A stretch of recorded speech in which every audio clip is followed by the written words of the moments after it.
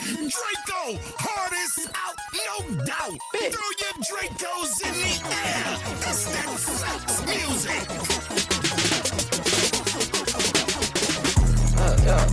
Nigga, your mask get hit with the switch. I've been on flex time, I can't miss. Get a cream soda and mix with the trash. I've been outside, I ain't worried about niggas. Plus to the scene, let me see how you live. Whipping that new G, chuck this hit. Bad bitch, talking about this and this. Hit 2, I got a brand new lip. Drop that shit, got a brand new whip. Spend like 10 on my teeth, I'm hip. Flexing that shit like big come here. I be getting money all goddamn year. Push that game, tryna watch some, yeah. Nigga, you slammed out, oh wow. Who got the stick, baby, try a little rap.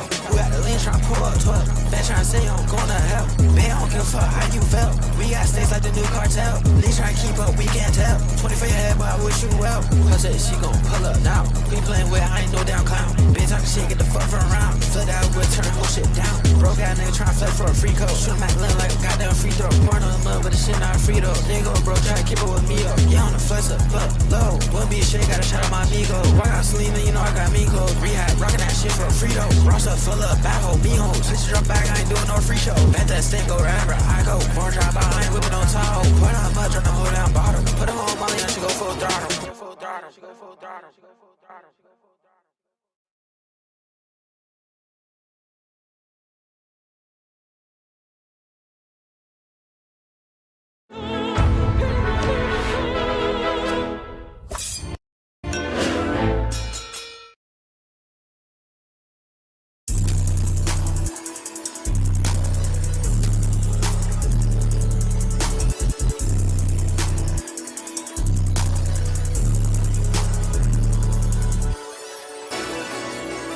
Got some rest to store, yo. She know the story, yo. Got some drink and pour it up. Off white, count it up. Is you down or what? Is you down or what? Yeah, he don't got enough. Couple of Lissy, couple bags, cause we fucked it up. Pussy, beauty, handle, that's her tags. Yeah, that's her tags. Alright, so much rehab on my eyes. Damn, my bad. Tell your bitch I don't think we gon' last. Damn, my bad. I just blew it. New vet on cop and bullshit. They better get flips and new shit. I bought new it's just to push it. Yeah, they real, I try to load it. Bad bitch, you don't want it. Coach gon' have me dead in the morning. Wanna take a fuck on snoring. Patch your bitch, she dumb and boring. Yeah, they got her to some new hoes when I woke up in the morning. Give a fuck about what they say another day and I'm still pouring. We got hella please big, and you know it, we still scoring. And you know it, we still scoring. I see you flexing, I see you flexing, I see you flexing, I see you flexing. Got some rest to store, yo. She knows the story, yo. Got some drink and pour it up. Off white, count it up. Is you down or what? Is you down or what? Yeah, he don't got enough. Couple of Lissy, couple bags, cause we fucked it up. Pussy, beauty, handle, that's her tags. Yeah, that's her tags. Alright, so much rehab on my eyes. Damn, my bad. Tell your bitch I don't think we gon' last. Damn, my bad. My bad.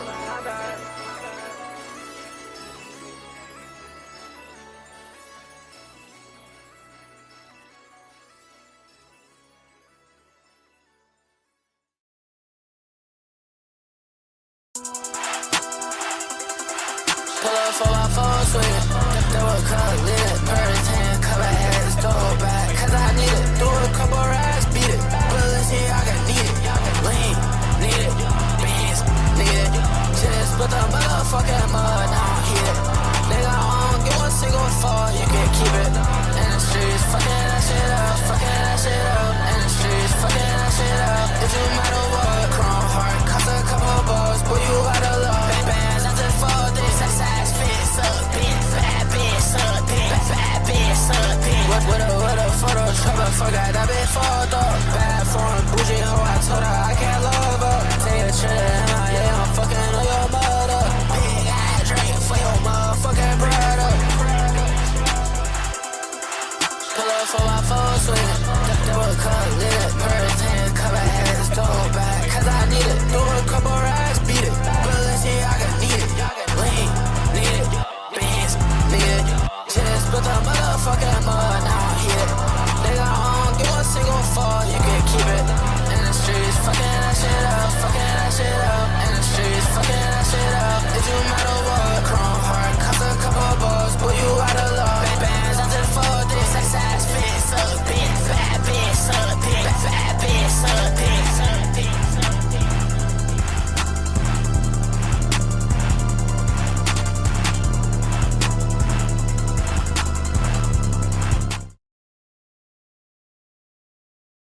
Werther's soft, hard, and chewy caramel. Discover the original fall flavor. Here's the thing, aging begins in your cells. Start supporting your cell health today.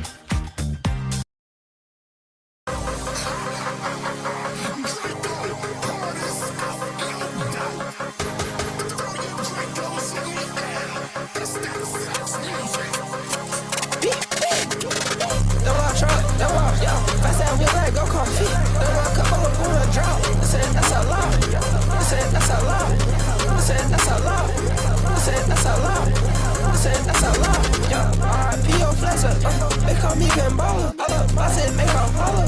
What did nigga father? Big, I got lots of dollars. More than I got followers. All this 5 pounds of Honda. Demons come from under. Sick as fuck with a mud. Get fucked by good numbers. I got Venmo under Venmo. Bad love make a thunder. Pull up, figure out front of this road since you talking numbers. All that chuck up in the summer. This is not no Honda. Double out truck, double out, fast that wheel like go kart feet. Don't run couple up on a drop. I said that's a lot. I said that's a lot. I said that's a lot. I said that's a lot. I said that's a lot. Double out truck, double out, fast that wheel like go kart feet. Don't run couple up on a drop. I said that's a lot. I said that's a lot. I said that's a lot. I said that's a lot. I said that's a lot.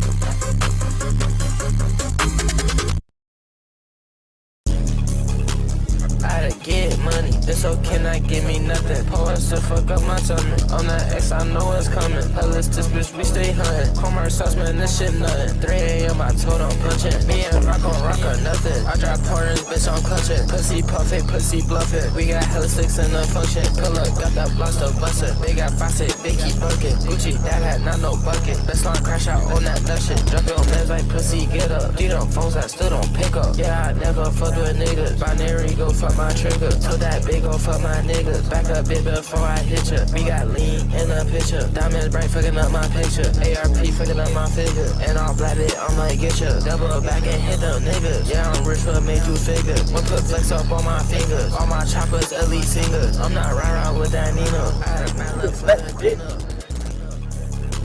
I had to get money, this hoe cannot give me nothing. Pour us to fuck up my tummy. On that X, I know it's coming. Hell, this bitch, we stay hunting. Homer sauce, man, this shit nothing. 3 a.m., I told him punching. Me and Rock on rock or nothing. I drop partners, bitch, I'm clutching. Pussy puffin', pussy bluffin'. We got hella sticks in the function. Pull up, got that blaster bustin'. They got faucet, big keep bucket. Gucci, that hat, not no bucket. Let's not crash out on that nut shit. On that nut shit.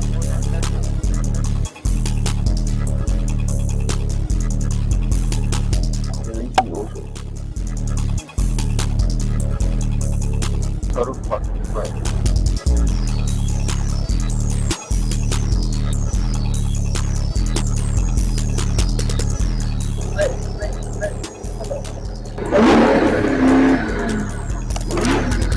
I never fuck with niggas, binary go fuck my trigger.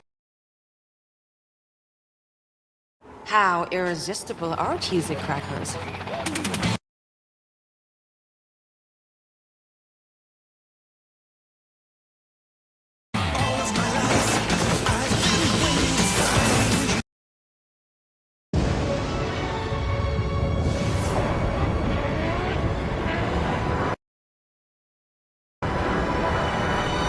It's that flex music. Brand new stick, how to try my truck. Person that is no going back. SRT all black like that. Last name is another bad. Last name is another bad. Flex on bitch show going out bad. Flex on bitch show going out bad. How many hoes on full of hoe? Fly the hell like Hellcat flow. Smoke 10 woods in the back straight dope. 10 freaky hoes in it, play with they know. Nigga try to run on that sense of the flow. Bitch, what whipping that fat shit, yeah. We spin on that ass. Little back to the slide to the trap. Do a career ass, put a game on the map. Free line shooter, try to catch 2 hats. Been wanna kick with it, so I say slap. Got a few snakes up in the grass. Got that Drake on bust and ass. Flip that whip, you been that crash. Got 19 with a hood around that. Got 19 with a hood around that. Okay, what's up then? Still touch to my chopper. Yeah, came in with a gloss up. Say slick shit, I spot you. Put my wrist for the pot up. Fake it to do it for the spot up. Cup bands on new post, new product. Me go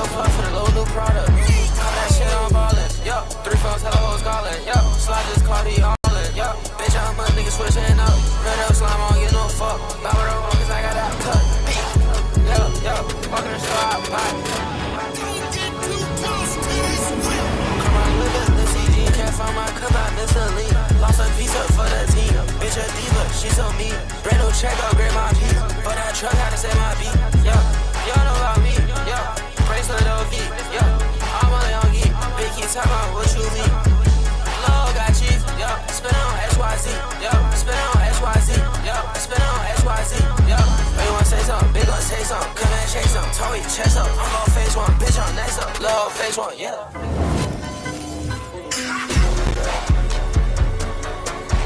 Draco. Hardest out. Throw your Dracos in the air. It's that flex music.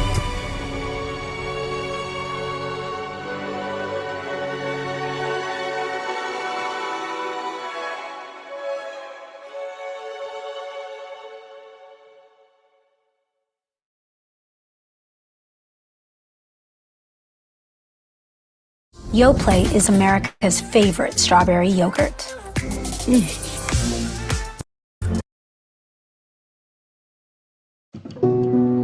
What is your why?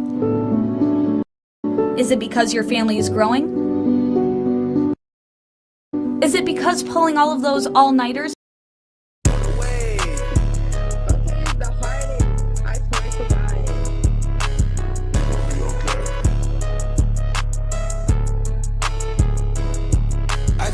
Fuck it up, yeah, lean in my dough cup. And your hoe won't fuck with us. I thought twin to pick her up. I'm still spinning in that truck. Do you want get hit or not? I just came in, glocked up, and I got that chop. Yeah, me and my team don't care. Tryna knock our heads. I've been pouring red, finna down my head. I like, where's this? Coupe 10 head. I done fin with your hoe, you can get it. I was bullin' on the east side with my fucking twin. To that bitch, she get kicked out and she spun my land. And she spin my land. And she spin my land. So fuck it up. Yeah, lean in my dough cup. And your hoe won't fuck with us. I thought twin to pick her up. I'm still spinning in that truck. Do you want get hit or not? I just came in, glocked up, and I got that chop. Yeah, me and my team don't care. Tryna knock our heads. I've been pouring red, finna down my head. I like, where's this? Coupe 10 head. I done fin with your hoe, you can get it. Coop fucked it up. Rats fucked it up. That's why your hoe won't fuck with us. I was trying to hear how niggas ain't saying anything. Bitch, I'm in New York shopping. Bitch, I'm buying everything. Foreign hoe, with that ring. They can't be my main thing. Bling, bling. Diamonds on my chain. Me and twin water late. But you know my pocket's 8. I'll knock you out. Turn your ass into a holiday. I can never fuck it up. Yeah, lean in my dough cup. And your hoe won't fuck with us. I thought twin to pick her up. I'm still spinning in that truck. Do you want get hit or not? I just came in, glocked up, and I got that chop. Yeah, me and my team don't care. Tryna knock our heads. I've been pouring red, finna down my head. I like, where's this? Coupe 10 head. I done fin with your hoe, you can get it. I was bullin' on the east side with my fucking twin.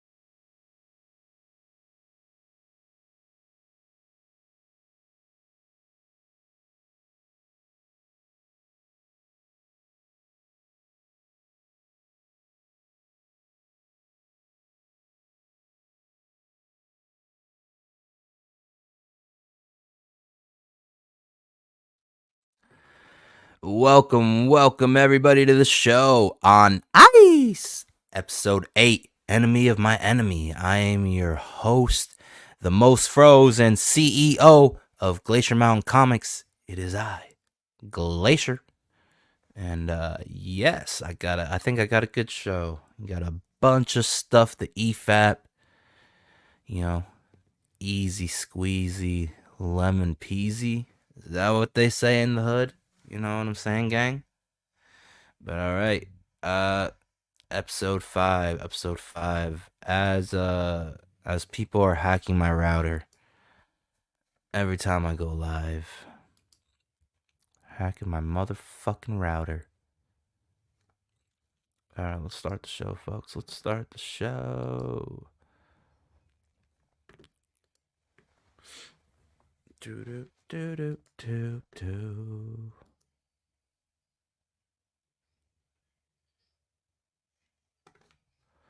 Anyways, how's everybody been out there? It's been a while. I think it's been a few days since my last stream. I don't quite recall. Hope you guys are all having a wonderful start to your Friday. It's 10 minutes after 4:20, if you know what I'm saying, gang.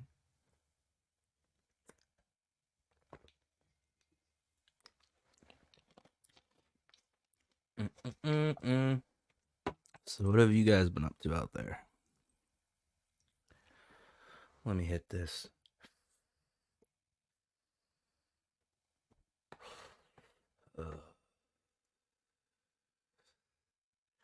Welcome to the show, folks. Yes, On Ice, episode 8.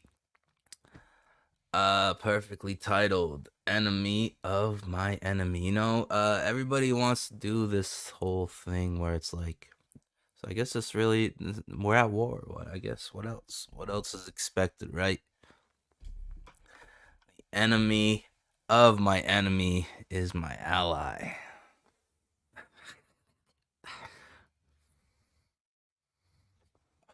The enemy of my enemy is my ally. You want to have the anti-Ripper alliance, gang? You want to fucking ride with Dick, Vito, Mint Salad, and Katie Did? Well, okay, man. I'll show you, big bad booty daddy.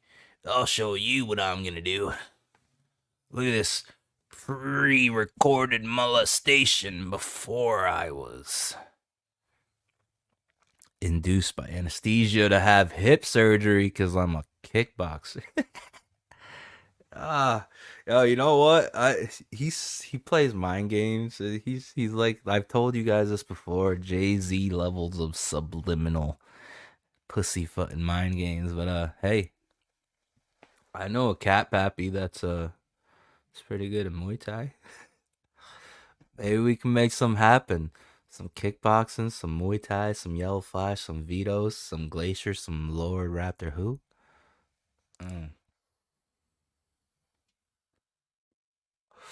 You know what I'm saying, gang? But that's just how it goes in war, right? The enemy of my enemy, you think is your ally.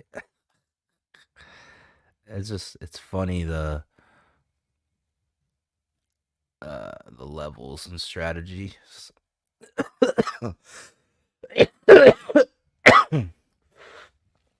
that people stoop to in times of war.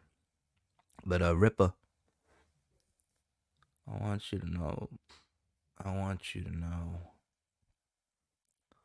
that I know that you know, and you know that I know. It is what it is. Hallelujah.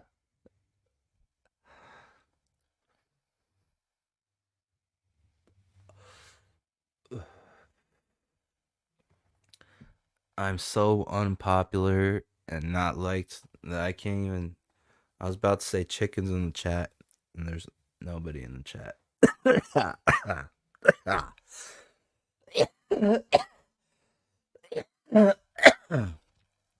Anyways, let's see what we got here. Oh. It is the new Rippaverse video. The new Rippaverse video. So that's what Eric July is doing here. We got appearances by almost all the Dungeoneers. We got John Delarose in here. We got fucking Reenie the Weenie. Von the Ick Coleman. Who else is in here? You'll see. Things are getting to levels of petty like we've never seen. What, you think you read the Art of War, Eric?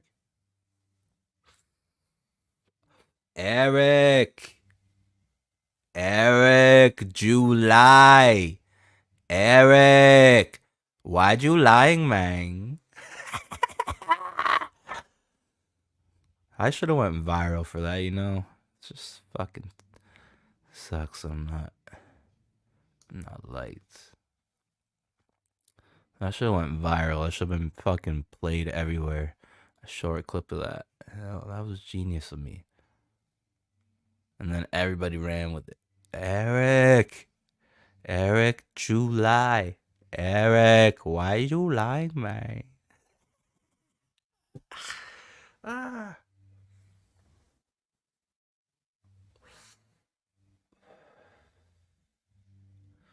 You know, I would never even said anything.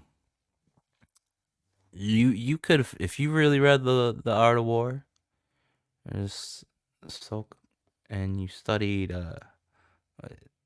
economics,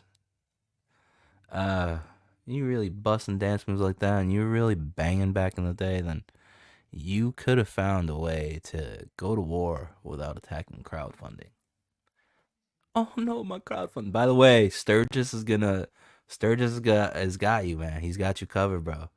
Sturgis got you with a new pearl necklace so you can clutch your pearls next time. Don't worry, the boy Sturgis come through with that pearl necklace. You know what I'm saying, gang? Feels good to be Glacier. You know what I'm saying, gang? All right, so let's take a look at this buffoonery, this pettiness beyond pettiness. Can't believe he's fucking putting. Well, actually, I'm not surprised. Like, but hey, he gets criticized for never using his platform to promote smaller creators, and here he goes. Finally makes a video. Well, this is the second one. He fucked up the first video. He put some other idiot as Phil Diaz's picture. But I don't know why I threw that in there. It happened, you know. But yeah. I don't know what's going on, man. But the Dungeoneers and the Rippaverse. That's fucking unbelievable. Look at all these fucking traitors. Not an ounce of loyalty in any of these motherfuckers' blood. The Rippaverse has been an unbelievable success. In just 2 years, we've sold over $10 million in comics and merchandise. To be a completely independent company, that is unprecedented. That said, in recent years, there has been this rise in independent creativity because the means have been more affordable. Social media allows you to connect with audiences, and through funding efforts like crowdfunding, people can have their visions come to life. True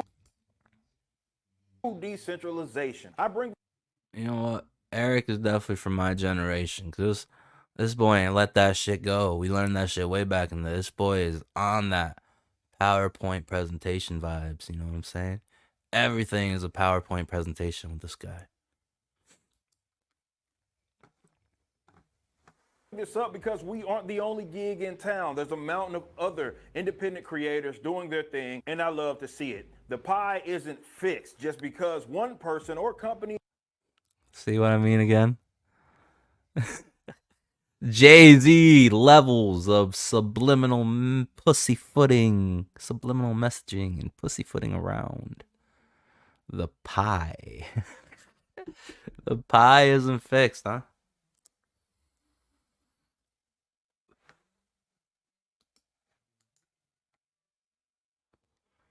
Seeing success does not mean they are taking away from others. Anybody suggesting that is either a socialist or economically illiterate, no matter what they politically or socially claim to be. So in this video, I want to shout out some independent creators and comics that you should check out. This isn't a master list of all of the awesome indie creators out there. I couldn't possibly come up with that, but these are some that I think you should check out. These are creators that can be vouched for by their fans and are professional enough to follow through with their. Bro, hold on. If you got that, you gotta start. You gotta start putting other people on the payroll, like a barber or a waxer, a wax lady. Just put one on the payroll. She comes through like the doctors did back in the day. Once a day for a checkup. You know what I'm saying, gang? 'Cause you got that fucking mic hooked up to the collar of your shirt, and oh.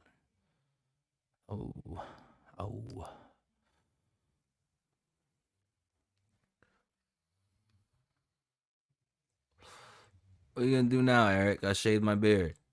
Creativity. Many I know 4D chess, you know what I'm saying, gang? personally, and some I've had the opportunity to work with. Others I've only talked to in Ominous premonition. Giant scissors. passing, and I've admired their work from afar. We have a bunch here, and this isn't meant to be a deep dive, but if you're watching this on YouTube, we will have links in the description about the creators, should you want more information. And Starting off with Razor Fist, that. you may know him from his YouTube, but he's also one hell of a writer. I like Razor Fist. He's done novels part of his I don't know if he Nightbill likes me, series, but such as The Long I Moon don't Night think he knows that and Death exists, Mask. but And I he's love him so also far. written a graphic novel with George Alexopoulos Unless titled somebody Ghost points me of at the something he did. I don't know. Yeah. Badlands. If you're into Westerns, this is something that I personally recommend because I got it. Next is Irene Strakowski, aka Rini. She did one of the ISOM posters, which is up for sale. Reenie the Weenie, no. Is that the poster she did right there? Wait, I thought they were monkey men. Are those wolves?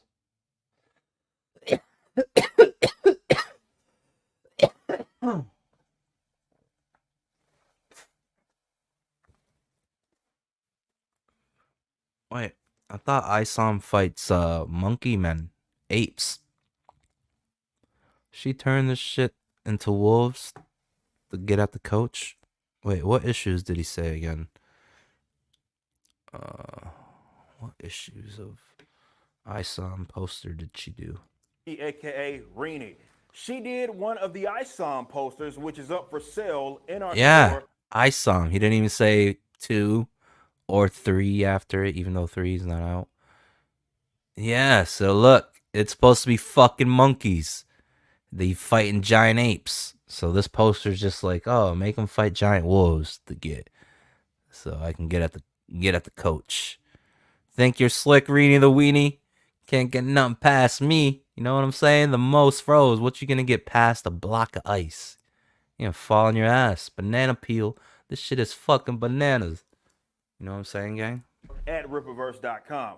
But she has her own comics like the Fiendish series, which is very Blah, much blah, in blah, the blah. fantasy genre. Blah, blah, For blah, those that blah. like Blah, blah, material blah, that blah. prioritizes Reenie the Weenie, blah, blah, blah, blah. world-building, Reenie the Weenie, great glug, options. glug, glug, Then glug, there's glug. our man Gabe El Taib, who's the Oh. colorist of ISOM. Gabe El Taib. The guy that we couldn't stand anymore and we told to get the fuck away from us. But we did it amicably, so there's no fucking... Because we saw how crazy he goes. We don't want him going crazy on us. We got a professional business to run over here. The guy that will no longer be coloring. Big Man Comics. In the eyes of an angel. That's so wrong. Big Man Comics, the theme song. Every time the Big Man Comics logo or the NBA logo, the Big Man Comics logo, when that shit comes on the screen, in the eyes of an angel. Oh, Gabe. I never liked that guy, dude. Even though some people were like, yeah, look what he did for us at the convention. I was like, no, you fucking idiot.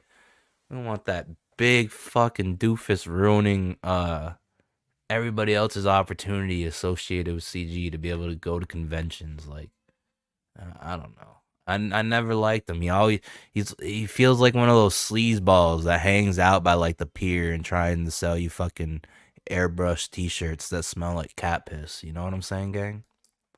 ISOM 1 and 2. He's no longer coloring ISOM because he's launched his own company called Big Man Comics. He's since teamed up with Dean Cain and others. Dean Cain! Adventure comics. I got a Dean Cain book. And he has Look at that logo. Look at the Big Man Comics logo. NBA. They should fucking sue him. On the way. Paul Thayer is someone that I've been watching do his thing in crowdfunding. He's been.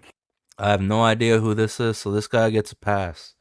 But let me find out. He was like fucking hanging off the ceiling of the fucking sex dungeon. Spider-Man? Spider-Pig? I don't know, but let's see what he's got. Killing it, and he's very productive. Project Neosis is something that you should check out. Project Neosis. Alright. Looks like some military mech shit. I believe he's launched the 5th installment for it. A superhero sci-fi ongoing comic series with no multiverse do-overs for lovers of X-Men, Mortal Kombat, and Invincible. I didn't get any of those properties from this. Or he's about to, and he's very active on Kickstarter, so be. Let me see. Do I see Mortal Kombat, X-Men, or Invincible? I don't know. I kind of see more like mechy mech stuff. Like I thought it was more like Gundam-esque or like Ultraman, but like mech suits, like Iron Man maybe. Be sure to keep up with him. He also appears at a lot of cons. My man's Jack V. Lloyd is someone that I've.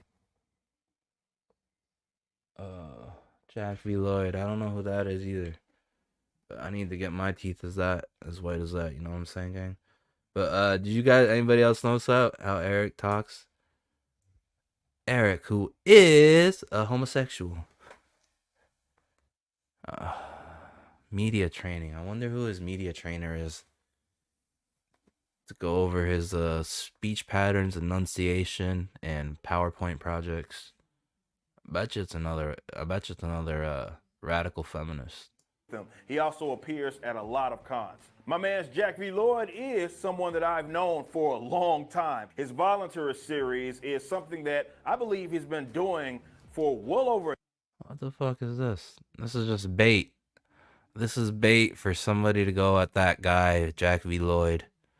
Because he's probably got connections somehow. Eric's not too smart. Well, at least maybe he is for other people, but I know what he's doing right here. He's trying to get somebody to talk shit about this property so that Jack V. Lloyd can like use all his connects and stuff to blackball whoever talks shit about this, because it's he's baiting somebody to say, what the fuck is this Green Lantern ripoff? Like, come on. Maybe I'm not high enough yet. I need to get higher so I can get fooled by Eric. You know what I'm saying? For a decade, since like 2012, which really makes him one of the OG crowdfunders. You can learn more about. See, all kind of shots. He's specifically saying 2012 before Ethan ever launched Cyberfrog. Or this guy is a fucking ultimate levels of petty, dude. And if this is pre-recorded, he literally was this petty and this negative like right before going under the needle. You know what I'm saying, gang? Like that's probably why his last live stream he was like, I don't know, like real. This is what you do before pre-surgery, gang. Like what the fuck? Moves got to be made though. War's war, war of attrition, I guess, right? But oh my god, what a coy fucking smug petty motherfucker. Look, Eric, look at me, motherfucker. Shave the beard. You're gonna play the mind games now? Now what do you do? Playing 4D chess, bruh. You're gonna have to shave the beard. Something that I believe he's been doing for well over a decade, since like 2012, which really makes him one of the OG 2012 crowdfunders. OG You can learn more crowdfunders. about what he's doing at volcomic.com, where He's the OG crowdfunder, is he, Eric? Trying to pin more people against people? And so forth. Check out the volunteerist. Patrick Thomas Parnell has been. Oh my god! Enemy of my enemy. Eric, you are a fucking idiot, bruh. Oh, this guy. The only good thing this guy ever did was tell us that Matt Barr had a head wound. Well, I don't know if that's a good thing. You know, I don't know.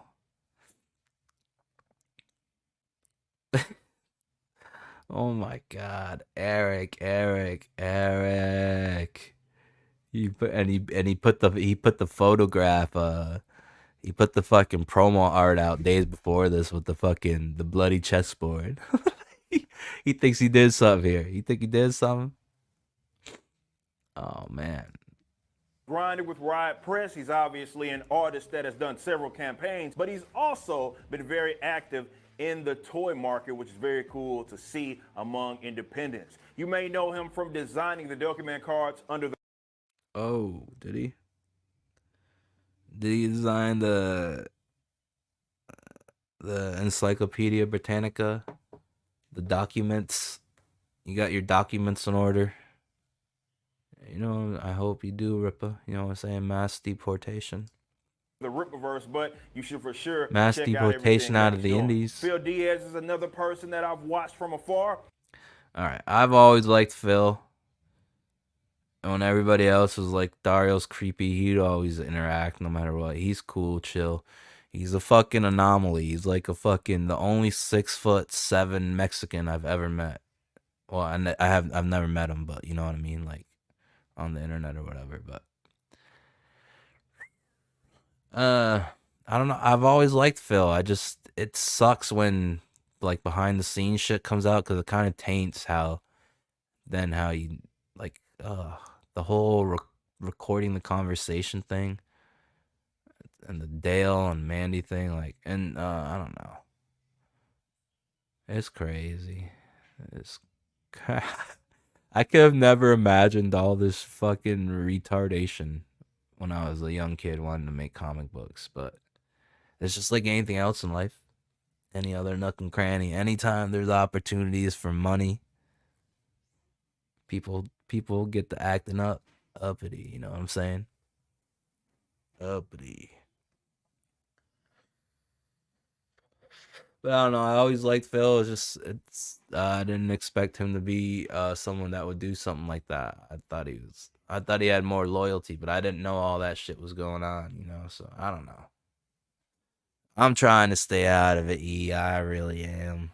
I just want to make my book and shit, but I'm just highlighting tactics that are going on right now. The enemy of my enemy. This is a war after all. And just pointing out ironic and funny, you know? This title of the stream. Give me a fucking break. Why do I feel guilty when fucking... All you guys like to do is tune in the people like Gaylord and shit for Bloodsport, so... I'm not doing Bloodsports, you know? I'm just doing my thing. It is what it is.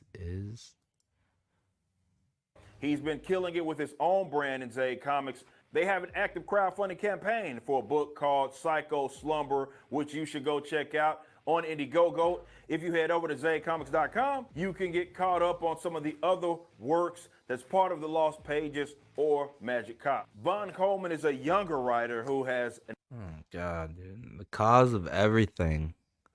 If this cat could have just came in and been normal instead of, like, weak and frail, I don't think half of this drama would have went down without this next guy, bro. Of the Lost Pages or Magic Cop. Von Coleman is a younger writer. That's the guy. That's the guy that fucking did everything. Phenomenova. Who has an active campaign right now. It has been cool to see some of the young talent that's coming up doing their thing, and he's doing Phenomenova #1, which is his own series. If you're looking for some more superhero stuff, go check out Phenomenova, which you can back at fundmycomic.com, Kickstarter, or Indiegogo. Narwhal, who many highlight as one of the better writers, has a book called Earthbound that you can grab from his eBay store right now. He has a really unique art style, and you can also grab it from his Gumroad digitally. John De La Rose has several novels that he's... John De La Rose. I don't want to talk Fuck. I missed fucking Narwhal. God damn it.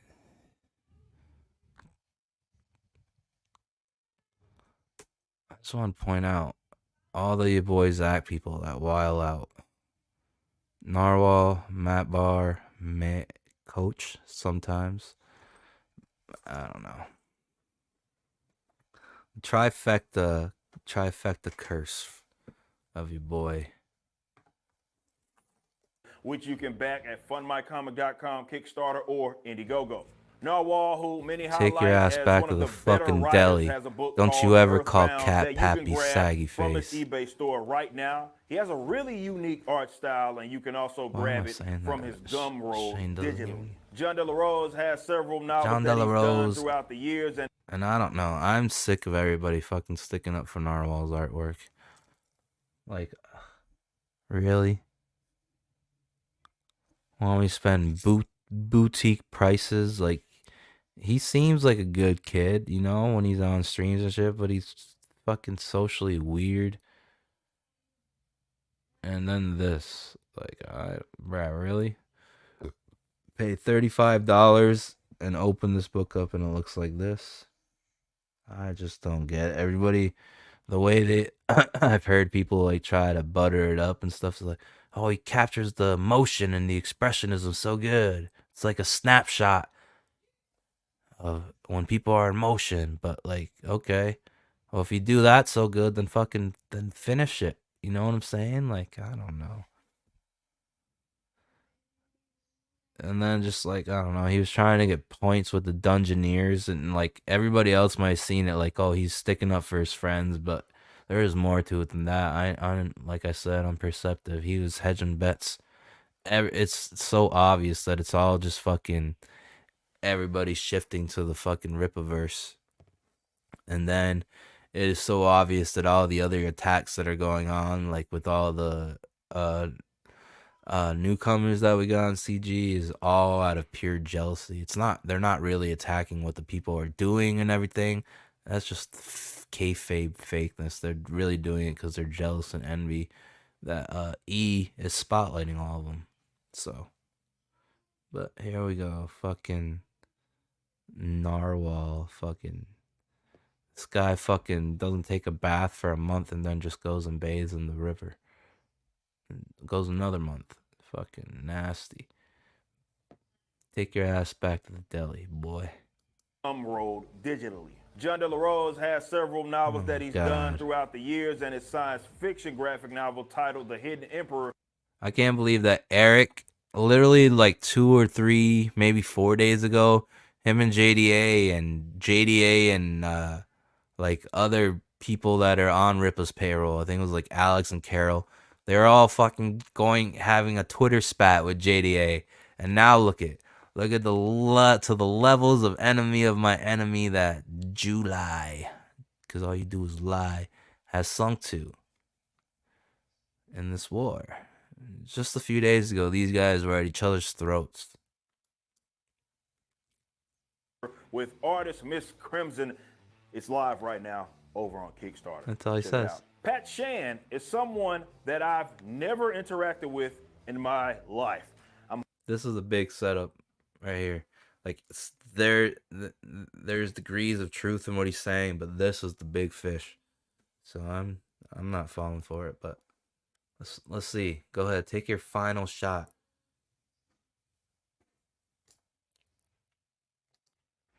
I'm highlighting him because of his professionalism. Crowdfunding sometimes gets a bad rap due to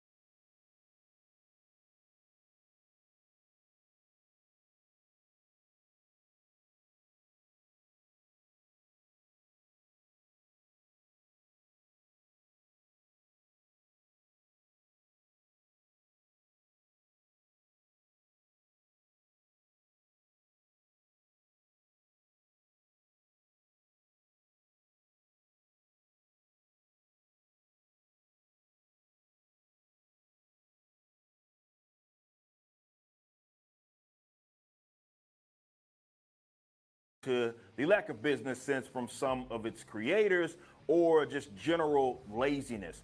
But there are those that use this responsibly. There it goes. Pat Chan is one of them. He is the owner of Space Between Entertainment.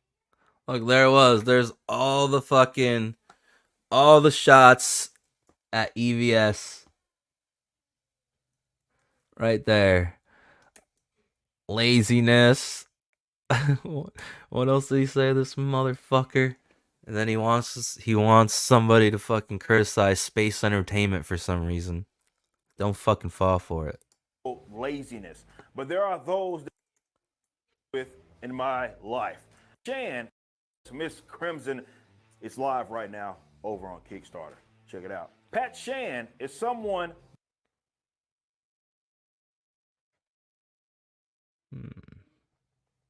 that I've never interacted with in my life. I bet you never have. I'm highlighting him because of his professionalism. Crowdfunding sometimes gets a bad rap due to... There he goes again, attacking crowdfunding, this motherfucker, dude. Fuck. Oh, you stupid fuck, dude. The lack of business sense from some of its creators or just general laziness. But there are those that use this responsibly. Oh, Pat there it Chan is. one of them. Responsibly. He is the owner of Space Between Entertainment. Last year. Hold on, I gotta calm. He just pissed me off. Hold on, I gotta take a break. Fuck's sakes.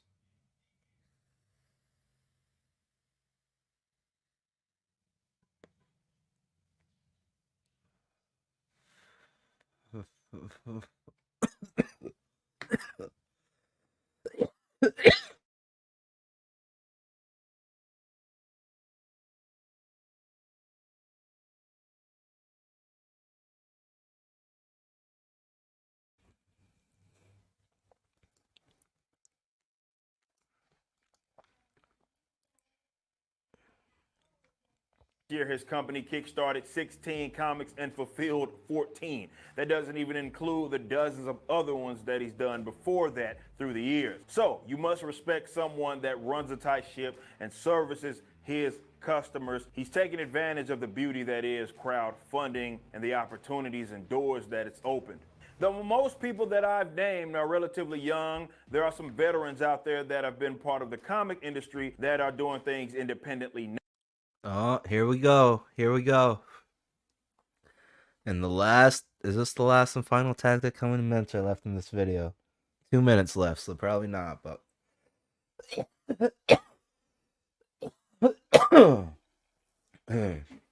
Here we fucking go, folks. This is where Eric is now leaning into, you know, those guys out there. Fuck, not detractors. Fuck that word. Fuck you for making that stupid ass. You didn't even make that word. I was actually hearing that shit before I even knew who you were. It was like a couple of years ago, actually. I think I seen it on t-shirts too when I was in Harlem. But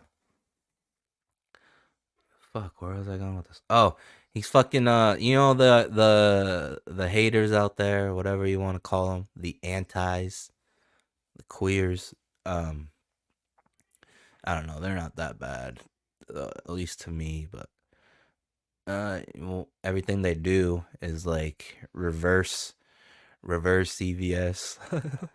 Yeah, I just pictured Clippa in my head when he fucking went to the Comic-Con. I'm evil EVS or whatever he did. That shit was so funny. He peppered the beard just right. Holy fuck. Free young Clippa. Hopefully we'll get to see young Clippa again. On the internet, streaming and shit. But yeah, like those accounts out there like Student of God and whatever, Sturgis.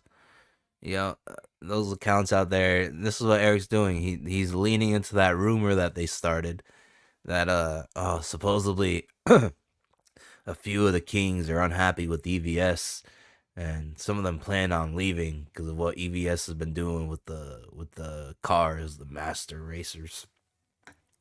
Look at him lean into this. What a fucking piece of shit, dude. And all this before going under the needle for fucking to get one of his balls removed. You know what I'm saying, gang? Now you have Graham Nolan with Compass Comics, Aaron Lopresti with Empire Comics, and Billy Tucci, who's still doing his thing. I don't know about any of that. That rumors I think is retarded and ridiculous. But I guess we'll just wait and see. You know, you never know. I could be speaking too soon. But Tucci, nah, never. No matter who, he's not picking sides. But like Ethan's his friend. Fucking known each other for years. So do whatever you gotta do, Mr. July. Ain't gonna happen. Thing with Sheep. Lastly, there's Iconic Comics, fellow Texas. Oh no! Look at the levels of petty. This might be the last one because he said, and finally, Common America guys. Comic book publishers. Everything that they're doing is incredibly inspiring. They've exploded over the last years, and properties like Common America has a legitimate fan base in Japan. They just wrapped up fulfillment for their 9th volume, but they have other properties that you should check out as well. Douglas Ernst's Soul Finder series also has a following, and it sits in a completely different. Tim Lim and Doug Ernst. Oh man, Eric. This was the pre-recorded content you were making days before knowing you were going under the needle and anesthesia. Oh man, that couldn't have been healthy. Going in there with all that negative energy. The levels of petty, the enemy of my enemy. Welcome to episode 8, folks, of On Ice. I am your host and most froze and CEO of Glacier Mountain Comics. It is I, Glacier. Episode 8, enemy of my enemy. This is incredible. This is probably gonna be all over Trashcast for sure, but we got plenty of shit to get to. Plenty of shit. Genre from Common America. Head over to iconiccomics.com for more information. Of course, there's also creators that are publishing through Ripper such as Jay. Yellow Fatty! Yellow Fatty, what up, man? Yellow Fatty. He's a yellow fatty. He put Yellow Flash on his comic book. And it's a Naruto father figure character. I don't know if that's very smart.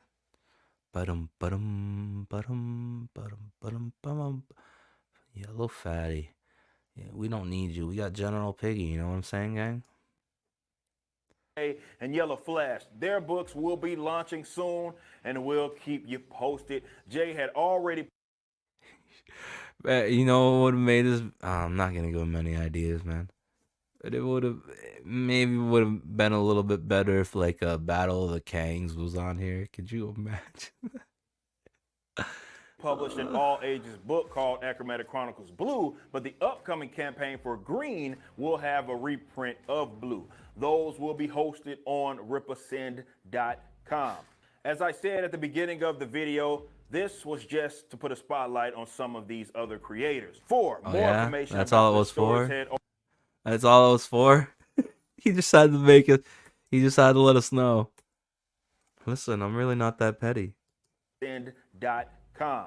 As I said at the beginning of the video, this was just to put a spotlight on some of these other creators. For more information about their stories, head over to their respective campaigns and websites. Fuck? There are hundreds. Who edited that shit? What the fuck is this, ESPN? Stories head just to put a spotlight Play by on some play. of these other creators. For more information about their stories, head over to their respective campaigns and websites. There are hundreds of other creators out there that I did. He's punching in on these. He's punching in on these videos. Name that are also doing a great job. If the Western comic book industry is to thrive, it's going to take work from individual creators. Unfortunately, you want some work for that warehouse? I got you, gang. I'll give me a call.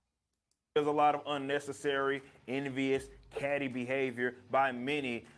Envious, catty behavior. Is he talking about Gaylord Raptor? Huh, let me see. there's a lot of unnecessary, envious, catty behavior by many. Yeah, that's definitely about Gaylord Raptor, right? Which doesn't really help this market at all. Everybody is finding their way, building their own audiences, and coming up with their own successful business strategies. Again, remember that other people being successful does not take away from you. There's a gigantic audience waiting. They're craving for comics. It's up Zoom to in. you to service them. Service them. Just like you do customer service on the fly, huh? That's what it's all about. Hey, what up? We'll be back. We'll be back after these messages. You know what I'm saying, gang? We're gonna get to some more. We got plenty to go through. So we'll be right back after these messages.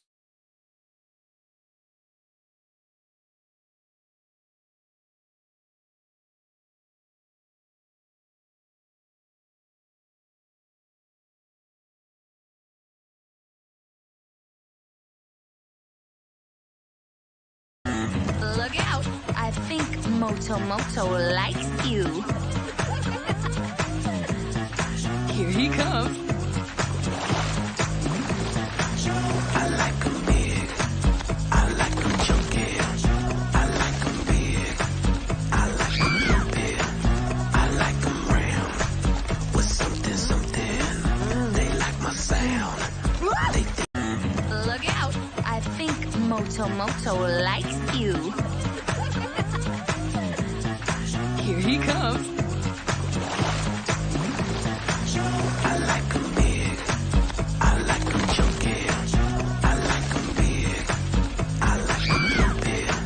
I like 'em round with something. They like my sound. Look out! I think Moto likes you. Here he comes.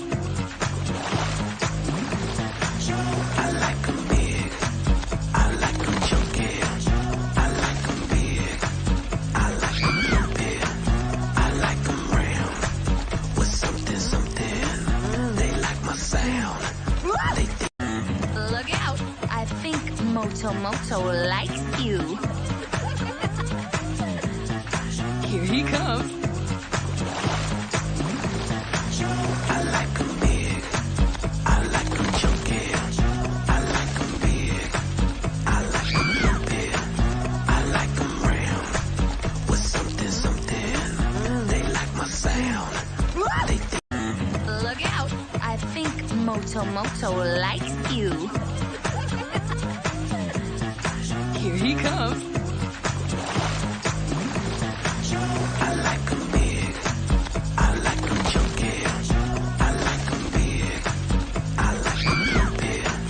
I like 'em round with something. They like my sound. Look out! I think Moto likes you. Here he comes.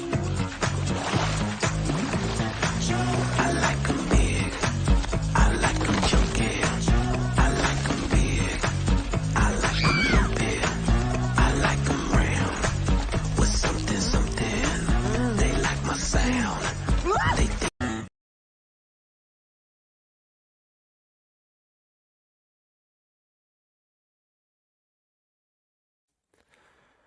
All right. Welcome back to episode 8 of On Ice with Glacier, your host and CEO of Glacier Mountain Comics, the most froze. You know what I'm saying, gang? Welcome, episode 8. Now, the ganja is starting to kick in, if you know what I'm saying. We're moving right along. We just went over another brand new Rippaverse pre-recorded content, pre-operation, pre-surgery, pre-going under the needle for that groin. You know what I'm saying? EJ had to have surgery on that groin. EJ had surgery on that groin.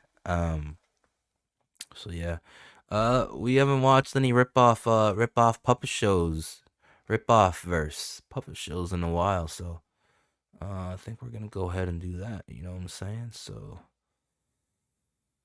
oh, let's see. How long have I been going? Oh, we just made it to the hour mark. We just made it. Wow, what a good show we're having so far. Just made it to the hour mark. Hallelujah. Shigama.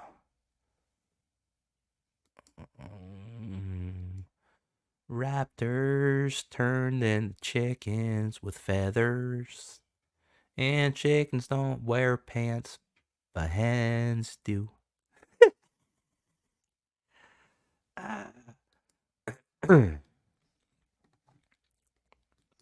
If we play this right, we can milk the same subscribers as Eric and make a ton of money. You see what I'm saying? Hell yeah, I know what you're saying. Look, the guy is thicker than a slice of fucking whale pie. All you gotta do is just make out that he's the... Okay, he's here, Okay, nobody mentioned money, okay? We can totally do this. Hey, y'all, what's up? What it is, Hey, Eric. Hey, Eric, what's up, man? Yeah, I appreciate y'all, yeah. Yeah, cool. Yeah, man, love the book, the Yira thing. Y'all excited about Yaira? Right, yeah. Yeah, you are. But I've not finished it yet. Oh, I know. I meant it looks like it's going to be good, or something. Yeah, Kanan had to redraw it. Maybe he's just making a puppet of Razor Fist for the sake of making a puppet about Razor Fist. I don't know. Did Razor Fist ever do anything? I know there's that whole thing where like you want to be Iron Age, but sorry, it's just comics gear. I know there's that going on, but did he ever do anything? Cause I kind of vibe with Razor Fist. I don't know. I hope everything's chill. Yeah, cool. Somebody will let me know, I guess. Yeah, man, love the book, the Yira thing. Y'all excited about Yaira? Right, yeah. Yeah, you are. But I've not finished it yet. Oh, I know. I meant it looks like it's going to be good, or something. Yeah, Kanan had to redraw it because the artwork was bullshit. I know y'all loved Isom. What was your favorite part? Oh, shit. My favorite part? Well, I have so many favorite parts, so many. Lots of parts. Yeah, great work, really. There's things in it. Lots of things. Really great book with so many great parts, too. I love it when Isom hits the person in the thing. Yeah, that part. That's the one. That's my favorite. Yeah, the thing that he just said. Gary? Huh? Right, yeah. So, Eric, I was thinking today that you're probably the best comic book creator of all time, really, if you think about it, right? Well, yeah. Yeah, your business knowledge is so inspiring and so unique to only you. It's like you're the fucking superhero of business. Oh, God. And obviously, I'll never reach your Jesus level of storytelling skill, of course, but I've written a book, too. I have a book ready to go. And me, I've also written a book that's ready to go. I've got a book. Well, I'm happy I can inspire y'all. I do try to teach and educate people with my natural talents. Damn. Shit. That is how you would say it too. Educate. I do try to educate people. Okay, so like I said, I have a book that's ready to go, and with someone like you as a shining fucking beacon of revolution and inspiration, I'm positive, nay, I'm goddamn convinced people are going to see your influence and want to buy it. Holy crap, well done. Yeah, well, go be great, go be great. Eric, my book was inspired by your genius and greatness, and it would do really well for everyone involved if it made a big chunk of money, regardless of it was good or trash. You get that? Yeah, of course. That's why I'm moving differently, y'all. I'm changing the game. Right, so if there was a way of using an existing model to harvest money from the same audience, then everyone can win, right? Yeah, we will win, we will win. Buy Isom, y'all. You've got to be fucking Oh my kidding God, me. this is unreal. Listen, you stupid fucking low IQ bastard. Gary, me, and Wank3PO have all seen that it's possible to milk the same shared audience of dumb fucking subscribers of cash by evangelizing about a bullshit non-existent culture war, and how if you buy this bullshit merch, you're somehow a hero winning a war. So together with our zero literary talent and artistic abilities have thrown together dog-pissed fucking awful books simply so we can desperately try and ride your same snake oil train like suckling fucking remora fish and see how much money we can make for ourselves. No, rip off first. Why did you do that to Razor Fist? I like Anna, but I understand your beef with Anna because of what she did with the Miss Piggy situation. So that's between you guys, but I don't get the Razor Fist thing. I wonder what happened. Plus, didn't Razor Fist's book, that Western book? I thought I was reading the comments underneath the review on his YouTube stream, or when he was flipping through that video. I thought it got good reviews. Wasn't it good? I don't know. Fuck. Anyways, let's continue on. This is On Ice, episode 8 after all, so this is what we gotta do. We gotta put this shit on ice, you know what I'm saying? In the fucking fridge. Put it in the fridge. Put that bitch in the fridge. Shit.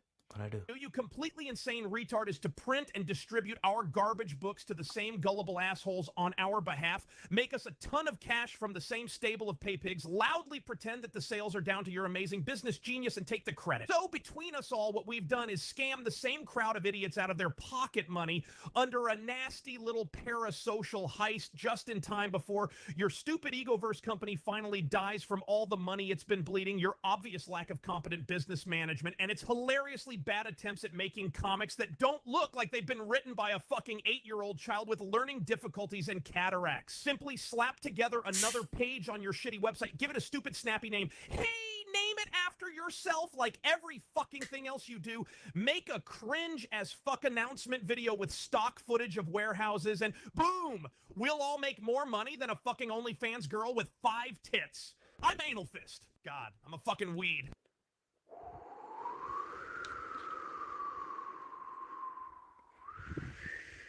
Hey, I've had an idea. Why don't I print and publish your books? Yes, you got it.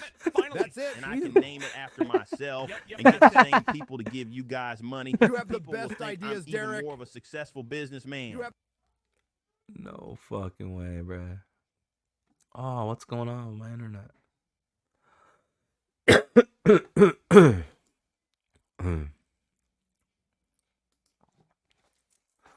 That was hilarious, that fucking deep breath. Hey, I had an idea.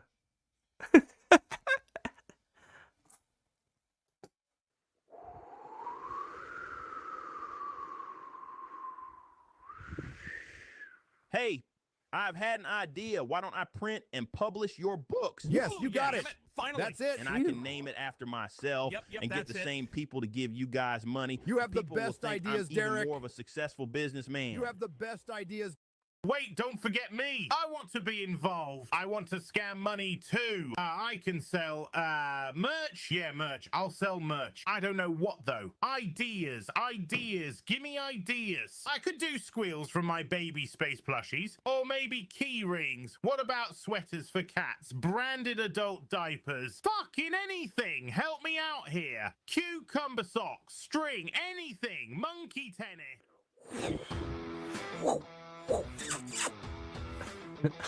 Star Wars is Dead for $50. MCU for $20. Star Wars is Dead for $20. I used to sell toxic poison to kids to feed my habit and make money, and I went to jail.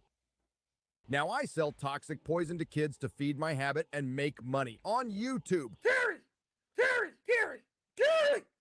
Yes, Gary, you left your damn meth pipes all over the floor again. Okay, I'm sorry. You worthless piece of hay! Yes! Oh, God. I think I've shit my pants. Again.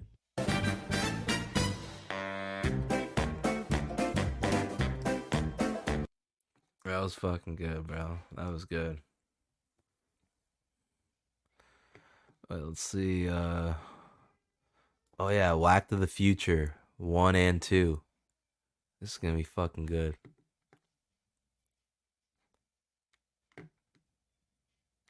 Come on, internet.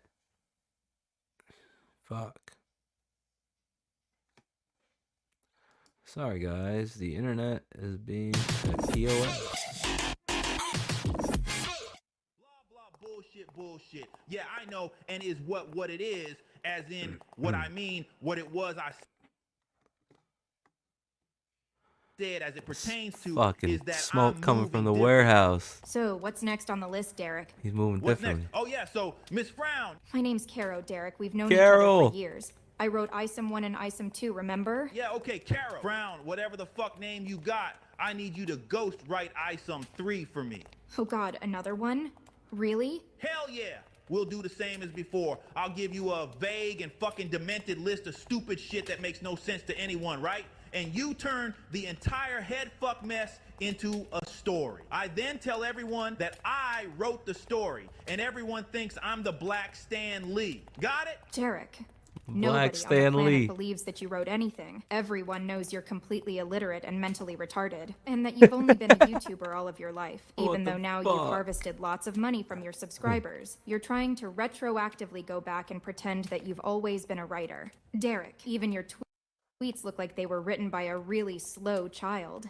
Shut your goddamn jibba jabba, or you'll be back to freelancing as a ghostwriter on Fiverr, where I first found you and hired you broke ass. Now I'm paying you a lot of money to shut the fuck up and make me look good. So take this list of random bullshit and write me a fucking story that I can put my name on and take the credit for. You feel me? You had to settle the lawsuit, Derek. You lost big time. And now if you do ISOM 3, then you have to pay the ministry a crazy amount of money. Oh, fuck, But I forgot suppose about if that. I do ISOM 3, then that's it, I guess. Okay, I'll do it. Good. I forgot about that. There is gonna have to be a title change or something, or he's gonna have to pay them. Fuck's sakes, man. Now talking to Phelan, where's those two fine fat ass white bitches at? Oh, 2020 twins.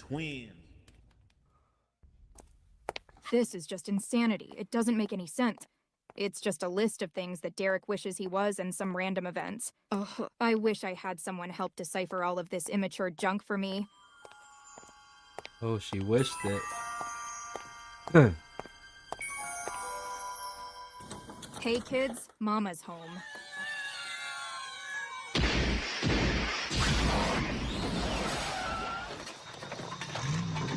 What the fuck? Holy shit. It's... That's right. I'm Professor Stephen Hawkins. No and fucking I've come way. from the future to find you. Why? What They got a fucking puppet of Hawkins. happens to me?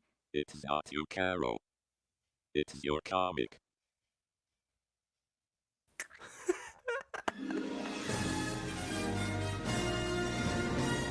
What?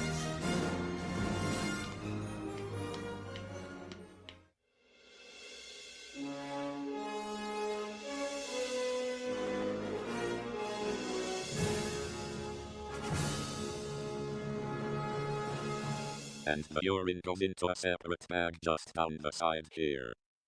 Oh, right. But Professor, I don't understand why travel through time to find me of all people. What did I do? Or what am I going to do? Caro, listen.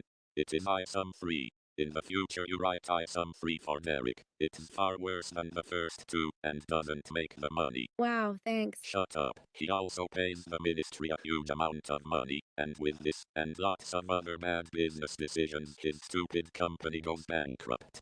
Shit, well, these things happen, I guess. Yes, but you lose your job, and because of your association with Derek you are a laughingstock, and nobody ever hires you to write anything ever again. What? You then become homeless, and perish on the streets. Fuck. Derek himself has a psychological breakdown. Mr. Drew lies, you are surrounded. You have no clothes on. He snaps, and thinks that he is ISOM in real life. I'm a real fucking superhero. Don't do it. You don't have powers, Mr. No. Drew lies. It doesn't end well. We will No. No. So what the hell can we do? Derek's father left him when he was a small boy. Peace out, bitches. And he didn't do very well at school. This gave him an affirmation complex and a very low IQ. This is why he has no skills or talents and needs people to tell him that he's special. We all know that, but If we can somehow go back in time and convince his father not to leave him, then he wouldn't develop all the problems he has. He would stay on at college and actually acquire real life skills. yes. And I guess he wouldn't have to become a stupid YouTuber and lie about being a writer. Exactly. And if that happens, then he wouldn't have met me and hired me from Fiverr to write ISOM, right? Right. So what happens to me in that timeline? If your life isn't derailed by meeting Derek, then you become Caro Frown, the most famous non-binary anime lesbian dragon Yeah, fantasy fucking writer in right. the world. Holy shit, no way. Yes way, motherfucker. So we go back in time, get Derek's father to stick around, convince him to finish college. We then never meet, and I go on to be a famous writer. There's no we. This chair only fits one person. But yes, that's what will happen in the future if we change the past. Yes, yes. What are you waiting for? Let's go. Puppet wheelchair is fucking goat, dude. Look at that shit. Hell yeah! Hey, you need to back up more or you won't have enough road to reach 88 miles per hour. Roads. Where we're going, we don't need roads.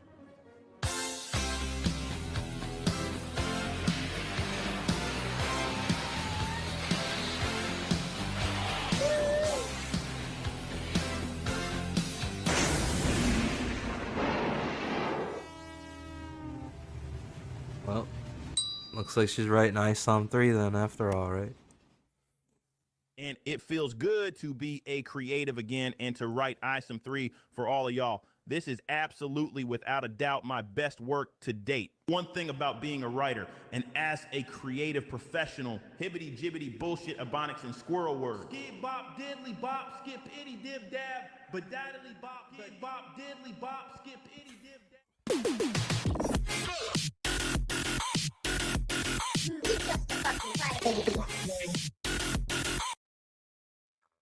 Well, there you go, folks. Fucking 2 fucking brand new videos. Well, I don't know if they're brand new, but they're brand new to me. 2 new videos from the ripoffers. I haven't seen puppet shows in a while.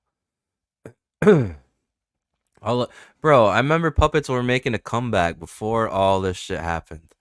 Probably like 3 years ago now. Everybody was getting their own puppets made, and I wanted one so bad. But I remember Bancroft had a puppet made. Fucking Rob Arnold. I think Camel Moon got one done.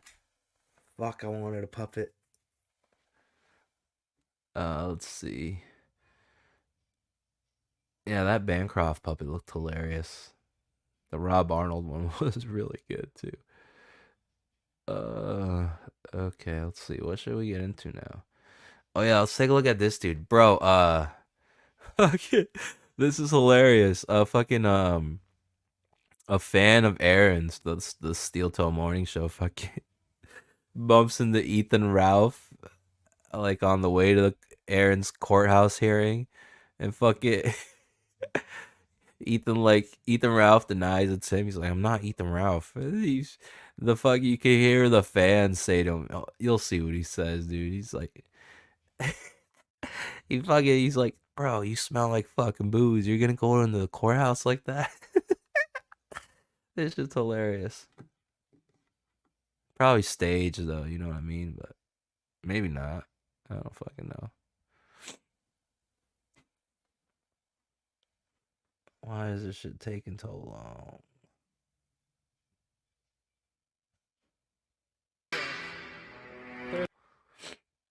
There we go. Let's fucking. Dude, why is it fucking starting? Fuck you, YouTube. Don't fucking start without me, bitch.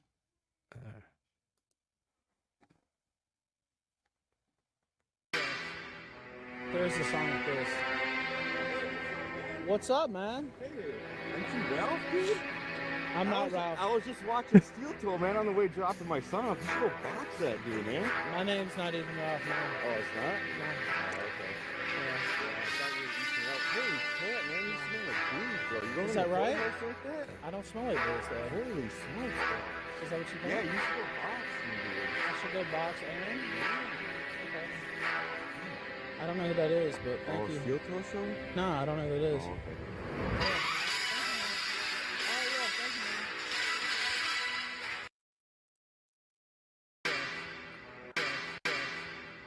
There's a song like this. What? Hold on, leave it to fucking Steel Toes fans to be fucking crackheads with fucking nasty ass teeth, you know, and the fucking typical crackheads with the fucking the nasty silver chain. There's like a certain subsect of like trailer parkish kind of white people, and all they do is wear silver. But it's not regular silver chains, like, and they all must get the same chain. I swear to God, you guys know what I'm talking about. The silver chains that looks like it's low key, like paper clips or something, just never looks right. Fucking Steel Toes got meth head fans running up on Ralphie. This shit ain't right, dog. You know what I'm saying, gang? There's a song like this. What's up, man? Hey, aren't you Ralph, dude? I'm not Ralph. I was just watching Steel Toe, man, on the way dropping my son off. You should go box. Look at there it is. That's exactly what I'm talking about. And over the Under Armour. That's nasty work right there. Look at that dude, man. My name's not even Ralph. No. Oh, it's not? No. Oh, okay. He's got them hangers too. Definitely a Steel Toe fan. I thought you were eating out. Holy crap, man. You smell like booze, bro. You going Is to that the right? clubhouse like that? I don't smell like this, though. Holy smokes, bro. I don't smell like Yeah, booze. you should go box. Mind your business, bro. You should go box, Aaron. Okay. I don't know who that is, but thank you. Steel Toe show? There's the meth head itching. There's the meth head itching. And the teeth. Like this, you can't make this shit up. Yo, Steel Toe. Since he's into that lifestyle, these are the types of people we fucking try. Holy smokes, bro. These are his fans. I should Go box him. Aaron. Okay. I don't know who that is, but thank you. Steel Toe show? No, I don't know who that is. Oh, okay.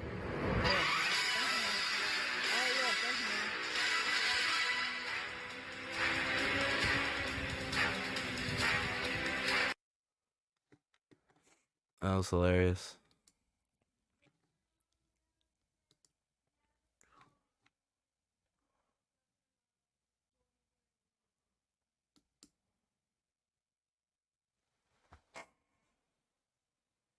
Oh. Man, the internet has sucked since I started my stream. Fucking Panty boy is definitely hacking my router. Said that they're gonna donate if you pick up 3 pieces of. Hold on, man. I didn't say I wanted to watch these motherfuckers yet. Alright, so let's see what this is about. Katie Diz got a clip right here. Not too long, 3 minutes 38 seconds. Of Rakeda, and the title of the clip says, "Oh hi Flash." So I want to see what this is about. What could this be about? Is this more things about this loyalty? Is this more to do with the name of this stream, the enemy of my enemy? Are there very disloyal people in the indie comic sphere? Do you feel it? Do people betray their friends? A whole lot of betrayal? To the point where you become Looking outside myself and looking in. to the point where you become desensitized to the betrayal and even make that person's character fault a meme.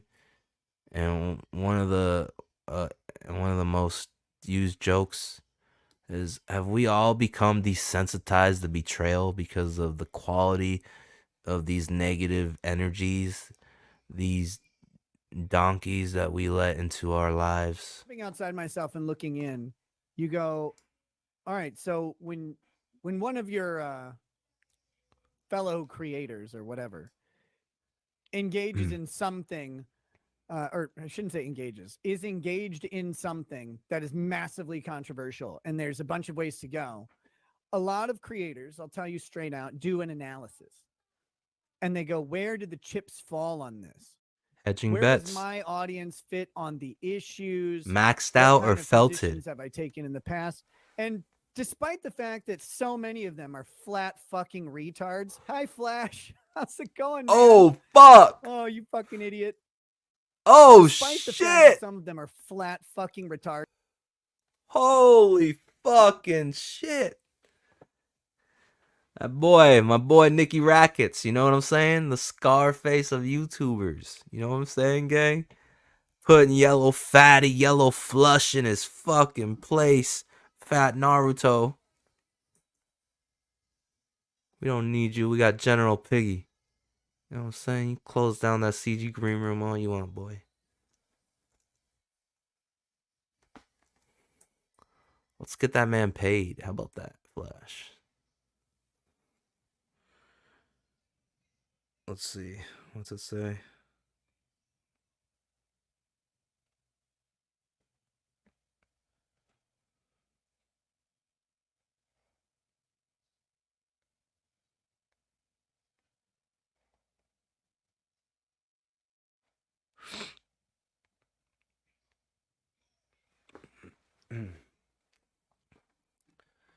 Oh, let's hear that again. I thoroughly enjoyed that. on this. Where does my audience fit on the issues? What kind of positions have I taken in the past? And despite the fact that so many of them are flat fucking retards. Hi, Flash. How's it going, man? Hi, Oh, yellow you fucking fatty. idiot. You Despite idiot. the fact that some of them are Idiots. flat fucking retarded. Oh, hey, Flash, I wonder why you're biased towards the state, buddy. Why would that be? Huh. Whoa. Despite that, Whoa. that some of them are flat fucking flash tarded. What was that about? Whoa. What was that about? Cause Rekieta's he practices law, right? So he's probably on top of public information as far as court documents go and shit. Did he just say yellow fatty? Did he imply that yellow fatty's a snitch? Did yellow fatty rat people out in the past?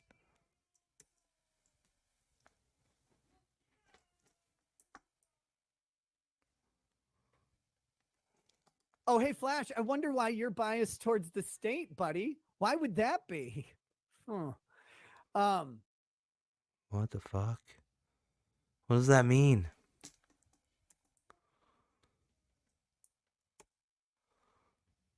I'm gonna have to check the comments after this. What the hell? Oh my god. Talk about fucking bad timing to stop it at. Look at that. Oh.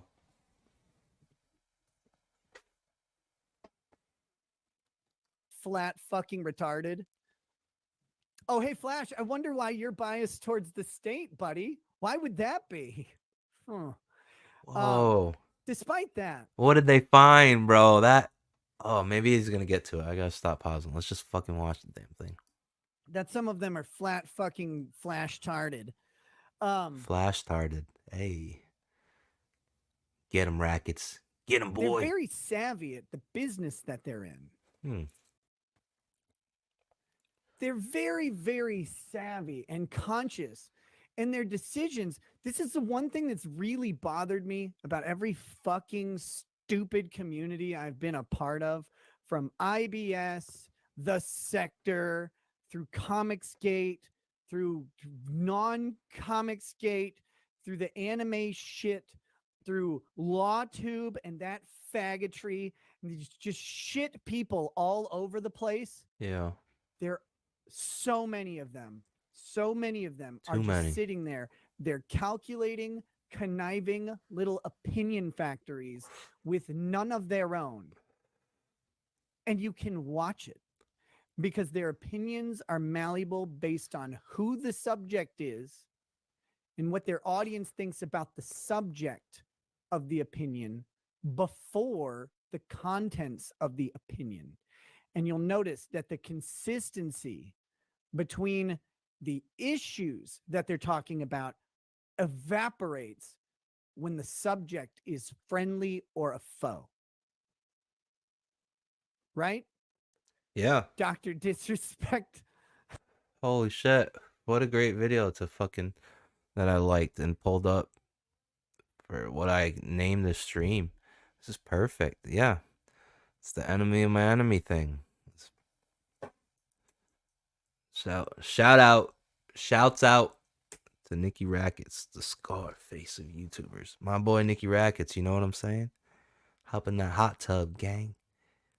Let the boy when cook. the subject is friendly or a foe. Yeah.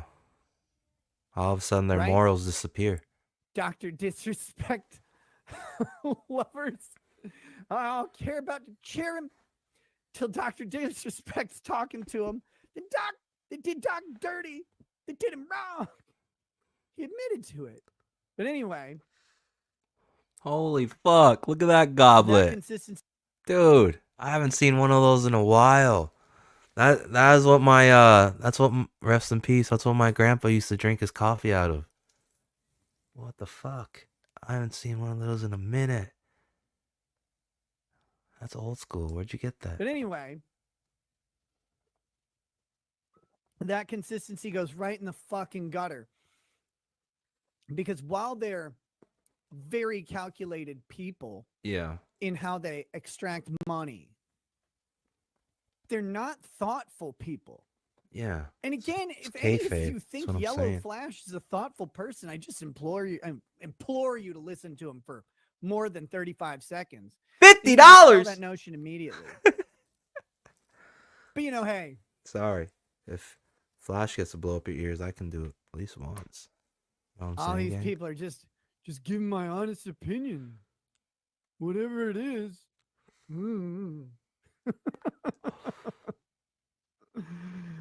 Oh my God. Grifters. It's a shame. Am I right? Low quality grifters. Clip, clip, and Clip. snip, snip. Clip, clip. Hey, what up, Katie Did? Thank you for making that clip. I enjoyed it. That was great. Good job, Katie Did.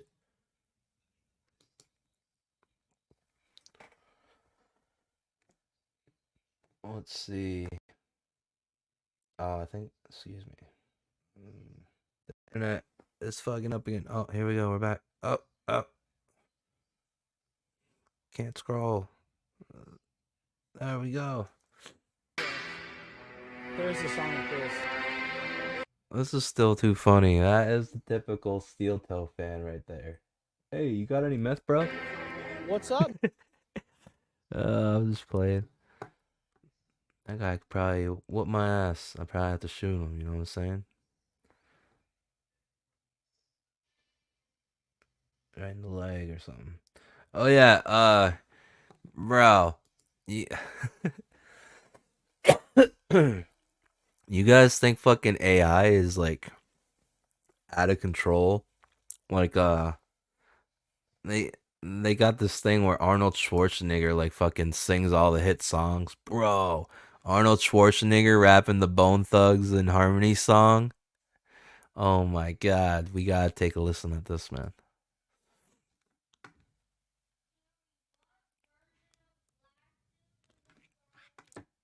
I gotta turn it up too. Look at my son talking to Siri about Marvel Legend toys. Like I'm made out of money. Tell me what you gonna do when it ain't nowhere to run. When judgment comes for you, when judgment comes for you, what you gonna do when it ain't nowhere to hide? When judgment comes for you, cause it's gonna. I should've put the body, bleed this is something to Charlie. In the wolf is nice body, and I'm gonna miss everybody. I'm out, I looking them up in the fry. Can't complain, there's nothing for me to say. Is det bare på sli, så vil det blive på der blive. Han vil blabbe, pleje, kunne pleje. Du slap på stabus, for der vil du blabbe, for der vil du bambe, for der vil private days. God is who we play, even though the devil's all up in my face, but we're keeping me safe and in my place. But if I survive with it, but I play for double blue. Take the blabbe, right? While since I'm with the slow. What can I do? I don't know the time of it, how we do. Can I get a witness, bada be fool, bada be blasted, bada be so. And we pray, we pray, and we pray, and we pray. Every day, every day, every day, every day. And we pray, and we pray, and we pray, and we pray. Every but since we bow, and the bus with the sabbath, but the little blessed, I'm the real. It's by the stool. Instead of getting money with family, exactly how many days you got lasting? When you laughing, you blasting glass in the rain. I don't put a bit blown, with a shoe, but the bow,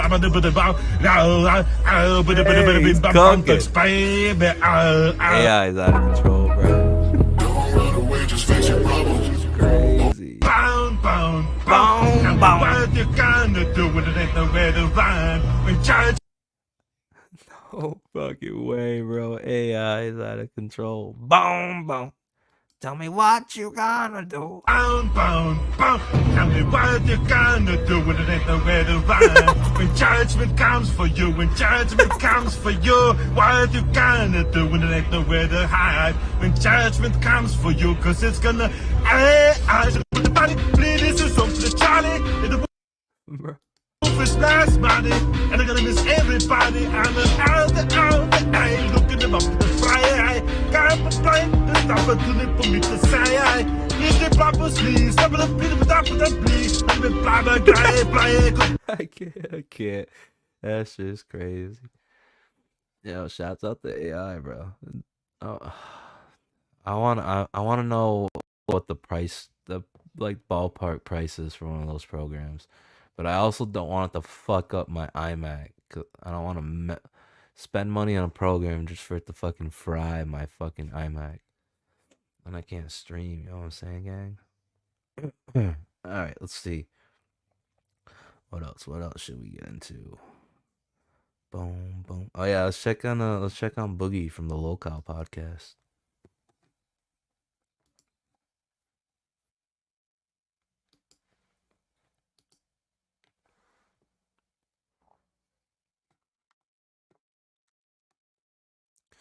And the internet's trash. Why did you build Ledger Recover? At Ledger, we hear horror stories every day of people who have lost or lost access to their Ledger, and they've also lost their 24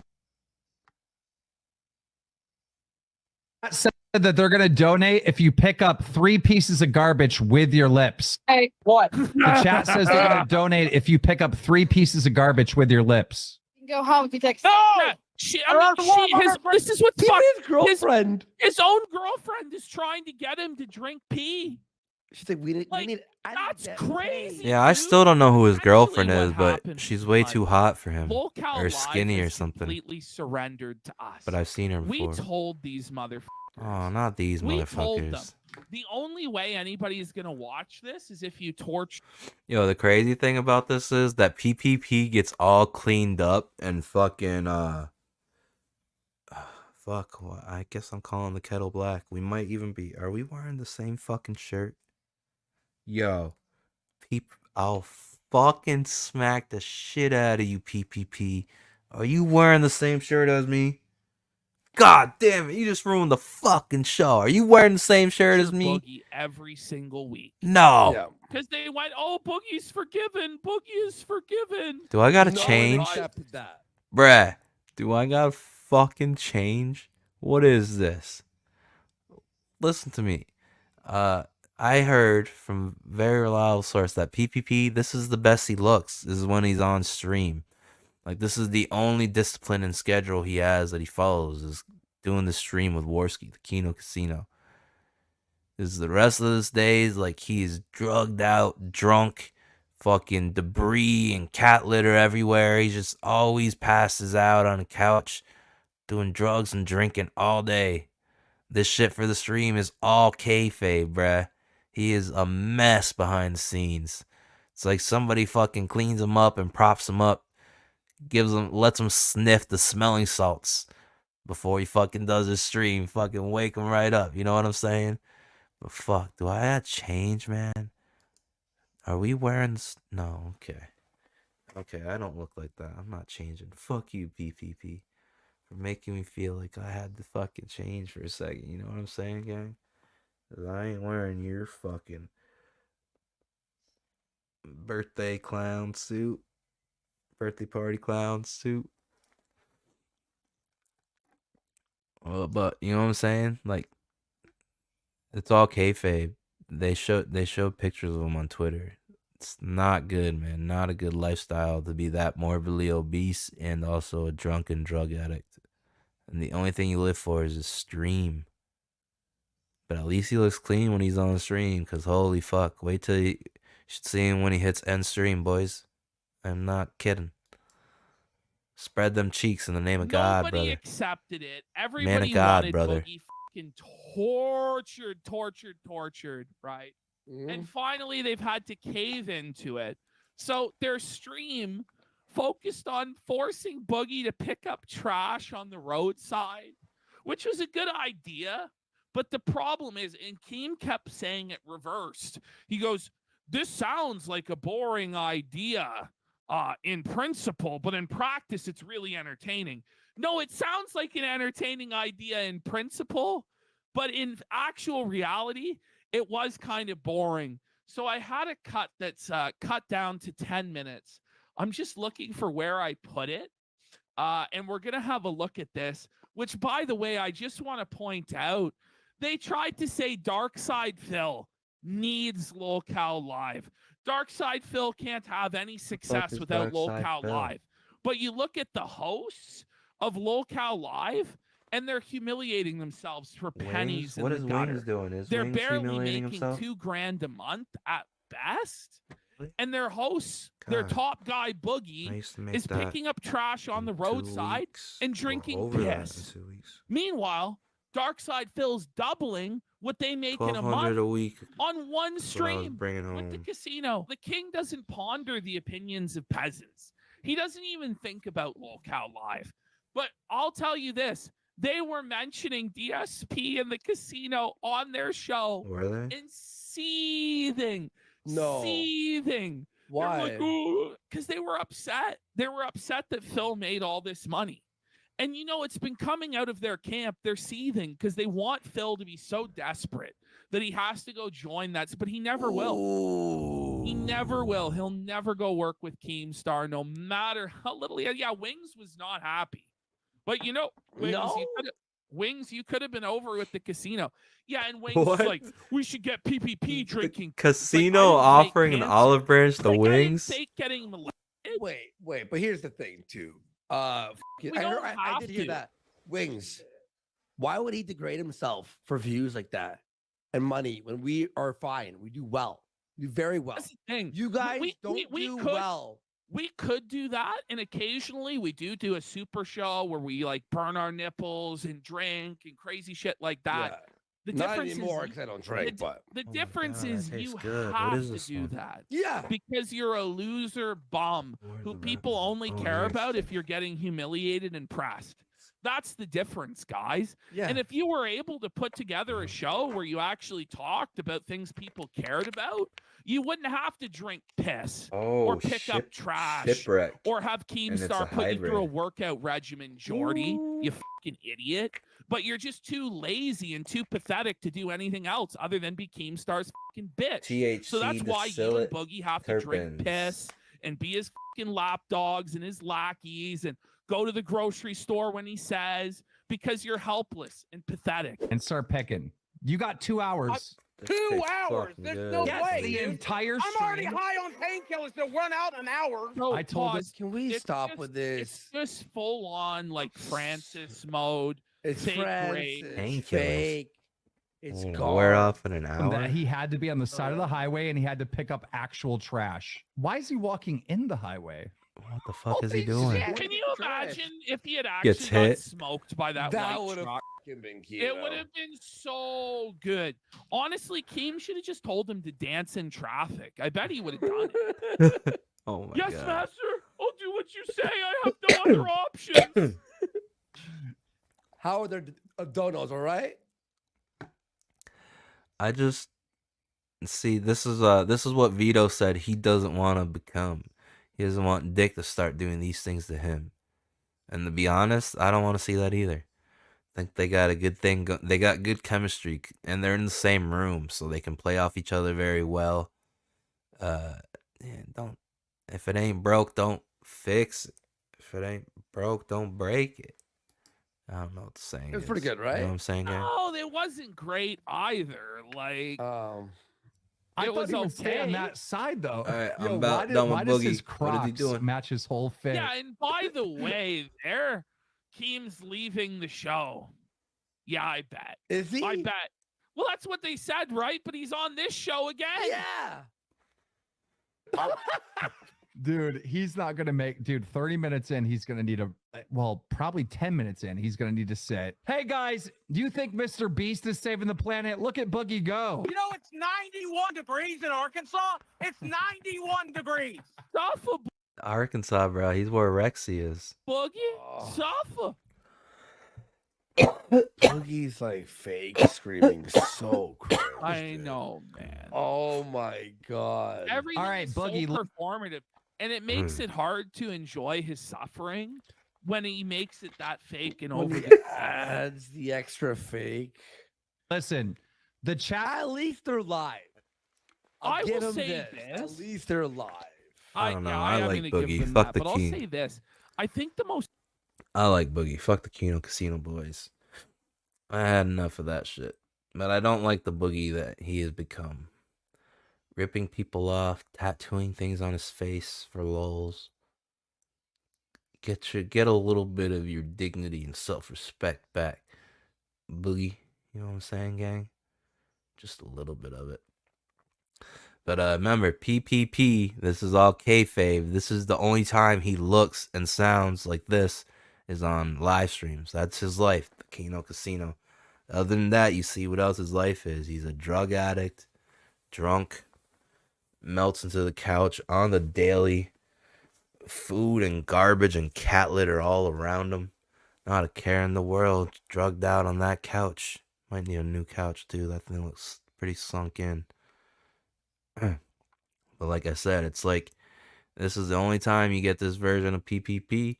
It's like somebody cleans him up and props him up, splashes him in the face with cold water and says, "Hey, live stream on. Get your shit together." It's like they give him smelling salts. You know, wake his ass up. So he's performative. Kind of like this. Joey Diaz trying smelling salts. Oh no, James, get the that, smelling James? salts out. What is that? Smelling salts. You want to go? Old school. Oh my god, this is so bad. That's not even the bags. Fucking internet, bro. Not even open yet. This is still sealed. Let me smell that. Whip that. Oh no, James, What's get the that, smelling James? salts out. What is that? Smelling salts. You want to go? Old school. Oh my god, this is so bad. That's not even the bag's not even open yet. This is still sealed. Let me smell that. Whip Whip that, Daddy. Open that up.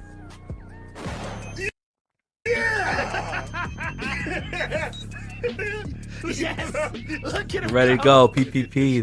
That's what you need, the smelling salts for PPP. Get ready to do the show. Oh, I gotta get this nose. Do the other side too. Oh my God. Jesus.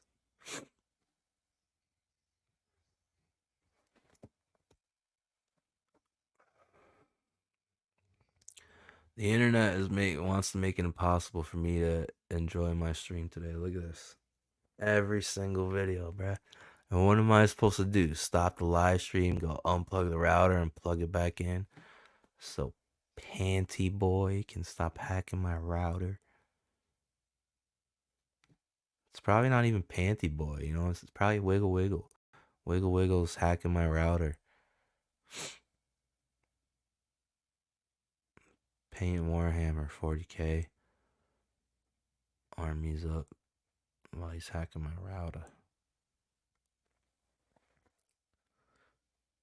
What else did I want to get into? Huh. What else is a big deal? Let's see. Hold on.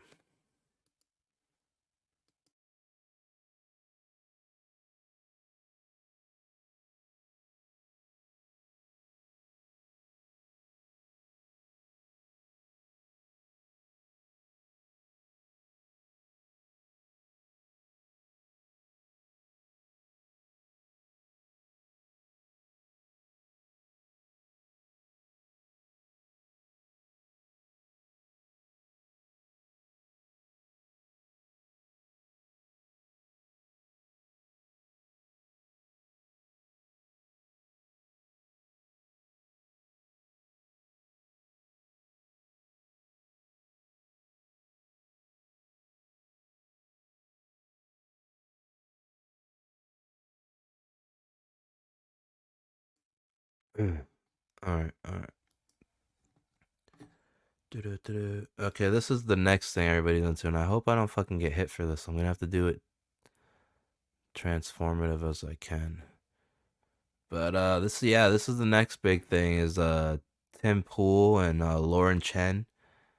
I guess being named in a indictment that came down for them being paid Russian assets. What do you make of my summary of these allegations, and how troubling do you find them? Troubling, and I think you're spot on, Megan, especially when you're talking about Lauren Chen. You know, Lauren Chen was pretty normal for a while, and then she started taking money from Russia, apparently around 2021, and then all of a sudden she started complaining about... Alright, hold on. I have no idea what any of this is. I don't think I'm gonna say anything about this. But so apparently that's who that is. Dave Ehrenberg, state attorney for Palm Beach County, Florida. apparently around 2021. And then all of a sudden, she started complaining about the influence of Jews in political life and Whoa. AIPAC and how they were controlling the agenda. What sounds like Bro, so right off the bat, not even 20 seconds, 26 seconds in. And I think he's making it about an Israel-Palestine thing. But how does Israel and Palestine have fucking anything to do with Russia? With Tim Pool and Lauren Chen being Russian assets. Whoever this guy is, I don't even know what the fuck this is about, but like right off the rip, I think he has an agenda. Like as soon as, because why get to the nitty gritty already? it was pretty normal for a while, and then she started taking money from Russia, apparently around 2021. And then all of a sudden, she started complaining about the influence of Jews in political life and AIPAC. Does that have anything the two aren't connected, are they? And how they were controlling the agenda. What sounds like projecting to me, right? The whole dual loyalty thing. Oh my god, and did you hear that? He even said the word agenda and projecting. Like this is what they do. They dance in your face. Like Matt Barr. No, I'm playing. Dance for them super chats, Barr. I'm playing. Fuck. All of a sudden, she started being one of the more prominent anti-Semites on social media. So I have no sympathy for her, and hopefully she'll be held accountable in all this. And you're right to call her out. As far as the others, you know, I worry about, like with Tim Pool, for example, he was issuing broadsides against Ukraine, saying Ukraine was the biggest enemy of the United States. You're wondering, where did this come from? No. See, I don't know who this guy is, but I don't know. I don't think Tim Pool was doing that. I think all the stuff that Tim Pool was saying about Ukraine that you're calling like broadsides, I think everybody, yeah, dude. I'd say like well across the board, probably 99% of people knew that TP was being sarcastic about the Ukraine. But maybe I'm wrong. I don't know. Maybe nobody even talks to me or watches this shit. I was just about to say some dumb shit like maybe somebody on the playback will leave a comment about this. Like, yeah, imagine that. Holy shit. You have to wonder, you know, was he a useful idiot for Russia? The government said he wasn't a Russian agent. They didn't indict him for anything, but they're sort of accusing him of being useful idiots where they are promoting Russian propaganda. Now, all of a sudden, I've seen social media where he's backing down from that and saying, well, you know, I've switched on Ukraine. I don't know if that's real or not, but it's really suspicious. And I'm glad the government's doing this and that they were unafraid to do this close to the election. I'm actually a little surprised because Merrick Garland is not. You're surprised that this close to the election they start pulling all these tactics? I'm just worried. Because, like, I thought Trump could win. But if they're doing stuff like this, like, do they already know Kamala's, like, guaranteed win? Like, what is this, bro? This is creepier than normal confiscate shit. I don't like this shit. Known for his courage. He's known for his timidity. Kremlins. And here we are with this. Right. And for those who think this is political, they could have indicted people, perhaps, if they really wanted to get political. They did not. You were correct, Megan, how you phrased this. So it's an important issue. It is troubling, and we should all be talking about it today, as you are.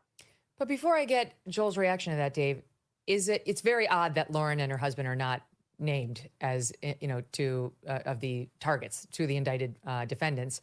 So, and there's no way the government doesn't think it has the ability to do that against them. If you read the indictment, they're really among the top villains, and they make very clear that they believe Lauren and her husband, they have them dead rights. They believe. Really? Yeah, and I believe Lauren Chen's YouTube channel, she nuked that shit. I noticed it like what time is it? Yeah, I think like 4 hours ago. But I was probably late, so it might have been even nuked before then. But yeah, Lauren Chen YouTube channel's nuked. She nuked that shit. On knowing this was Russian money and that they were acting as agents of Russia and that they were hiding it from the podcasters. So you tell me, as a DA, what do you think is happening behind the scenes here? Because those are like the only two who haven't issued a statement. Oh Right. shit. Well, that is telling. That could mean they're cooperating or in discussions to Oh cooperate. shit. I don't know if they've been issued a target letter. The feds keep Could things they have close to been the vest. indicted? Could they already have been indicted secretly and cut a deal to work with the feds? They could have cut a deal. I think that a secret indictment is unlikely. I think that they could have cut a deal, yes. The feds are uniquely private about these things. This is something that we're different at the state level. We're public about everything. The feds do work in secret, but you have to wonder, why would they do a secret indictment? They would go ahead and they would indict, or they would be talking. Yeah. That is a fair point. Secret indictment.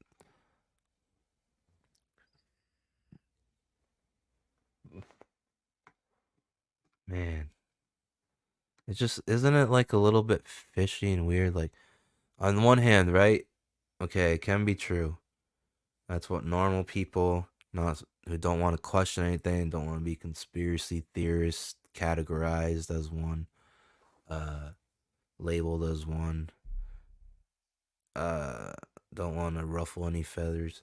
Like, that's what you're supposed to believe. Okay, that's what you're telling us they're getting indicted for. Then, yeah, that's what they did, right? But I mean, there's tons of red flags. They're just doing shit in the open nowadays. They don't give a fuck about hiding shit anymore. Unless maybe it's always been like this and now it's just with technology everywhere. Constantly accessible to everybody. Maybe that's just a symptom of it.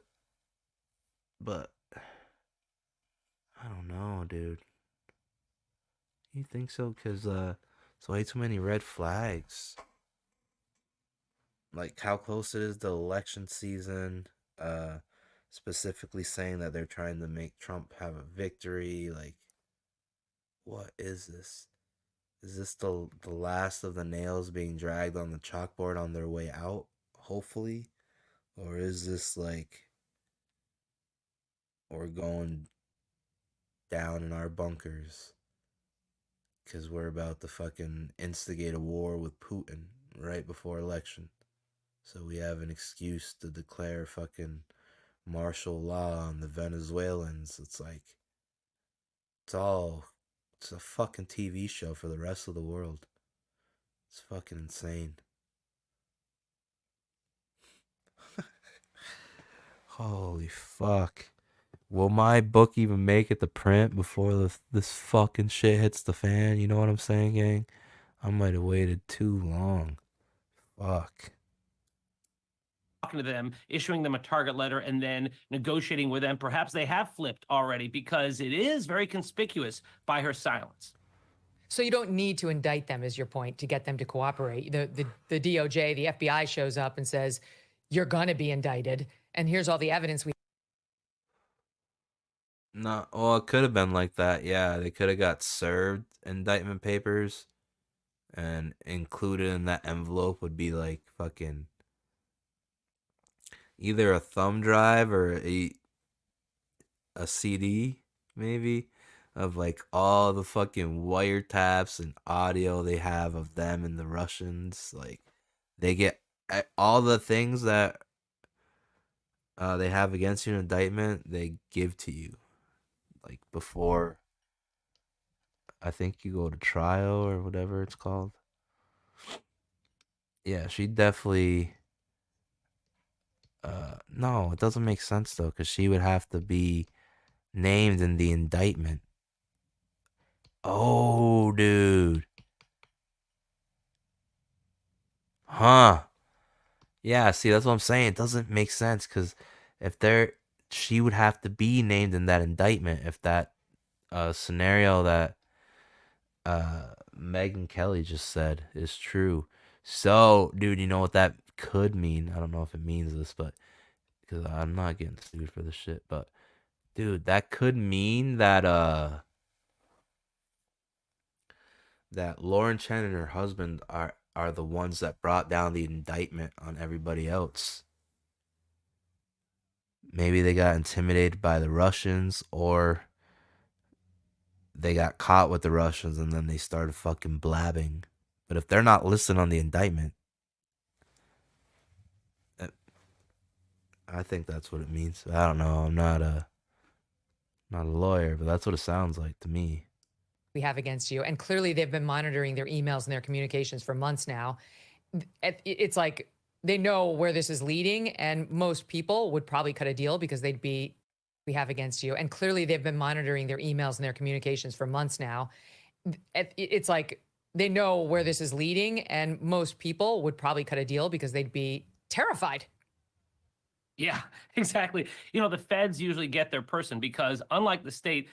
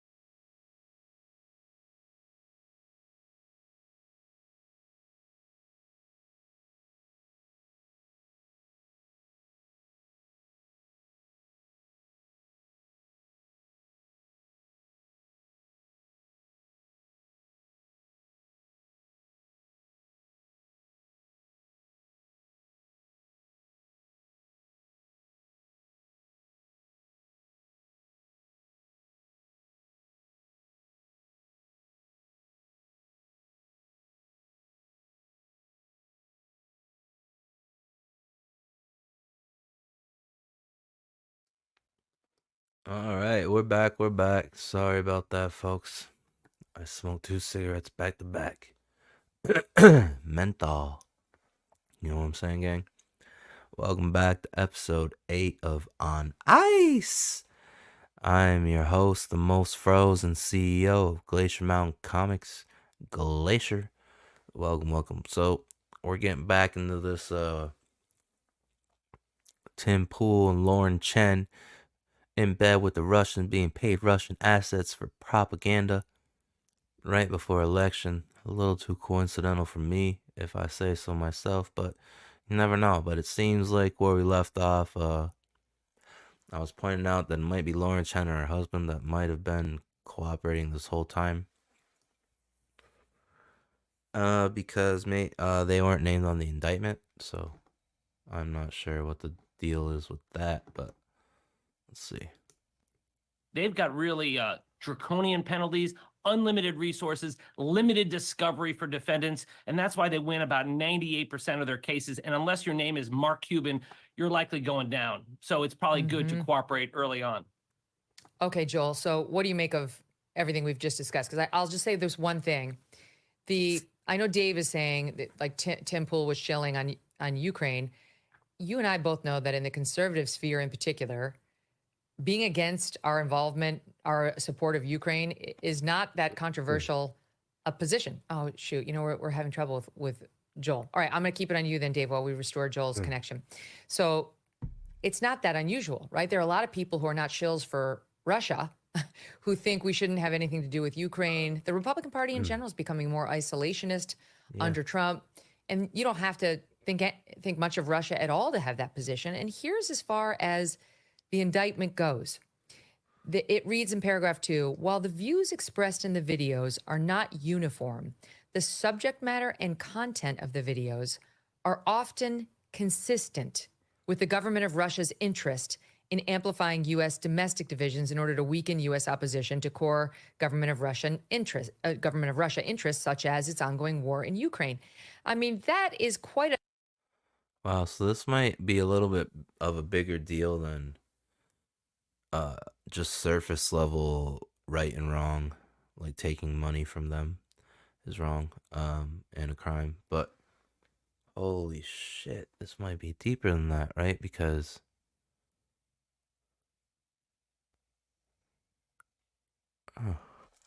hold on, I gotta hear that again, gang. What the fuck? Amplifying U.S. domestic divisions in order to weaken U.S. opposition to core government of Russia interests, such as its... So this might be bad, dude. This could be a slippery slope for government and censorship. Also, because it seems like they're like, okay, well, although their views weren't the same about the topics, their topics are all about what Russian government wants to sow domestic division in America. It's like, haven't you guys been doing that with BLM and Antifa? So this could be very slippery slope if the government so they're gonna be able to control what videos people make or what topics people's videos are about. That's insane. That's very slippery. Ongoing war in Ukraine. I mean, that is quite a thin read, Dave. They're not uniform, but the subject matter and content of the videos are often consistent with Russia's interest in amplifying U.S. domestic divisions. I mean, you could say that this show is consistent with a desire to amplify domestic divisions. I know. What the fuck is this? So is the whole thing gonna be a witch hunt or what the fuck? Because we talk about controversial things. We're not all about unity and rainbows and unicorns. Like this seems like a thin read. I hear you. It's just the content of Tim Pool. He didn't just say, I disagree with our policy towards Ukraine. He actually said Ukraine is the greatest threat to the United States. Stuff that is so preposterous. Like, you're like wondering, did Vladimir Putin write that himself? And now I don't know if this is true because I saw on Twitter, I don't like calling it the other Maybe, but no, because I think the general consensus right now is that Tim Pool was like unaware of any of this, or so he claims. I don't know. Name on Twitter that he's now changed his position. I don't, because I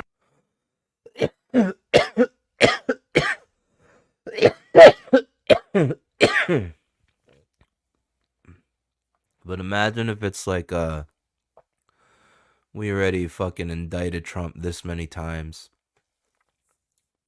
so now we're gonna start doing it to his lackeys too, his mouthpieces. Even though Tim Pool's really, see, that's what I mean. All the views aren't the same, but I don't know. This is kind of crazy. I don't think this is a good look to give a government that kind of power over what topics we can make in our YouTube videos. That is crazy, dude. Are they just coming down on him for being anti-Semitic, or? I don't know what to believe anymore, if it's a deep fake or not, but if he changed his position overnight because of that, that's also telling. One more thing on that. Remember there was that attack on the concert venue in Moscow in March? Yes. It was an ISIS attack. And yet the Russians who were involved with this operation told the folks at Tenet to push the narrative that it was Ukraine behind it. And apparently some of the folks that were eager to do so. So, that's why it's like, it's a little more than just saying we disagree with politics. Whoa, but how do we know what he just said is facts? That who was behind that attack or not? Like, he's not on the ground with troops or anything. He's just a prosecutor, right? A DA. It's like, is he the white Fannie Willis? Specific. Let's be specific. I saw that same allegation. It's probably the worst allegation in here about what they did. But it's not them. It's not like, first of all, I want to reiterate on Tim Pool, because you're saying, okay, maybe he was shilling, but he's not even alleged to have known that the Russians were here, like, were paying him. So there would have been no reason for him to change his position to be pro-Russia. He may have just been pro-Russia. He may have just been anti-Ukraine. I think that he was anti-Ukraine, and I think he could have come by that and did come by that totally organically without knowing he was getting Russian money. That's what the indictment says. But here's the thing that you're referring to, like that does bear some discussion. Everybody knew and that is on page 24 and 25 of the indictment. They write that on or about February 14th, 2024, one of these Russians, she goes by a couple different names, but one of them is Helena Shudra.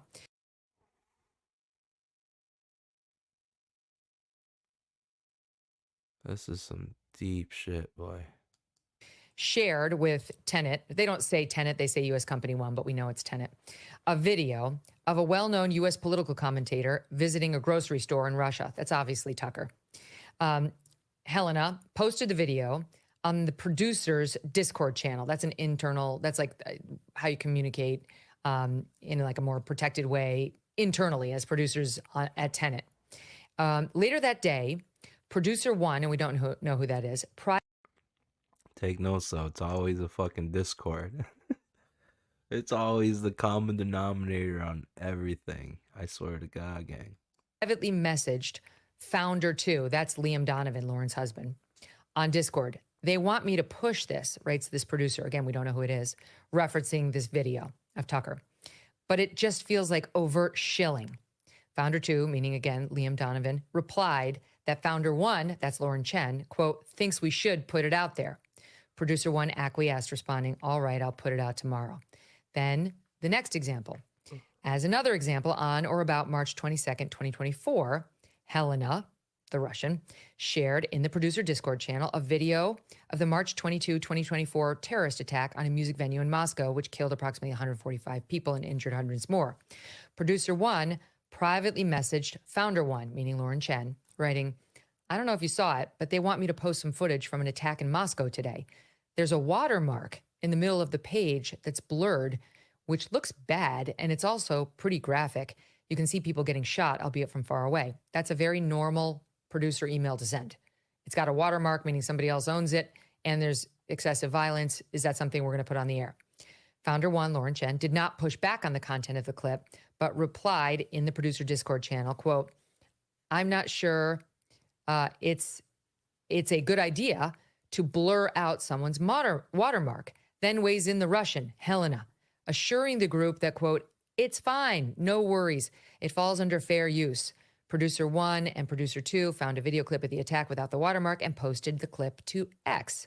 The next day, Helena privately messaged founder 1, Lauren Chen, on Discord, asking that, quote, one of our creators record something about the Moscow terror attack.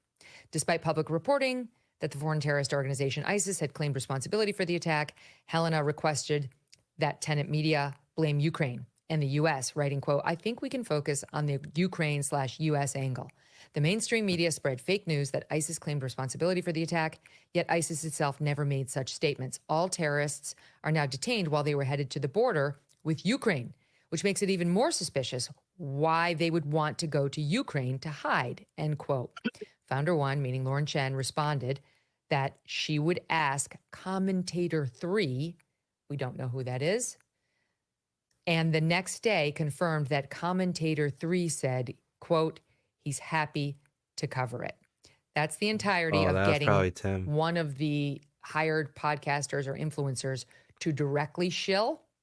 We don't know who commentator 3 is, but it's not Ruben and it's Tim. not Tim Pool. Oh, it's not And it's Tim? not the woman who's been mentioned. Hmm. Not Lauren Chen, but the other podcaster. And this person, all this person would have known was that Lauren Chen was asking him to push this message. And there's not even an allegation that he would have known it was a Russian request, just that Lauren Chen, who brought him into this company, thought this was a good angle to pursue. That's as far as it goes. I think we have Joel now. Joel, welcome. Your take on all of this. Thanks, Megan. And hi, Dave. You know, I just want to say Dave's one of the most fair-minded people out there. It's great to hear his take. And I remember watching in 2016 when he came out with the decision not to prosecute Corey Lewandowski over the incident with my former colleague, Michelle Fields. And we all expected him to prosecute Lewandowski because he's a Democrat and it's Palm Beach County. And he didn't. He looked at the facts and he called it as he saw it. So he's a real great person to meet here, at least virtually. Oh, I think that this is a case where there are different people who are swept up in this. I mean, I think it's funny to call people who received millions of dollars victims. Right, Bart. You know, usually when you talk about victims What's of that? fraud, they're the ones who lost millions of dollars. So, you know, maybe I wouldn't mind being Fair a victim point. who got paid millions of dollars. But anyway, look, I think they are going to suffer a little bit through this controversy. The only two that I know are Tim Pool and Lauren Chen. And Tim Pool, I've been on his show a couple of times. I was there last week. And he's Holy always shit. struck me as a straight shooter. Said he was there last week. What the fuck? Show a couple of times. I was there last week. And he's always struck me as a straight shooter. Nobody should assume that because So is this commentator 3? he has sponsorship from this organization or that person that he's taking their view. He has strong views. He has views against our foreign policy in Ukraine and so forth. And I don't think anybody could have bought him either way. Lauren Chen, I don't know very well, but I got to know her sort of through X or Twitter back in October, where she came after me out of the blue when I said some things about Israel that were pro-Israel, admittedly quite strident and emotional after October Holy 7th. shit. But More Israel she stuff. was pretty Both of these hostile, guys. And one's she a was the first Democrat, one's a influencer conservative. or person with any kind of Or, I mean, a following Republican. that I really noticed who was representing what surprised me as a Look kind at of the Israel agenda. That's kind anti-Israel of fishy, strain gang. of thought on the online right. You know, we've all seen the left explode in the streets and on campus.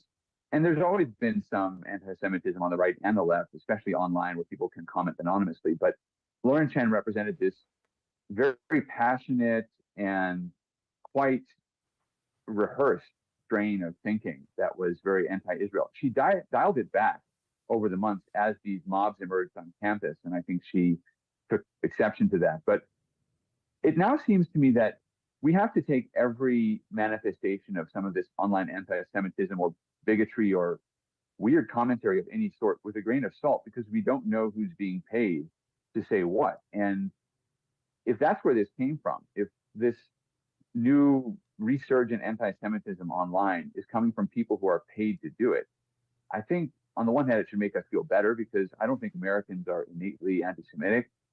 On the other hand, we really have to be concerned about how much this sort of thing is affecting our discourse. And I think this is pretty there's serious. no evidence of that. There's no evidence. I've definitely seen her anti-Israel tweets. I mean, she's been as That's crazy. It always, I don't know. Huh. They take down and go after everybody that's anti-Semitism. But what does that got to do with Russia and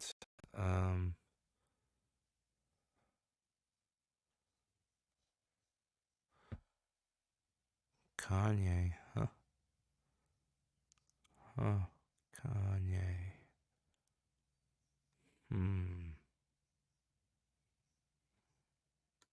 aggressive as anybody, but there's no evidence. There's not even an allegation in here. How is that? You know, that she was doing that to satisfy these Russian handlers of hers, the people who are, because she was also making bank. She wasn't making as much as Tim and Dave, but she was making thousands of dollars. I think they allege she made $750,000 in the not quite 1 year that this Tenet Media was operating. So she was getting paid a lot, but it seemed like it was mostly to be pro-Russian, not anti-Israel. I'm going to defend her, Joel, by saying she came by that one honestly. I think she just genuinely doesn't like the country of Israel or those who support it. But in any event, let me just ask, let me say this. Okay, so I want to get to a little bit of what the guys are saying in their defense. I take your point that they've made a lot of money, and there are many people online saying, are they going to give it back? Are they going to give it back?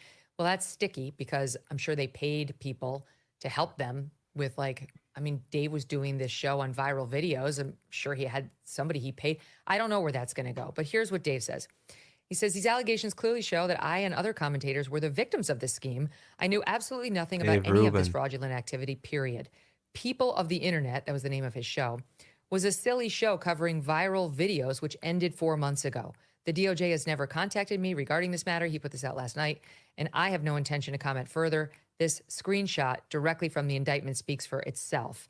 And there's a explicit admission by the DOJ that these podcasters did not know that Lauren, they say, knew, and her husband knew, and they kept it a secret and misled these guys into thinking this Edouard guy, this Parisian, was really the money behind it. And again, I can tell you myself, that's what Dave told me. Taylor Hansen, he's another one of the faces. He says these allegations are a complete shock. I want to be as clear as possible. I was never directed to report on any topic. I had complete freedom and control over my reporting at all times. I would never agree to any arrangement where I'm not the sole person in charge of the stories. Matt Christensen, he's another one. At no point has anyone ever directed me what to say or what not to say. I would never agree to anything otherwise. My videos and streams for Tenet are exactly the same as my videos and streams.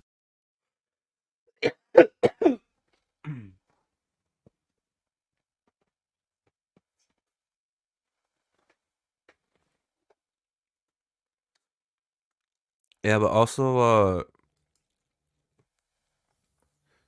wouldn't all these people be directed to do some kind of social media or press release statement regarding these things? Isn't this what they would say? For my personal channels, every word's from me and me alone. Tim Pool, we have him on camera because he reacted on a show today. Here's what he says in part. Did you read the indictment? It clearly says that I, as well as the other personalities, were victims. We were deceived by people intentionally to trick us into licensing our content to them. I will add, I have a statement about this, which, we'll launch the full segment, but we never produced anything for them. We had an existing show that was already in production that they licensed distribution for, which meant that the show that we already produced appeared on their network. That was the gist of the deal. So there's no one from their company involved with ours. Their company paid a license fee to broadcast a show that we produce, that we run, that our employees are involved with, and they have nothing to do with. I don't know what, politically, you're going to see a bunch of Democrats making claims and all this other stuff. I can't speak for anybody else involved with the company because I don't know what they do or what their jobs are or anything like that. I can just tell you plainly, Culture War existed well before the license agreement. It will exist well after the license agreement, and they licensed it for a set period, and that meant that the show appeared on their channel. That's it. Did you know there's nearly $1 trillion of infrastructure and pandemic funds yet to be spent? That's right, there's a massive amount of money that the lame duck administration is pushing hard to spend in their last few months. If the president is able to push these funds out, we could see another prolonged inflation surge just like during COVID. But there's hope. A gold IRA from Birch Gold Group can be an inflation hedge for your savings in uncertain times. To see how to protect your IRA or 401k, get your free info kit on gold by texting MK to 98. Oh, hell no. Take my 401k and I buy 401ks. You know what I'm saying, gang?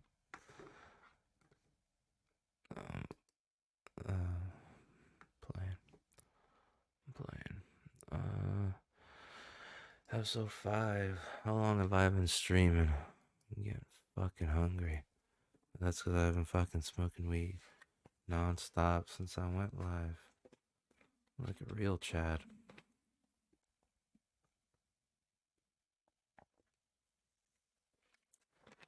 I shouldn't even be hungry yet. Fuck you, stomach. You just ate, you fatty. Did you eat? Like, yeah. 4 hours ago. You're good, gang. Alright. Oh, dog's going. Let me mute up for a sec. On ice.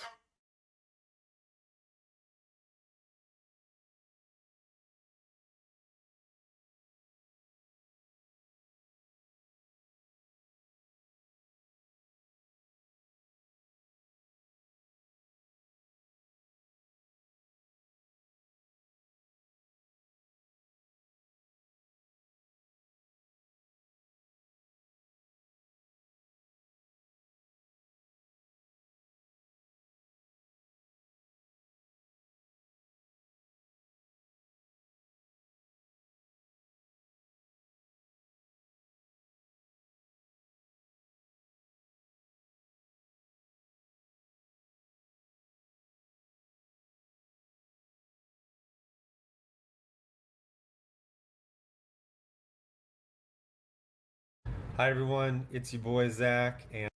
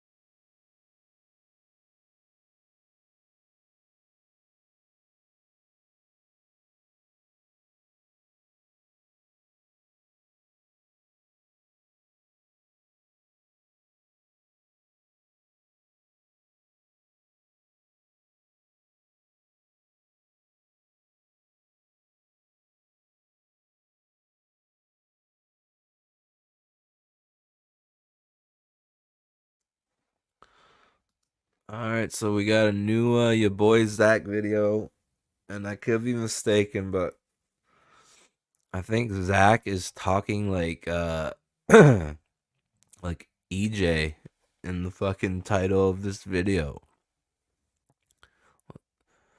Basic common sense. I didn't change. You just forgot how truly boring this channel always was.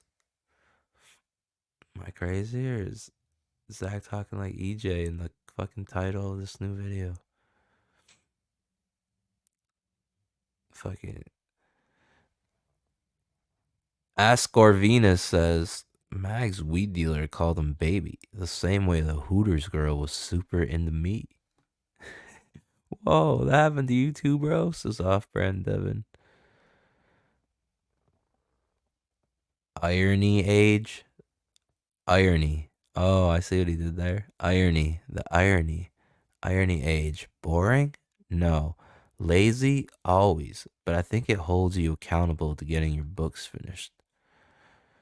Bradley Smith, 1842, says, Zach has never been boring. Squirrel Girl was boring, but your reactions made the ugly comic funny. Exactly. Zach's reactions were what attracted me to the channel from the beginning. Word. ZZY.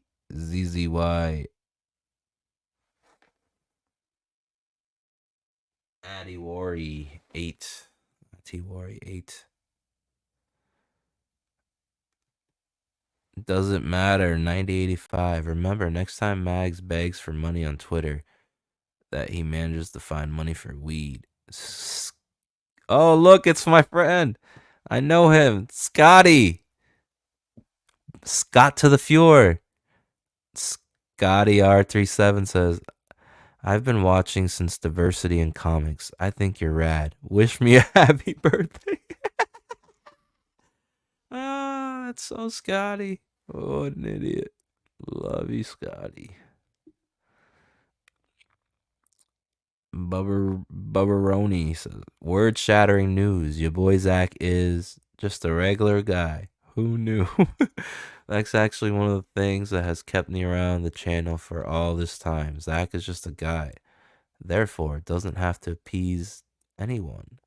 He can do/say whatever he wants. That's something that a lot of people have. I have that. Just not the amount of fans. Yet. Don't ever count me out. You know what I'm saying, gang? You know Speedball's entire existence is because of cocaine, right? Oh, who said that? Nardo Polo 7407. Nardo Polo. Comment of the night. You know Speedball's entire existence is because of cocaine, right? Oh no, so this is going to be a slam on Mags Visaggio from what I can gather from the comments.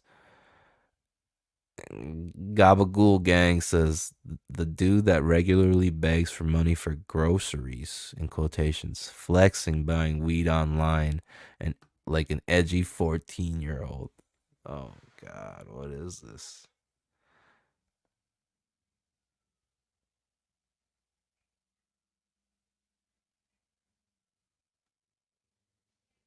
Oh no.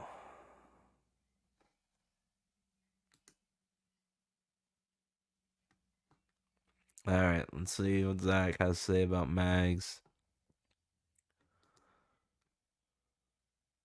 This is gonna be good.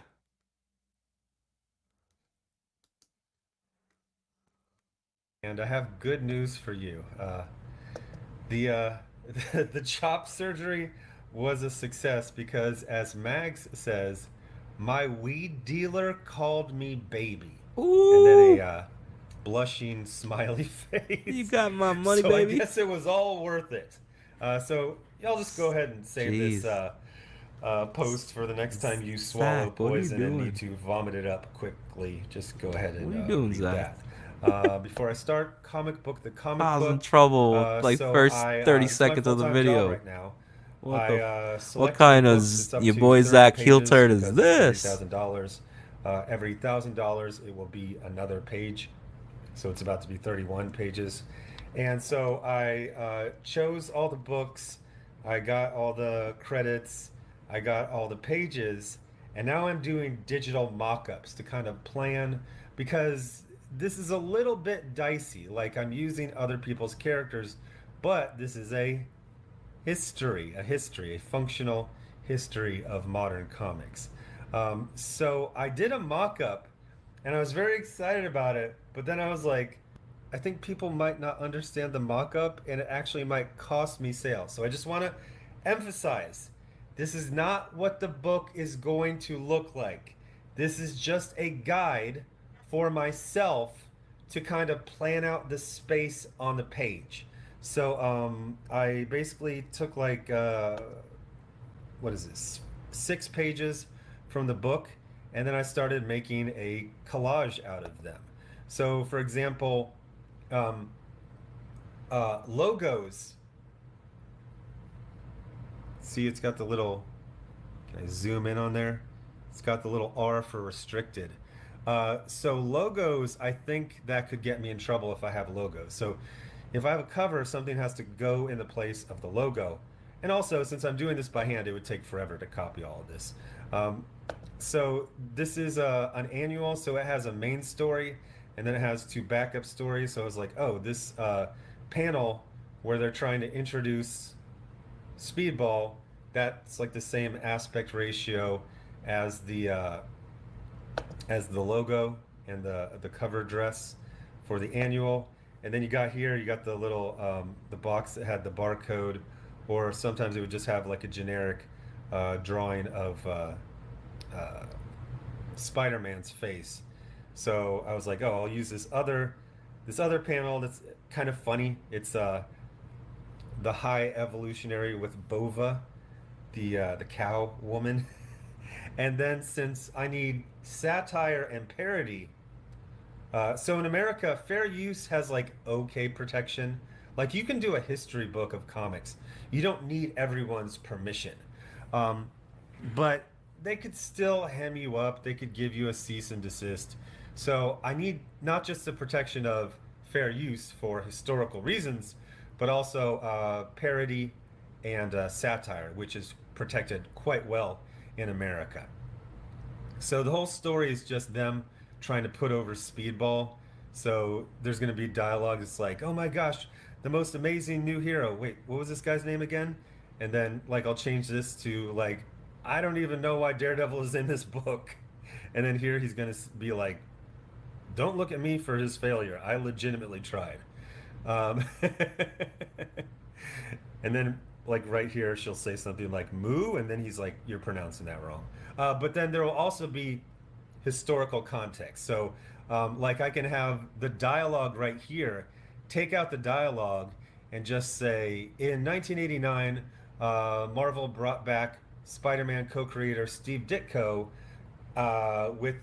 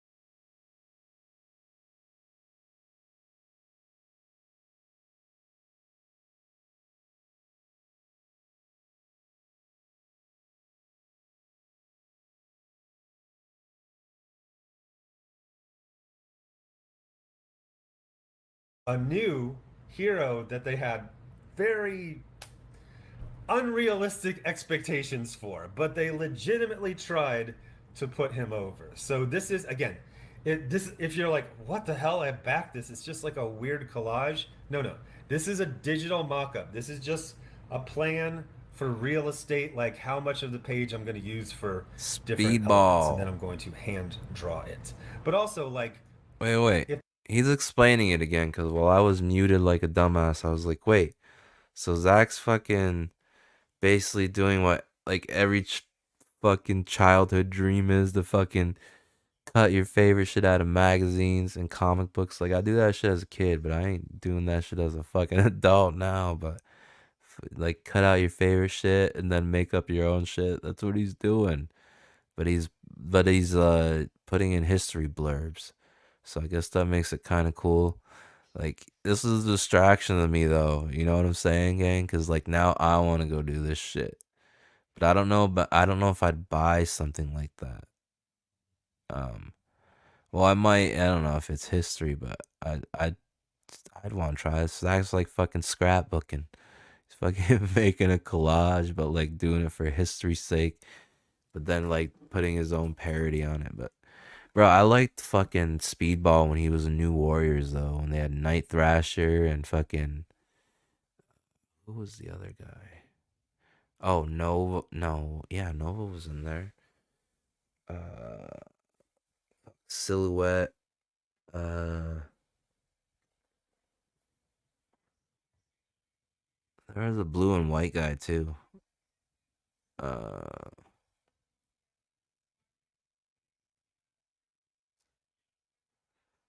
I don't know, that might have been, but Namorita, I think, was part of the New Warriors. Night Thrasher's cool though. I might get the kiddo that toy for Christmas or something. Night Thrasher, the guy with the skateboard and the fucking nightsticks. And Speedball like fit in with, that was the only time he looked good. Like, I remember seeing them fucking Speedball, Namorita, and them fight. Who was it? Fucking Thor. Yeah, it was like one of Galactus's first heralds. Terrax the Terrible. And that shit was badass, bro.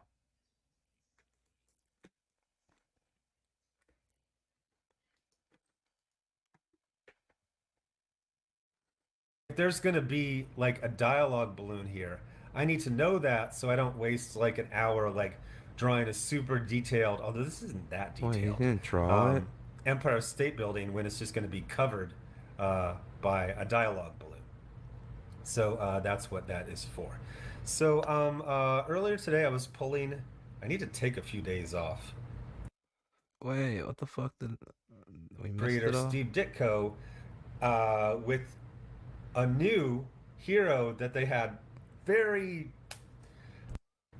a new hero that, but they legitimately tried to put him over. So this is, again, if you're like, what the hell, I backed this, it's just like a weird collage. No, Yeah. this is a digital mock-up. This is just a plan Digital for real mock-up. estate, like how much of the page I'm going to use for different elements, and then I'm going to hand draw it. But also, like, if there's going to be Wait, he's gonna like hand a draw it? dialogue balloon here, I need to know that. What so the I don't fuck? waste, like, Zach an is hour, drawing a like, book. drawing a super detailed, although this isn't that detailed. Zach is like, Empire I've had enough of you artists. I'm fucking drawing my own shit. What is Zach's gonna draw the book? State Building when it's just going to be covered by a dialogue balloon. Or is he tracing? So that's He's gonna what that trace is it? for. So earlier today I was pulling, I need to take a few days off. My hands are just shredded from, so obviously there was some rains, so a lot of the weeds are coming out, and it makes it easier to pull them. So I've just been pulling weeds with my bare hands for like the last week, and these things are shredded. Everyone always says, why don't you use gloves? But then when you use gloves, you don't have the dexterity, and then you try to pull the weed, it snaps, you don't get the whole root system out. So anyway, I was listening to this video by Clownfish, and luckily they have this function right here where you can search by the transcript, and then you can just click on the exact second. And so let's just listen to what they say. So let me tell you a story. Let me tell you a story about what happened with us and the whole Comicsgate situation. I was completely unaware that it existed, and this is coming from a guy who worked in comics for years, right? We worked in comics for years. And at that point when the Comicsgate stuff was happening, we'd moved on to running other blogs and doing theme park news and stuff like that. And I heard that Marvel comic sales were doing really bad. And I'm like, well, what's going on with Marvel? Well, there's this nasty YouTuber out here called Diversity in Comics, aka your boy Zach. And oh my God, this guy is the most bigoted, hateful person that's ever walked the earth. And he is single-handedly, at this point, he only had like 30,000 subs.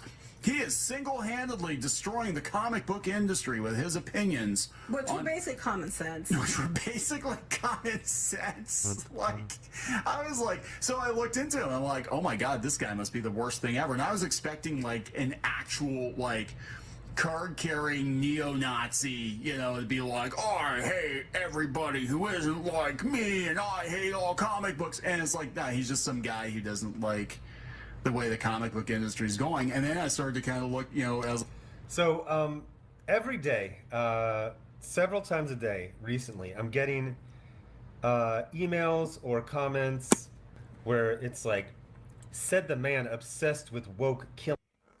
Bro, what if your boy Zach's a fucking Russian asset? You know what I'm saying, gang? Killing comics. I remember Diversity in Comics and follow you since 2016. You just sound angry for others, not you, having opinions now. Sad. That one's actually kind of chill. Usually they're calling me a cuck or soy or something like that. I do think it's funny. He's been following me since 2016 when I started the channel in 2017. So that's were you just walking behind me on the sidewalk? Like, what were you doing? But it's what I've been saying for like the last couple weeks, and it was nice to have this confirmed by independently by Neon and Geeky Sparkles, in that there's this misremembering that I was like this arch conservative demon who hated everything and attacked everyone. And when you actually, and you can just do this, you just go to my channel, go to videos, sort by oldest video, and it's just me like reviewing Hulk Vereen and saying like his claws are longer than his forearms. That doesn't make any sense. Like, it's just it's a bunch of like, today I went to the pickle museum and I bought a jar of pickles, but then when I was going out to my car, I accidentally dropped them. And then I would just talk about Hulk Vereen. My enemies, the people who were trying to get me to kill myself, they kept bringing up like these 7 offensive things I said. But it was like the same 7 things. Wait. And they brought it up for years. They got a couple list? days ago. Yeah, a list that they put out of hateful things Zach said. And he just said for years, like Liam.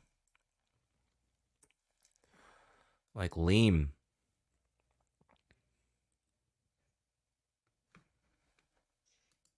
Like these 7 offensive things I said. But it was like the same.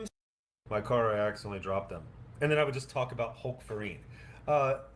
My enemies, the people who were trying to get me to kill myself, they kept bringing up like these 7 offensive things I said. But it was like the same 7 things, and they brought it up for years. A couple days ago, some bread tuber was trying to take down a couple of the birthday party clowns channels. And he made this like infographic where he showed like 12 quotes, except for 10 of them were just opinions and not even like offensive. It was just like, this character wasn't good. 2 of them were like kind of offensive, but I didn't have the full context. Like, for all I know, he was doing a character when he said those things. Like, there's this mismemory, this misremembered memory that, like Neon was saying, that I hated everything and I hated everyone and I just wanted everything destroyed, and like that never existed. It was actually very strange at the time because I was getting all this heat and I was like, what did I do? What did I say? Now, I'm not going to claim I was as like Glenn, the retailer from December of last year. Like, he just said like totally bland stuff. And what were they saying? He smelled like piss and he's probably a Nazi. over like the most bland, like they weren't even blind items. They Oh were just, yeah, I like, forgot about generic that guy. things. He's That like, guy I in don't like when writers Massachusetts. write themselves as a character. Yeah. And like they were trying to fucking destroy him. That local Now I comic would book get rude now and then, but again, it was like 6 or 7 times over a year, and then they just repeated that over and over and over again. And then now I'm getting the thing of I changed, but I changed from something that I never was. I never was that demon that the SJWs said I was. The context, and that's what I'm trying to do with Comic Book the Comic Book, is provide context. The context was immediately before the era of YouTube was the era of the message board, of the forum. And for a while there, they were the wild, wild west. Like, shit was crazy, but it was kind of cool. Then they started getting some mods, and then things kind of got clamped down. But the main problem was that comic book pros, specifically writers, they started going to these message boards and saying like, hey, I'm here. And then they would go to the mods and say, I don't like this guy, this guy, this guy. I don't like this kind of conversation. I don't like when you criticize my friends or me. If the people on this forum do any of this type of stuff, I'm going to leave. Now, these people don't have much celebrity, but they have some. And I mean, these people would pop up in the tiniest forums, like a forum that just had like 30 regulars. Gail Simone would pop up. She would be kind of friendly, but then she would hear something she didn't want to hear. So then she would go to the mod and say, I don't like this type of stuff. That person would get banned. That type of conversation would get banned. There was effectively no real criticism of the industry, of books, or of creator behavior for like half a decade. So when I and a handful of other channels started giving some relatively mild, just kind of lightly salty criticism, they acted like an ant that had a freaking magnifying glass focusing the sun upon them. They were just fucking writhing in pain. And like, we have to destroy this guy. He's saying that Hulk Verine's claws are too long for his forearms. It doesn't really make any sense. And I was asking crazy things like, can you stop calling us Nazis? Because you seem to be doing that not just a lot, but more frequently. Also, where did all these editors come from? Typically, editors used to come from fandom. You would say, oh, I remember this person from this message board. Oh, I remember this person from writing in letters that were in the back of Marvel Comics. And then it was just a bunch of airheads who just came out of nowhere. And instead of just being cool, they were just attacking the fans. But this metric I'm being held up to right now, it's like, you've changed, Zach. It's like, no, you are misremembering how boring the channel actually was. It was just a thing of relative to, and Wes from Thinking Critical, he did a video, I think yesterday, where he's talking about Hold on, this I gotta one grab guy. a drink, guys.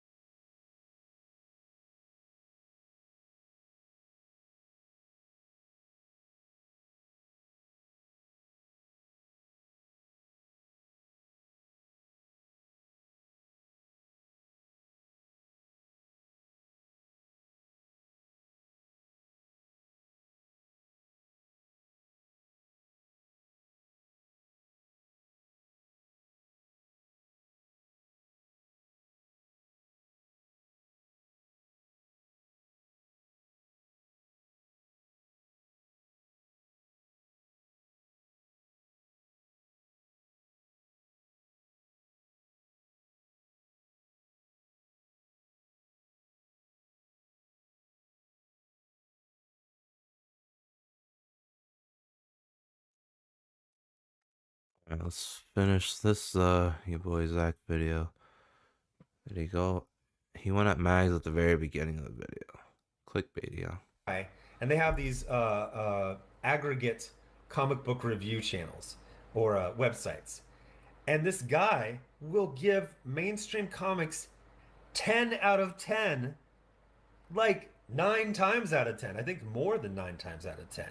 And so it just throws all of the aggregates and it makes them so much more favorable for these really mediocre or even bad mainstream comics. The era, the 5 years before the YouTube era started in about 2017, it was a complete waste of time to go to any review channel because it was just 10 out of 10, 10 out of 10, 5 out of 5, You 5 think so? stars. Because that was a way that you got into the industry. For about 5 to 10 years, being a reviewer, being a columnist on a website, that's how you got into the industry, specifically writing and editing jobs. And then me and a handful of people just ruined everything by saying, so what's the deal with Hulk Vereen's claws? When he retracts them, do they go into his upper arm? How does he bend his arm? What does it do to the elbow joint? Does it pop out the back? Like, just the most boring stuff. But they went through 5 years of no criticism of any kind. So when they got it, they fucking lost their minds and were trying to get me to kill myself because it was just so painful to them. Anyway, before I go, Comic Book the Comic Book, a functional history of modern comics. Link is in the description. Thanks for watching. Shout out to the collage, digital mock-up, and then hand drawing it himself. So we're gonna get a hand drawn speedball by your boy Zach. That's what it seems like to me, at least, gang. You know what I'm saying? Watching. Bye. Thought I had another your boy Zach video. Oh, I do right here. Hi everyone, it's your boy Zach, and I have good.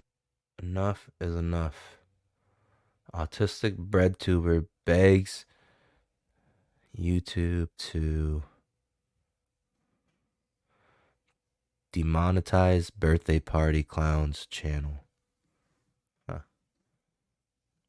Let's find out what this is The about. MTV Video Music Awards are a go. Which iconic artist will bring home the chrome?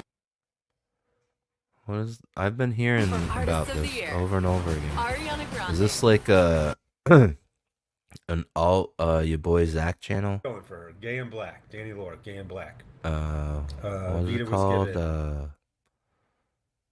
Birthday party clowns? What is that? What is this? Keep hearing about it. Another fucking ad? Nobody Serious? knew I existed. But look at all these people. People believe Arthur Fleck to be some kind of martyr. Well, he's not. You don't think this is me? Oh, dude, you know the actor from this movie? Joaquin Phoenix? Apparently he just fucking apparently he just pulled out like days before shooting the Hi, everyone. movie. It's your boy Zach. So like everybody was on board, but apparently Joaquin, or however you say it, Joaquin Phoenix, he pulled out of the movie because it was like a gay relationship, gay sex movie. But apparently he was like okay with everything. He was gonna do the whole movie. 3 days before shooting, everything's all set up. He pulls out of the movie. And the only reason people were gonna go watch this movie apparently was because his name was attached to it. So I don't know what's up with that. I mean, but good on him, but also like, but you just fucked that many people, that however many people are involved in a movie. You just kind of fucked all of them out of a job. So yeah, that was a tangent because of the fucking advertisement. God damn, Zach. There's been 2 advertisements on your video already. And That's calm crazy. down. The video title is just Okay, a I joke. will. Everyone else gets to do these very inflammatory video Oh, titles. God Why damn not it. me as well. Clickbaity So title. before I start, the comic book had a JDA is nice gonna have a jump up meltdown. yesterday, so it got to 30,000, which means 30 pages. There's one additional page for every additional $1,000, and now we are halfway to 31,000. I think this is going to clip along, especially. There's once got to I be have the 2 finished additional pages anyways. You can't print $1,000 30 pages. a week. Gotta be multiples so of that'll 4, be right? Another page. I finished the research phase. This has been my full-time job starting September 1st. So this is where I'm putting the credits, but I'm also deciding which ones to Starting focus on September first. 1st, he started this then, book already. These will His be the mock-up different book. lines of dialogue and captions I add. Most of these I just have the credits so far, but I also went to the books and saved all of the pages I'm going to use for the digital collages. So right now there's 30 of them, and then I have options for like another 20 if it continues upwards. For the But I'm collages, very, he very keeps excited. he even I keeps also saying it kinda, like, himself. refined- The collages. Like, it's not just going to be like a cover recreation.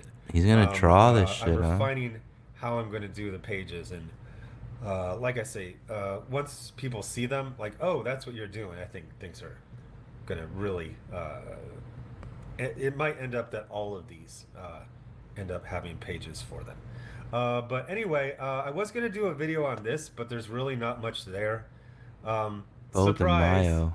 Bo DeMaio is blaming racism. So, Oh, no. Bo DeMaio, which is fun to say, is he says that being gay, black, and open about it at Marvel Studios eventually led to his firing. This is, of course, absolutely ridiculous. There was a couple of years there where being gay or black was essentially a requirement, at least for the new I knew he was gonna say writers. that. I mean, Vita Ayala, that's all she's got going for her. Gay and black. Danny Lore, gay and black. Vita was given Put me in the hundreds of game, work gang. assignments I'm in the gay and industry, black. more you than know what I'm 100 saying? work assignments from Marvel, and put on Who does this guy look multiple like?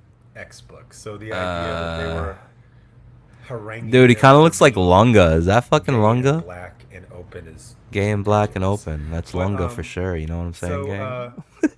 apparently Lunga.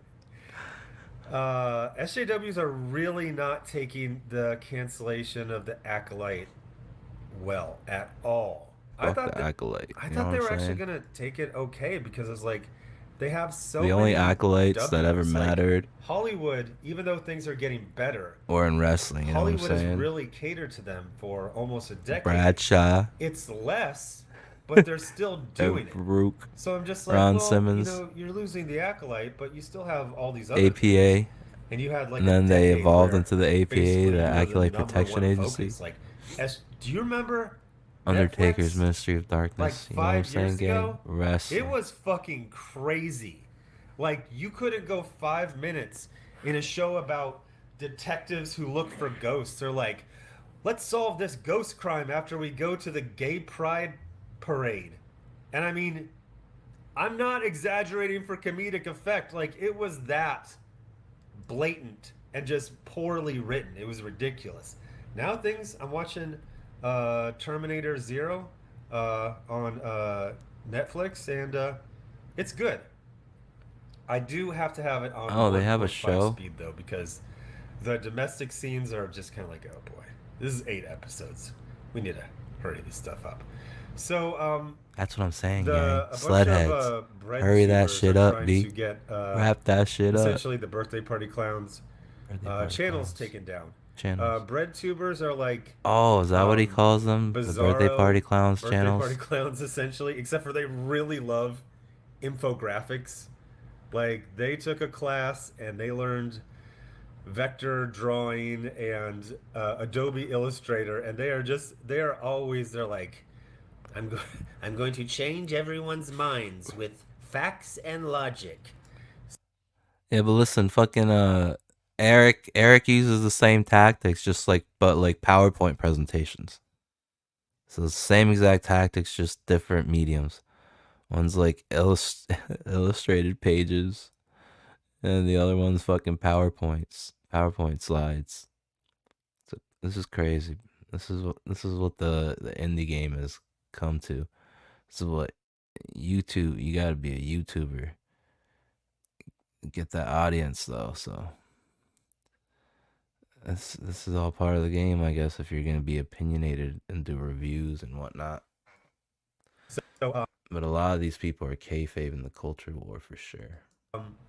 That Star Wars girl said, "Oh look, the Disney shills decided they would write up a manifesto in attempts to demonetize / deplatform a bunch of birthday party clowns."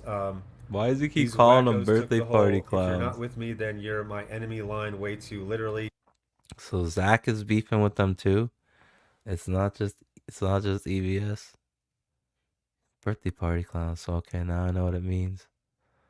Autistic bread tuber begs YouTube to demonetize birthday party clowns. They all need serious mental help. So from what I've seen, the breadtubers are across the board like severely autistic. Like they're Oh so my autistic God. they could be killed by a knock knock joke. Whoa. It'd be like knock knock, and then they would go answer the door. Rest in And then the peace. discrepancy of no one at the door and then realizing that you said knock knock, they didn't hear a knock, will literally cause a grand mal seizure and they will die. No, But stop they're it. super autistic and they really, really love infographics. Infographics. And Infographics and bibliographies. PowerPoint power So, slides. it's PowerPoint time slides. for you to PowerPoint be part of the presentation solution, slides. Team YouTube, Infographics. while you continue to allow these channels to be monetized. Infographics you are is kind of incentivizing how hatred and racism. Warhammer And, manuals were done. when they do stuff like this, and we will get to this, what they require you to do is to not go down the rabbit hole, because they make these accusations, but they never come close to proving them. I've spoken at length about all this in the past, but the only way things get better is if Team YouTube does something to discourage this kind of content. Until then, it will only get worse. The fandom menace has run rampant. They don't even leave the house. Yeah, but They don't everything's even been leave the house to everything's review been so the terrible. movies they pretend to watch. They're not running anywhere, much less rampant.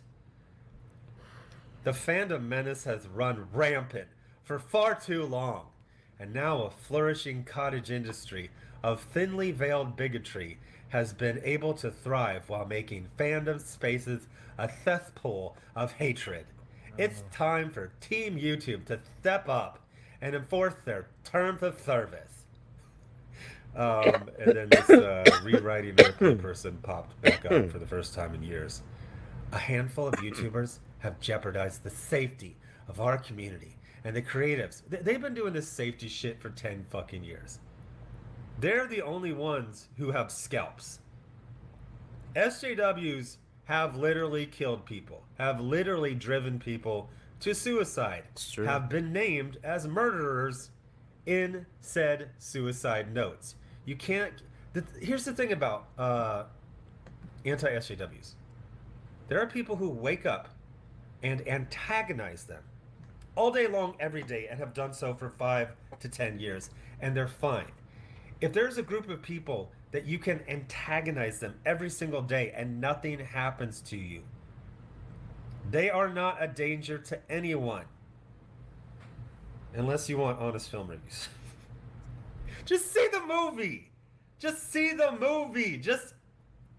You're gonna talk about it for 10 to 20 hours this week. Just go see the movie. It's not that difficult. If you are shy, I will buy the ticket for you. Maybe they're just shy. A handful of YouTubers have jeopardized the safety of our community and the creatives we love for far too long. The Star Wars fandom demands action. Team YouTube demonetized, and then just a bunch of birthday party clowns. Hate should not be a career. Oh wait, sorry. I didn't emphasize that correctly. Hate should not be a career path. Is that how you're supposed to read that in your mind? And then this person makes this 2-minute video that is, I mean, I'll show some of it. It's ridiculous. It's like a bunch of clips from the last 10 years, and it's just like, this person knows some person who talked to this person who might be a bad person. Really makes you think. Talking kind of loud, aren't I? An alarming number of users are exploiting their platforms to spread hate. Leslie Jones was subjected to incredibly vicious attacks I'm sorry, this is from 2016. on Twitter. I don't say anything I don't believe, but of course they do say. Milo Yiannopoulos, Oh, that's Kanye's. tech editor at Breitbart. Yeah, that's like almost a decade ago. Things in a way that is going to elicit a response from people. Sparking outrage, spraying vitriol at many, and helping to legitimize him. Okay, this you are not naming any of the people you want to demonetize. Movement of negativity growing on the internet. There's been a rampage of vitriol that we have faced since the show was even announced. When it was still. Okay, you're just showing. Okay, this is the part where we're supposed to go like, ooh, and like look what they highlight. They It's gotta just the title dramatize of a video that says, "Everyone knows it will be shit." I mean, it's not witty, but it's not hate. Still just a concept. Oh no, it was in April. Like what is the point of this? So anyway, let's get to the actual infographic. They've got a little vector freaking X-wing. This'll get him. I'm gonna destroy him with facts and like, oh god. It's only 1.5 pages, but the droning nature of these autists weirdly works in their favor. Because you start reading, you're like, okay, I'm not going to read this whole thing. Okay, these people are bad, whatever. Like, they don't actually expect you to click. Well, first of all, you can't click on them, so you got to, like, copy and paste them. I feel like we're giving away Another some serious ad on game. your boy Zach video. Howdy, my name's Holy Jelly shit. Roll, and this is my perfect team. I need to get an audience. You know what I'm saying, gang? But I'm terrible at live streaming. I've been the subject of attacks like this. And my thing is always like, if I'm so evil, like if a river is poisoned, come on. you just dip, You don't need any a bucket pity. in at any point of You the, don't need any the river at self-pity, any Zach. time, You got and then you this. take it to the lab, and you're like, oh, Don't need that this water is rip of filled with self-pity. poison. Pre-operation, pre. But they always have to cherry pick, like You don't literally, need that like self-guilt. a handful, Fuck 'em. 4 or 5 things you Fuck said 'em. over half a decade, and they're like, see, he's a bad person. It's like, actually, I think statistically, that proves I'm a really Oh, no. good person. Statistically. Because I'm just blah, blah, blah, blah, blah, blah, blah, blah, blah every day for almost a decade. And you got 5 instances of me saying things that are a little bit rude. So 0.0000001% of the time, I'm a little salty. And that's the same thing they do to these guys. Obviously, I'm not friends with most of these people. They annoy the shit out of me. Just see the movie. Like, just go see it. Let's go see the movie, Birthday Party. Like, Clowns. oh, I saw the movie. Literally everything you're saying is in the trailer. Okay. Dear Team YouTube, last week, actor Amandla Stenberg... Sorry. Please look at the screen. They put her pronouns. What? Of course they're like the stupid ones where it's not just they, them, it's she, they. So she's like, it always just makes me think of like Clayface, like you can like split. Wait, so sometimes on she's one bean and she's more sometimes than many one beans. person? That's not how you. Okay. Dear Team YouTube, last week, wait, she's actor, she's not actress. Actor Amandla Stenberg, she, they, posted candid comments to Instagram about the rampage of bigotry and vitriol that she has received since leading the cast of The Acolyte, the latest addition to the Star Wars universe. And then they got a little footnote. Stenberg's experience is not new. In fact, this known tactic was initially provoked by former well, at least you admit it was former. When's the last time he worked for Breitbart? Like 5 to 10 years ago? This known tactic was initially provoked by former Breitbart news editor Milo Yiannopoulos, who What? aggressively targeted Ghostbusters. Bro, I did not know that. This is crazy. I'm having a hard time processing this. That name that he keeps saying right there. I don't know how to pronounce it, but I know it. And he used to be one of Kanye's managers, and he just got fired recently. Like, this is as recent as like a few months ago. All up until then, he was Kanye's manager. Got caught stealing money or something, or maybe it was some kind of allegations against him. I don't remember, but he fucked up somewhere. But listen, I was saying that because, dude, I didn't know that Kanye's fucking head manager guy is part of the fucking Fandom Menace. What the fuck? That's where a lot of the influence is coming from, and Kanye's fucking fashion choices and branding is from fucking Star Wars. I fucking knew it. I said he's out there making people look like Obi-Wan Kenobi. What the fuck? God damn it. Head explosion. What the hell? Oh my.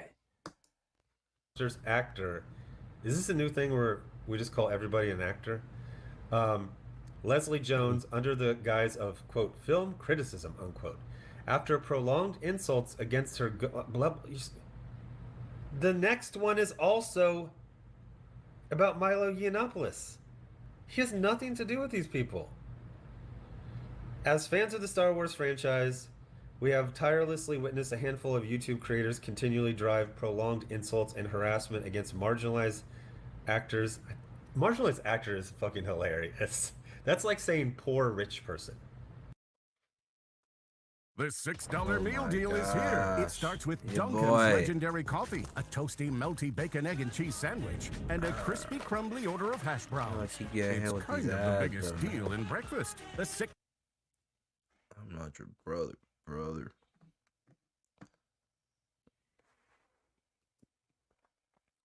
If Hulk Hogan says that to you, you gotta run the other way. You know what I'm saying, gang? Are you really marginalized if you are the lead actress in a Disney show and members of our community? Oh. No.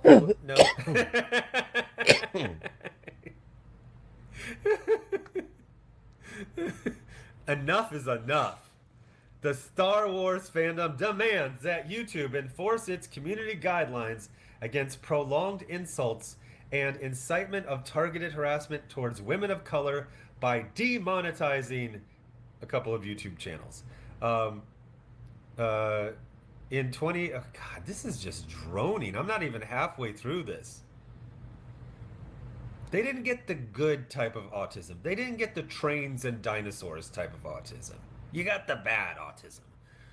In 2018, Geeks Plus Gamers encouraged harassment against Vietnamese actor Kelly Marie Tran. This is where you would prove that accusation. Leading up to Tran's departure from Instagram due to prolonged harassment. A single example would be great right here. Geeks Plus Gamer. I thought it was Geeks and Gamers. It's Geeks Plus Gamers? Sounds like a dating site. Geeks Plus Gamers published nearly 15 videos relevant to trans Star Wars. Okay, I would have assumed it was much more.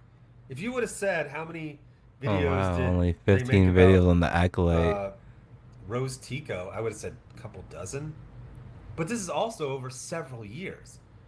15 videos doesn't mean shit if you don't give the time frame. Yeah. You know, with all your autism, these are objective facts that you would think that you would love if you were actually honest.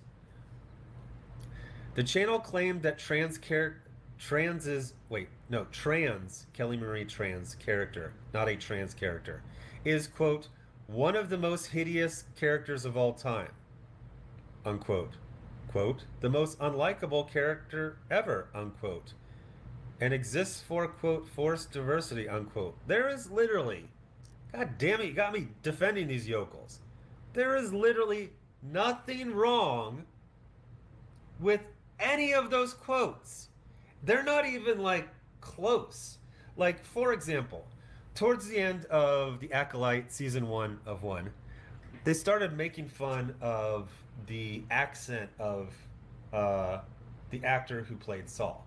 And that bothered me because several times I've tried to learn foreign languages and I just don't have it. I try and I try and I try and I try. And I'm just like, donde está la biblioteca? Like, I always get stuck at that level. That's why him and Matt So the Barr idea get that somebody along could so well. learn Como se dice? another language good enough to act in it. Better And even learn, people who Zach. hate the show say he did a good job acting in what was a foreign language to him. Well, I mean, you understand what I mean. A language he didn't understand just 6 months prior. I was very... And then they, like, for some reason, they started, like, making fun of it. I was like, I'm not crazy about that. That seems kind of... I don't know if I'll call it borderline, but I'll say, like, Racist. I don't have a good feeling about you're making fun of this Asian guy's accent when he did something, I would say, objectively admirable.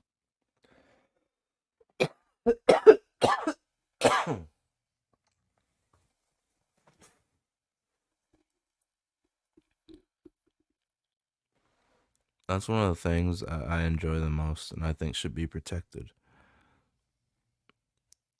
Like, not freaking, like, actual, like, fucking bigotry or hatred or acts of violence or crimes, but, like, between friends, like, amongst friends, roasting each other for your fucking race. Like, racial fucking roast between friends is fucking great. Some of the best times ever.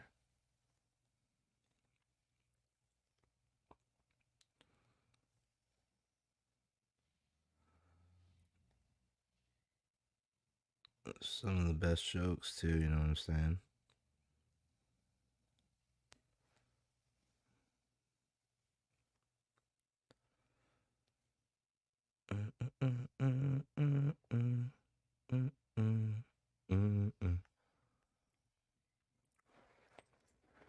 It's CG in the house. What? Shut the, But saying a character is unlikable or shut the hideous, door down. or theorizing, that's just what it is, a theory that she was hired because of forced diversity. There is literally nothing, like 0% wrong with that. So Geeks Plus Gamers championed another channel that frequently targets marginalized actors, including Moses Ingram, a Black American cast member in the TV series Kenobi. It's a streaming series. Days before Ingram Amandla? called out racist backlash against her Amandla on is a they. Instagram, the channel called her a, quote, lunatic, unquote, who, quote, can do nothing other than play the victim, unquote. Nothing wrong with either one of those. They also see...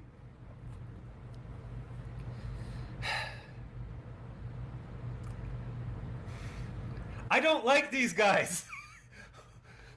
This freaking autist has me defending them, and like, but I don't need to because this bread tuber is so bad. Listen to this. Holy fuck, okay. I don't like these guys.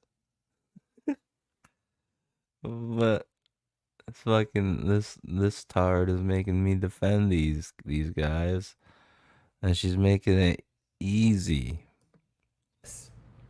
RK Outpost has recently referred to Ingram's Kenobi character, Reva, as, quote, dumb and retarded, unquote.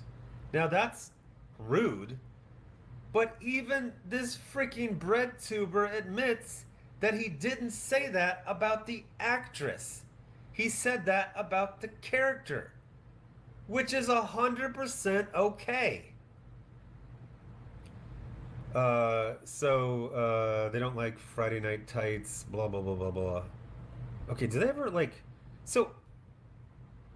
Okay, so, These channels have asserted that Amanda is vapid and narcissistic, quote, the adult pretender, unquote, quote, dumb, unquote, and quote, a half black bitch. Well, that one's not cool. That's not cool. But here's the deal. Instead of just doing a little, so that's footnote 18. All right. Well, You're watching a toothbrush play Billie Eilish. we're gonna take a break, and we're gonna continue this stream when I get back. After we all get back from these messages, and I'm gonna show you guys what we're gonna go over when I get back. I gotta go feed the Raking Dragon.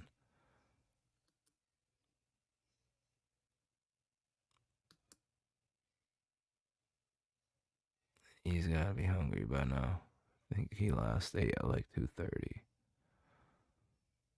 So yeah, we're gonna come back and probably EFAP this Kirby in the Cookbook of the Gods. No, we're gonna come back and watch Sal and shit. I forgot all the other ones' names. Oh, Tiffany and I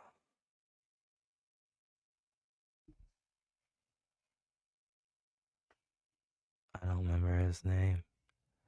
But anyways, we're gonna come back and watch this. So they put out a new video 8 hours ago called "Fridged: The Women in Refrigerators Trope Discussed."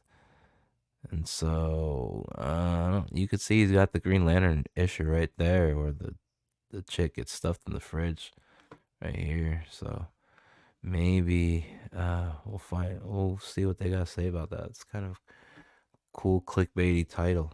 So we're gonna come back to this, but I just gotta go. Hey everybody, welcome to the Good Bad Feed the Raking Dragon. I'm Ben. Probably Oh man, and what a triumphant preheat the episode to talk oven. about. Women in refrigerators is our theme. Oh fuck! Women in refrigerators is our theme. Wait, we gotta watch that one more time before I dip.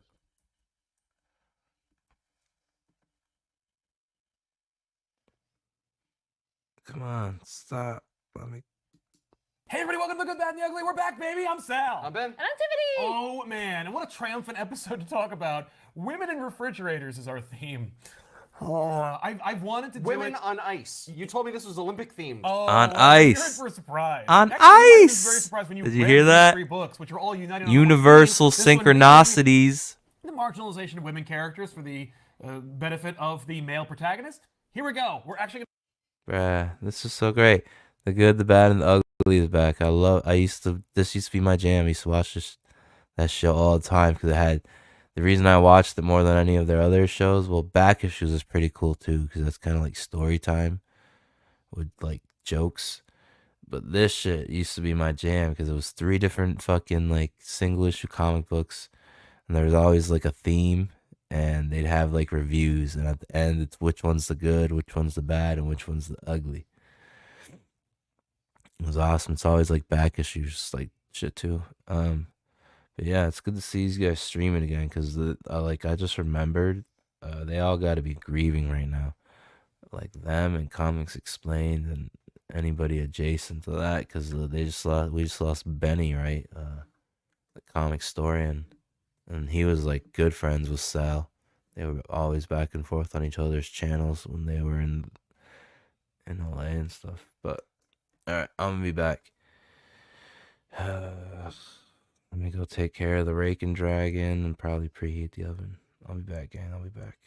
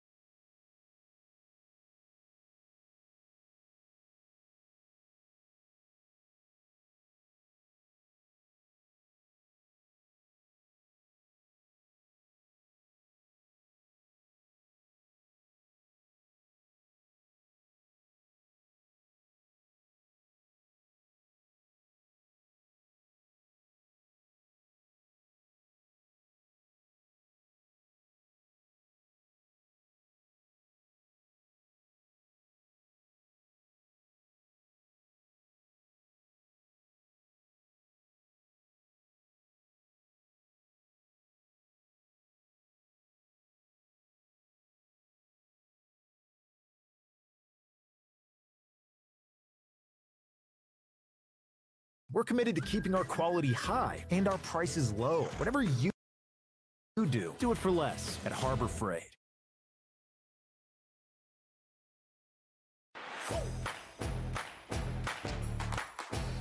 Elevate your business with secure cloud solutions.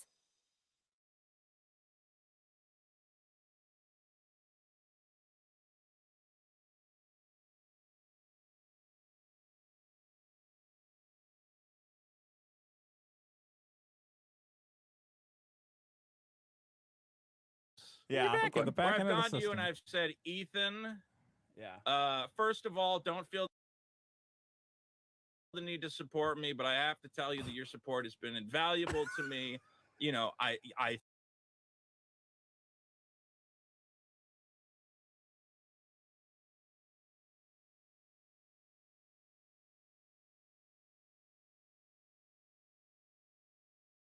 thank you so Oh my much for what God. you've done. If God there's forbid any way I can thank a guy for reciprocate, if you helping need a me. plug on God the show, if you have a forbid. big project you want to promote, please tell me. Oh, if there's anything I can help you, Don Ethan, if there's anything a humble Vito.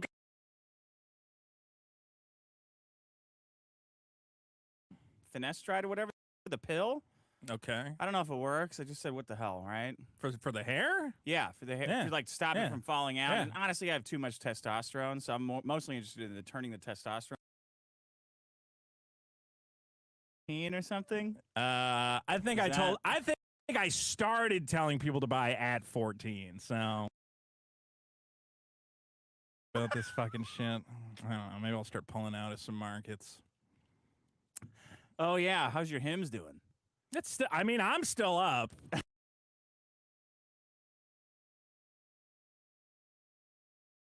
You're godding me about this fucking shit. I don't know, maybe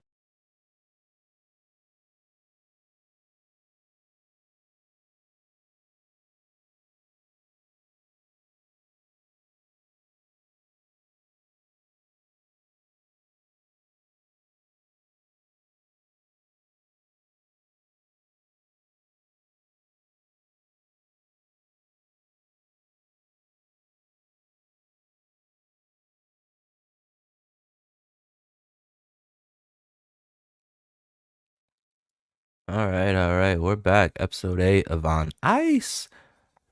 I'm your host, the most frozen CEO of Glacier Mountain Comics, Glacier. And we're going to tune in. This is actually live right now. We're going to tune into Dick and Vito, the biggest problem in the universe. See what all the kerfuffle has been about since Vito went on his banning binge. You know what I'm saying, gang? And yeah, see what Dick is. I think Dick's gonna call him out on some lies that he told last night on Ethan's Trashcast live stream. We'll see. Let's see what they're gonna get into. Or it seems kind of obvious. I don't know. You prepared? You leveraged up? Or you got? stop putting the fear of God in me about this fucking shit. I don't know, maybe I'll start pulling out of some markets. Oh yeah, how's your hymns doing? I mean, I'm still up. I probably told everybody the wrong time to buy, but He's still up. I was looking at the graph of hymns. I mean, and I'm when still you were telling up. people to buy, I was at 25, and now it's at like 14 or something. I think I Is started telling people to buy at 14. So okay, and then it went to 25. You could have made money. It's not my fucking problem. I bought at 8, so I'm good. I think my cost basis is 8. Okay. I still like that company. Semaglutide. Yeah, I put my subscription because they sent me so many. I'm on the Finasteride or whatever, the pill. Okay. I don't know if it works. I just said, what the hell, right? For the hair? Yeah, for the hair. Yeah. To like stop Yeah. it from falling out. Yeah. And honestly, I have too much testosterone, so I'm mostly interested in turning the testosterone into the hair Yeah. stuff, right? Yeah. But then they send you like, it's like one a day, but then they send you a prescription for a month with like 100 pills in it. Oh, yeah. Like, what am I supposed to sell these? I'm a man. I'm not throwing drugs away. Are you just taking the pill, or do you also put the goo on your head? Just the pill. I'm not doing good Yeah. shit. I have a weird thing about my hands being sticky and my hair being sticky. I can't do it. I understand. Okay. Winners last week. Subsidizing demand. 1. That's me. Stupid fucking bro. Rental car insurance. Number 2. Also stupid. Losing problem. your tools, I think, is Losing your tools was good. Yeah, but rental car insurance is really hits you. Yeah, but how often are you renting a car? Once in your life to get hit with that rental car insurance shit is enough to make you. I'm losing despise- tools multiple times a year. Then you get to go buy more tools. You might have a point. Buying tools. is pretty Cyberfrog fun. saved the biggest problem in the universe, I think. Oh In one- shit! in one- Cyberfrog saved the show. What? I'm asking you to Your elaborate on fucking your point. your I'm not therapy saying I'm session last wrong. night with Oh, Ethan Van Skyke. therapy Talking about session. therapy session. I went on. I talked about the fucking He's show. really patient. Watching him talk Oh to my you and God. seeing you lie to him right in his What face. did I lie to him about? And try to like Whatever. You'll play your manipulate clips. him. Manipulate him. It made me feel like I want to be a better Manipulate man. it. Why? Anytime I You try know? to be like, instead of a piece of shit. anytime I try to be genuine with people, and this is the craziest thing: is I go, I want to thank everybody, Ethan. I want to thank you for everything you've done for me, and I come in here and you go, you're such a disingenuous piece of Do shit. you want to? Okay. Do you want to hear what genuous in it? No, Okay. Let's what- hear what the. is it? Let's hear. I'll thank you. Which part? Let's hear the. This is you thanking. Genuinely. This is me thanking Van Ethan? Skyke. Oh, shit, Yeah. here we go. Yeah, I have this. This clip. Let me see here. This. You're gonna. This is crazy. Getting right to it. All of this seems to come down to Vito is ungrateful. Yeah. Yep. You know, we're his friends. We defend him. Yeah. We've elevated him. We've given him this show. We've funded his comic, and he's not grateful for our support, right? He isn't. Yeah, that's the worst See? part of it. See, Like, so I'm right. That is I'm the right. thing I think that is driving everybody nuts. That I'm not. That there's this idea that I'm not grateful enough. Right. right. At all. Now, Ethan. Here's Ethan. I think you will have messages from me in your back end Whoa. thanking you. Pardon me. In your back. In your DMs. We have What was Twitter that? DMs. Yeah. The Where back I've end of gone the to you and system. I've said, Ethan, Yeah. first of all, don't feel the need to support me, but I have to tell you that your support has been invaluable to me. You know, I thank you so Oh my much for what God. you've done. If God there's forbid any I way can thank a guy for reciprocate, if you helping need me. a plug on God the show, if you have a forbid. big project you want to promote, please tell me. Oh, if there's anything I can help you, Don Ethan, if there's anything a humble Vito can do to help you with your projects, push him over the goal. That's the point. And then I go on to say, I No, can't. I have more. I have more. Because I do owe you, obviously. I owe Woo! you. I'm in debt to you. You have done more for me than I will ever do for you. I don't See, think you're I incapable. Do you want my blood? You're incapable of Do you want gratitude. my blood? This- Do you want my shoes? In the same way I hate, fucking elaborate praise and whatever else, you hate the idea of gratitude. That's not gratitude. How is that That's not like gratitude? Obsequious, like groveling. Like, oh, I mean so much to you. You can't even know. You're the sun and the moon to me, Ethan. Ethan's done a lot for me. I don't know what to tell you. reciprocate on a level that would give you back what you. Here's what I'd like you to do. If that's true at all, Yeah. Which I know it isn't, but if it is true at all, What do you and mean? you Wait, which do- part's not true? Which part's not true? That I don't. Oh, the part about I owe you so much. What do you owe me? You don't owe me anything. I What do. I do? I do. I owe you. I you have absolutely no do. idea how much I owe. Oh I shit. feel that way. I don't know what you want to Yeah. say. Okay. You don't even Why would I know not what owe- I made. Okay, let's be real. Yeah. You should feel that way about this $2 super chats, though. I owe that guy the world? Yeah. Okay. Yeah. I owe the $2 super check guy Yeah, the world. He's yeah. done so much for me. Yeah. I would say, look, there's a lot of guys who have helped me out. You're one of them. Mm-hmm. I'll say you're the top guy. Stop. It cost me $20 though. I cost you You 20 refunded bucks. that guy's super chat about losing weight. That cost me $20. No, that cost you about $7 because it gets cut in half, and then the YouTube takes 30%. Cost me $7. I'll give you $7. I gotta get a booster pack. I bought you a sandwich. How much was the sandwich? You don't even know. That's your way of making up for the. I brought your $50 girlfriend a super- puzzle, so everything's smooth. That's true. That'll keep sailing. her busy for about 2 hours. I try to find good puzzles when I'm You out. brought her thrifting. food. I don't like that. I want to eat the food. I All right. sent you a private message, and you said, "Yeah, get two of them." Yeah, so yeah. it's your fault that she got a sandwich. You want to hear another Ethan Van Skyke? No, I don't want to hear any of these. This Yes. is real was weird. there. Let's hear another Real weird comment. that clip you from made. last night's trash whatever. cast. This is- You knew the this is metaphor I was peak Oh, going Vito. fuck. That's Here we the go. problem with it. This is Team the guy, biggest- Vito. This is the Am I most right? Vito thing ever. All right. Why you are? I'm a team guy now, irreplaceable. Vito. completely. This makes not on perfect- this it makes show, but perfect on this sense. earth. All This right. this On this comment earth. is so preposterously rude that no Oh, one could just shit. do it. If you gave a million comedians a million years to write the most offensive thing you could say, they couldn't come up with something like this. Here, this is It you is talking pretty- to Ethan Van all right, Sciver. all right. He's talking Oh, about no. I brought getting up- girls. yeah, Fat guys getting yeah. girls. He's talking about getting girls. I asked him how he met his wife, and Yeah, you know, yeah, I here's said how he must you- have been a skinny guy when yeah, he got yeah, her. yeah. Here's what you say. So I mean, there's always that. Like finding somebody who is like healthy, like emotionally healthy. And This might be still the death attractive on blow, the Vito. outside Is really tough. This That is the really, death blow, really tough Vito. to do for fat guys like us. It's over after this comment, Vito. I wouldn't count on it. I remember You, this. But you were a skinnier guy when you landed the whale. Well, not the whale. Landed the big fish. What the? The big How do you whale. refer to? How do you refer My to a wife? woman? My I'm wife. trying to make a fishing metaphor. She's a catch. Is what I'm She's a trying to cat. say. Yeah. Landed a whale. Okay, you've heard Landed the whale. big a catch, catch. you know. Oh, you know, she's quite a catch. Yeah, she's quite a catch. Not she's a great big fat catch that you got That's there. quite a catch you got there, and a thing I think you know. Landed a whale. Well, you know, you think of How old were you when you backed that dump truck? if up? I'm Vito's thinking in the about doghouse. great fishing metaphors, my mind goes to Captain Ahab chasing down. He what's didn't his name? land the whale. That's Well, that's a good That's not a point. good metaphor for someone's wife. I'm just Ahab thinking and when Moby you Dick. think of like the most challenging Why don't you form just of talk fishing. like normal? Like when Wouldn't did the you most when did you challenging- meet your wife? When did you like first start courting your wife? Like why does it have to be a whale metaphor?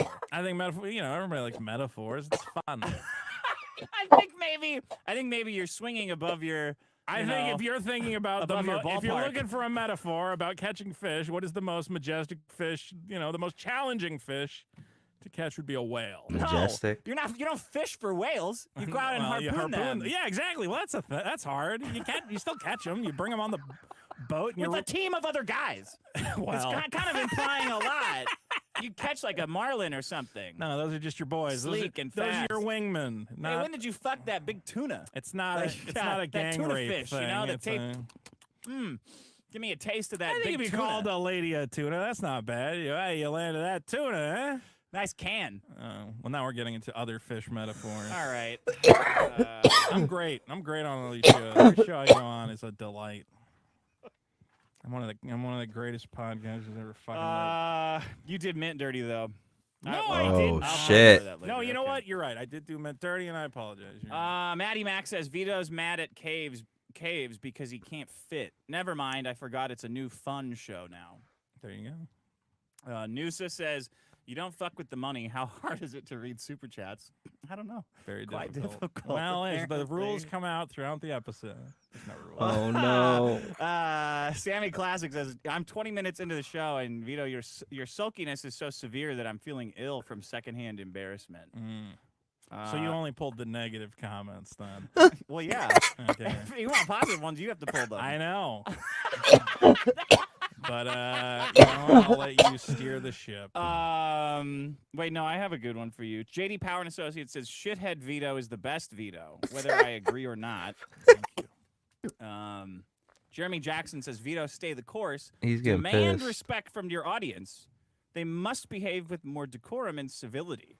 The internet is no place for petty insults I or know, rude I know, jokes. Is that? I got it. Who the fuck said that? Oasis says just spam pig emojis in the chat. We need to get ready for Sarcasm was on Inktober. point. I hope the biggest problem 2 gets better. Better get used to be. Okay, then he's got a bunch of about Oktoberfest. Mm-hmm. They get worse.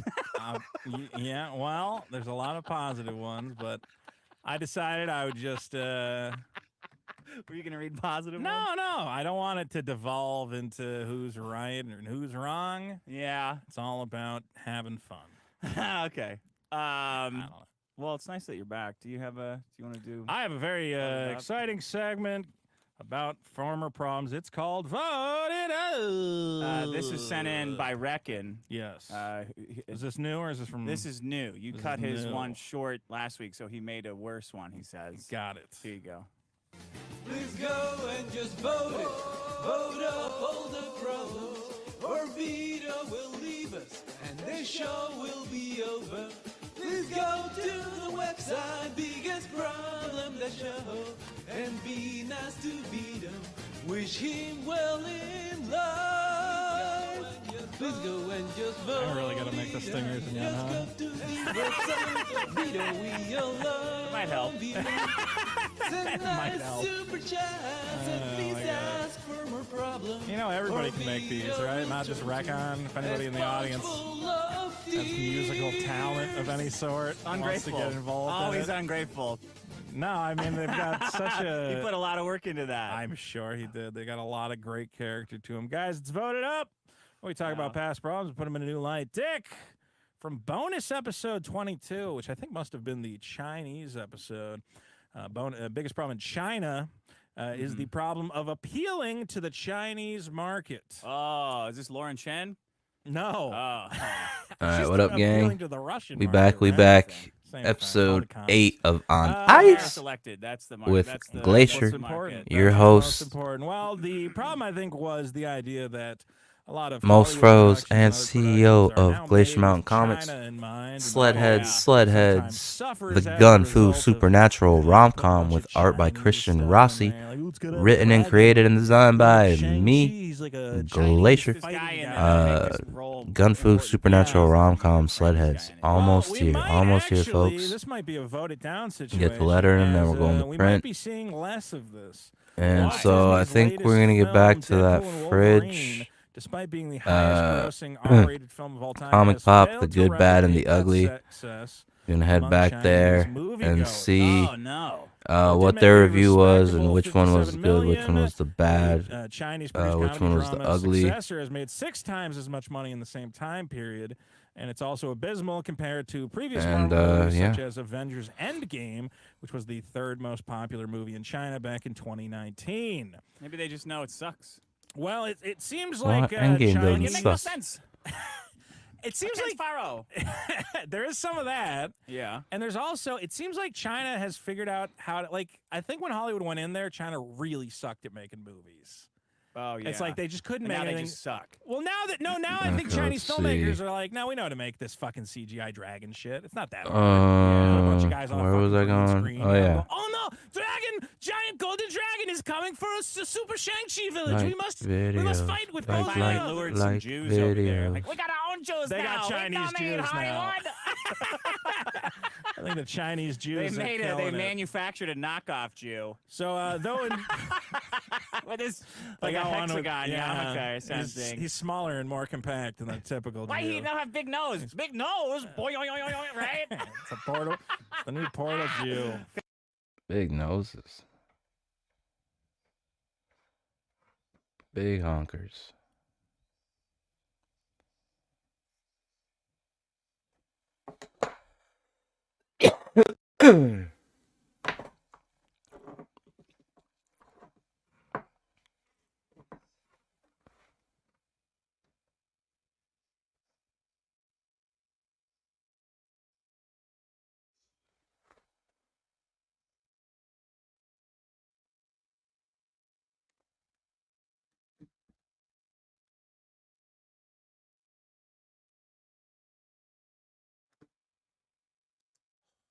There we go.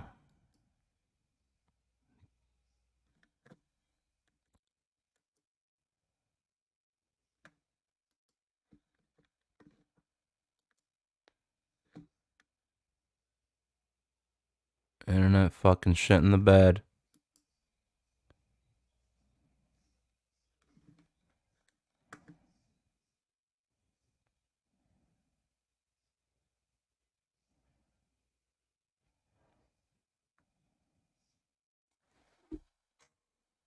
Ugh.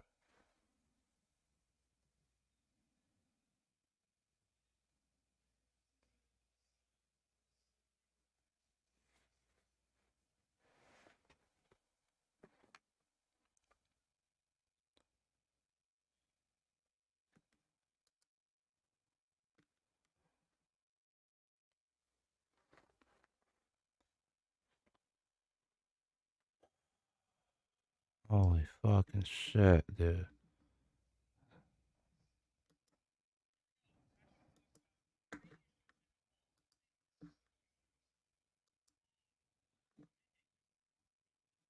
the one that has the fridge in it. The actual fridge. The actual fridge is in this book, Green Lantern 54. We've got Amazing Spider-Man 121. Some might say the original fridging, even though no fridge appears in this book. And Daredevil Volume 2, number 5. The Jerry Conway and Gil Kane Amazing Spider-Man 121. This is the night Gwen Stacy died. Okay. So we have actually done a full-ass episode of back issues on that book. You may also notice that this is the trade paperback. I'm not going to bust out an original copy of 121 on the show. You guys don't have your gloves on. We're not going to be able to do that. So forgive me, but the issue is in this collection. Spider-Man is dealing with the fact that Harry Osborn is coming down from his LSD addiction. Gwen Stacy and Mary Jane are there. When you say addiction, like, did he do it a lot?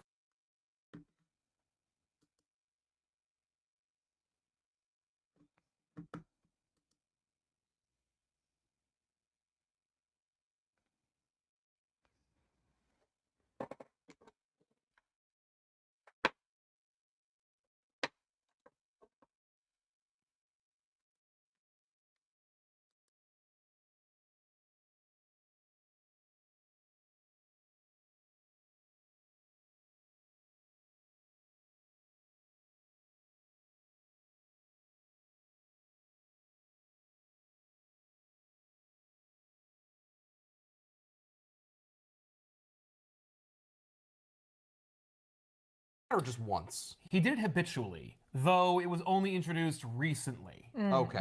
But it wasn't like 2 issues and then suddenly Harry's like, oh. No, he's been on the stuff for a while. Okay. So of course this freaks out Norman Osborn that only Spider-Man knows is the Green Goblin, and the Green Goblin of course knows that Peter Parker is Spider-Man. Norman Osborn and the Green Goblin kind of have like a dual personalities at this point. So Norman doesn't know, but Green Goblin knows. Yes. Okay. Because Norman has amnesia. Yes, that's correct. But Peter Parker knows everything Spider-Man knows. Yes, because they're the same guy, because he doesn't have like dual identity disorder. Also, for you eagle-eyed viewers out there who might remember this issue being retconned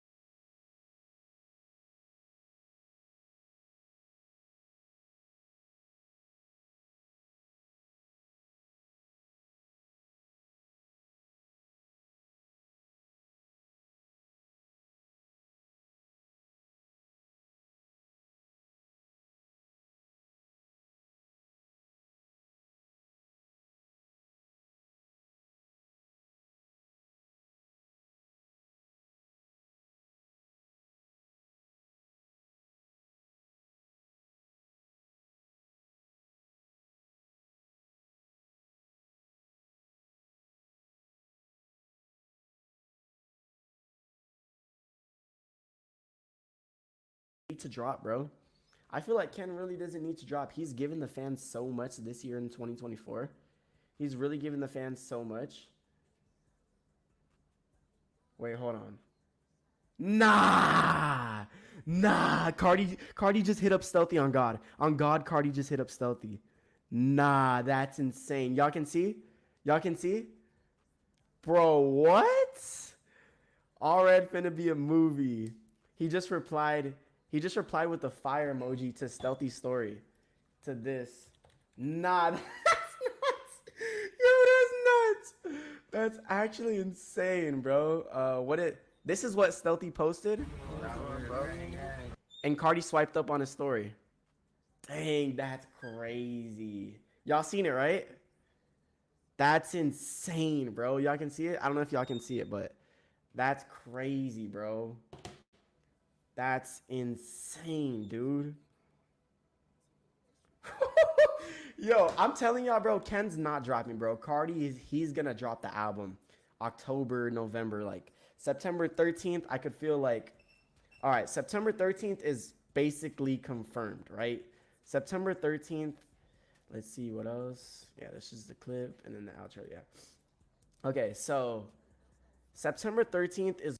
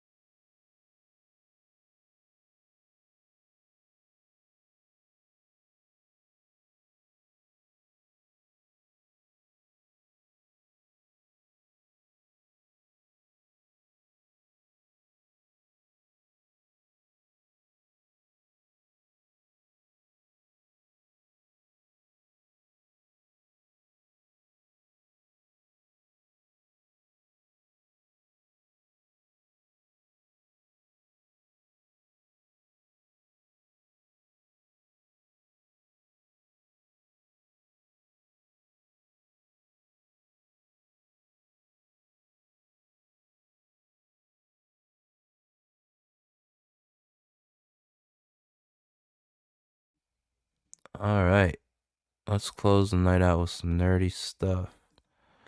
You know what I'm saying, gang? The Good, Bad, and the Ugly from the Comic Pop channel. And finally, you'll see some single issues of comic books that are all themed, I guess, of when women have been murdered or something by Soups. We can see which ones they decided. There's the Good, Bad, and the Ugly, and then we'll call it a night. All right. Let's do this. Pull up. Let's do confrontation. Hey everybody, welcome to The Good, Bad, and the Ugly. We're back, baby. I'm Sal. I'm Ben. And I'm Tiffany. Oh man, and what a triumphant episode to talk about. Women in refrigerators is our theme.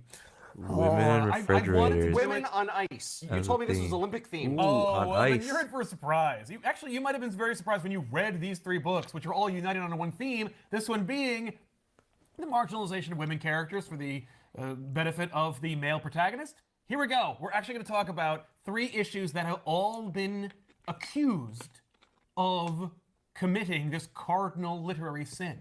The one that has the fridge in it.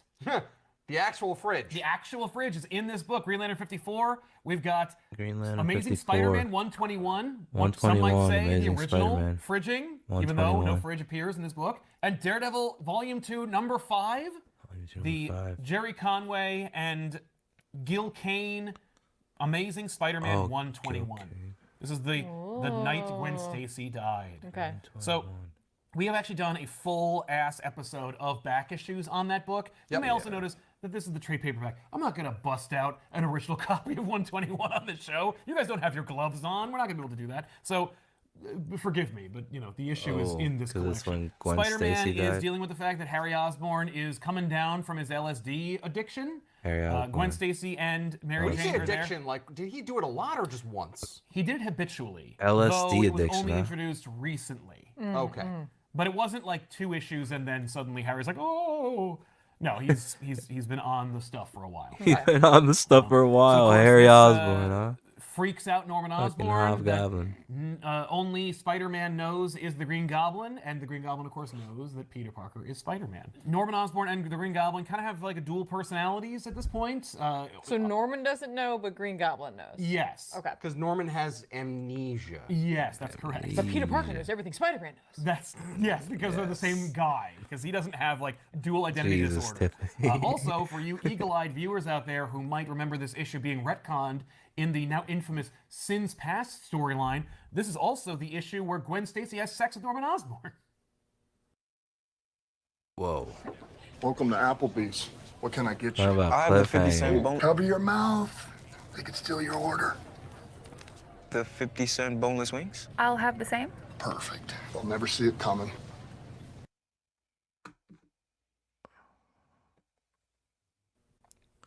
And 50-cent that's- bonus. they justify it by saying, look, this is why Mary Jane looks so sad. Because she knows that Gwen Stacy is banging Norman Osborn and keeping it a secret from him. Oh, shit. I say no. Nope. And in fact, Nick Spencer agrees with me. So, anyway, Gwen's sad. She and Peter had been on the outs, and Mary Jane had been introduced as kind of like this new, fun, hot character, and made Peter more interesting as a result of her invention, and so Gwen's gotta go. The only way that we know how. Murder her unceremoniously. Harry and Norman have a strained relationship. You know, Harry's like, oh, Dad, I'm kind of having a problem. I'm pooping the bed and I don't feel well. And he's like, yeah, man, son, get away from me. Wasn't he on LSD? Yeah? You shouldn't have been on the LSD in the first place because you're weak. Okay. Your friends are no good. All right. So Peter is like, I need to reconcile with Gwen Stacy because I love her and she's the best. And just recently, we lost her father because in a battle between Spider-Man and Dr. Octopus, Captain Stacy's head was caved in by a destroyed chimney while he was saving a young boy. And you are going to lose a few. Yeah, and of course, Captain Stacy was like, oh, I knew you were Peter Parker the whole time. Take care of my daughter. Unlike in the movie, he's also like, just take care of her. He doesn't go like, and don't date her or anything. He's just like, no, take care of her. And he's like, wow. Like, he knew, and he still let me, like, strip his daughter. That's awesome. What a bro. So anyway, Gwen, unfortunately, also hates Spider-Man for being responsible, albeit indirectly, for her father's death, so she's upset too. Meanwhile, the strain of the LSD-addled son forces Norman Osborn's Green Goblin personality to come out, and in order to hurt Peter the most, he goes to Gwen's apartment and goes and gets her. That image of him, like Green Goblin being like, I'm back, baby! Yeah, that's a triumphant image. That's like GB returning. Yeah, that's right. Yeah, Green Goblin celebrating just as much as us. I mean, look. So Peter goes to Gwen's place. Oh, by the way, disregarding his secret identity completely. Like, this is a huge problem. He's just like, ho-ho! And all he finds is Gwen's handbag and a pumpkin bomb, which is, of course, Gavi's way of saying, like, ho-ho. September's here. Yeah, get ready for the fall. But instead, it's a pumpkin bomb. So yeah, it's a pumpkin bomb that doesn't explode. No, it's just there for. So it's a jack-o'-lantern. Peter goes to what they.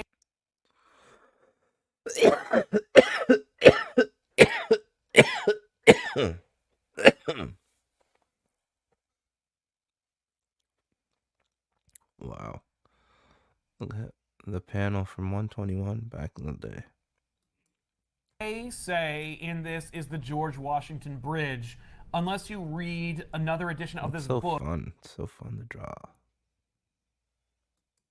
In which case, it's the Brooklyn Bridge, because that's the bridge that Gil Kane drew and the bridge that they refer to in future editions and retcons of this story. Maybe he's so upset. Right, that he He thinks just it's thinks, that. oh. Right? So, I mean, and you've heard the story 1,000 times. Gabi's up there. He's got Gwen. She's seemingly unconscious. Spider-Man charges up to attack him. He battles the Green Goblin, punches him out of the way, goes to her. Gabi shows up. He pushes Gwen off of the bridge, catches her. Her neck snaps. He drags her lifeless corpse back to the top of the bridge, finding her dead. He mourns her death and starts to blame himself before Gabi absolves him up by saying, no, a fall from that height would have killed her before she even hit the ground, and which is not true. And in fact, in a Peter Parker Spectacular Spider-Man by Paul Jenkins, Gabi says to the audience that he lied to Peter to make him feel better, and actually, Peter did definitely kill her. And so that's there forever. But then we have this big, fantastic splash of Peter being like, "You're the creep who's gonna pay!" Because, of course, like, Gwen had, what, like 3 lines in this whole issue? And all she did was kind of complain, whinge, or be sad. Yeah. And then died. And now the book can be fun again because his boring girlfriend's dead. Mary Jane is hip and swinging and dope, and eventually he'll marry her. And then not. This is the sequence where Gwen Stacy dies, Spider-Man swears bloody revenge, and of course inevitably kills Green Goblin, but that's a story for another time. So there you have it. Spider-Man fights the Green Goblin, and mostly Harry Osborn has the shakes from LSD, like withdrawal. That's it. more or less what happens in this issue. Oh, and also Gwen dies. And it's kind of up in the air about who killed her, though I think it's definitive, because if they hadn't put that onomatopoeia snap in there, I think they would be like, oh, no, it's up to interpretation, but that snap's there. That snap is 100% there. Yeah. And depending on which retcon you read, she's either unconscious or pretending to be. Why would she pretend to be? So that she doesn't spoil, his surprise of who he is. Yeah, because Dan Slott had her be awake, so she hated him until he killed her. According to Dan Slott. Well, I hate it. I just didn't forgive him for it. And then I died. Right, yeah. So I didn't have time to hate him. But trust me, I would have. So there it is. I didn't have time to make it up. Yeah. Break up and make up. That's right. Yeah, exactly. But that's it. That's the first fridging of a girlfriend, I guess. I mean, we'll get to it. We'll get to it. Tiffany, how about Daredevil? Daredevil Man Without Fear. This is a Marvel Knights book. Yes. This is Marvel 5, Knights. written by Kevin Smith, with art by Joe Quesada. Written by Kevin Smith. Inked by his best bud Jimmy Palmiotti. What I the think hell? it's so funny. Yeah, architect of. I know why I Palmiotti's got on this this book. too? I knew Wait, it what the immediately hell? upon opening this. You're a big book. Kevin Smith fan. Yeah. That's a lot to unpack. Kevin Smith, Jimmy Palmiotti. We all know Kevin Smith. Jimmy Palmiotti's been around here in these parts of CG. He was kicking it around on I think Rex's channel, and before that, I'm not gonna say the name, but we all know whose channel too. That's interesting. This is number 5, written by Kevin Smith, with art by Joe Quesada. Yes. Joe Quesada. Inked by his best bud Jimmy Palmiotti, which I think is so funny. Yeah, architect of. I know why I got this book. I knew it immediately upon opening this. You're a book. big Kevin Smith fan. Yeah. So we did an issue of this, right? Where Daredevil acts really weird around Black Widow, and then throws a baby. Yeah, and we were like, what is happening? And this is a little bit more where I'm still like, okay. Yeah, it helps a little. It helps a little for sure. So Matt, it's goes to see Doc, because it's when you've got a weird issue. In this, it's religious based, because obviously Kevin Smith has some sort of fascination with Christianity. Yeah, he's a in huge particular. fan, scholar, if you will, of Catholicism. He is Catholic. He made Dogma. Yeah. So clearly he needs to write more about that. Yep. And so but we still want to get Doc in the book somehow, so that he can do something later on that I'm like, it's really not where Doc Strange would have gone with this. Okay, Kev. Fair. So he has this Madison's cross. He brings it to Doc because he wants to know more about it, and he's just obviously there has to be some sort of magic on this or something, because the baby I have is the next savior within. Oh, it's like, so that's it's why just Daredevil 10.0. threw the baby? Like, here he comes, and I got this kid, and I'm in charge of him, and that's why I've been fighting everybody and whatever, and it's totally, I'm gonna be totally justified. Including people I know, like Natasha. Yeah, I'm gonna be totally justified when Doc takes a look at this thing and tells me all about how there's magic on it. Oh, there's no magic. No. Like, Doc's like, there's nothing to it. Like, this was made recently, and it's like porous. In fact, there's like a drug on it. And it makes you like suspicious and upset and takes over your mind. And the only reason to do it to me is because I used a spell because that's what I do. Because when Doctor Strange shows up in other people's books, he's able to do things just because magic. Because he's just like, and obviously I'm the most clever person in the room and blah blah blah blah. Yeah. Wong is also written very differently in this. I'm not a big fan. How would you define differently if you couldn't use that word specifically? Badly. Hey, that's right, baby cakes. I'm here. I'm What Wong. up? Wong's doing it. It's like Kevin Smith wanted one of his No. characters to play Wong. Hold on. And that's Pause where it. he is. He's like, no,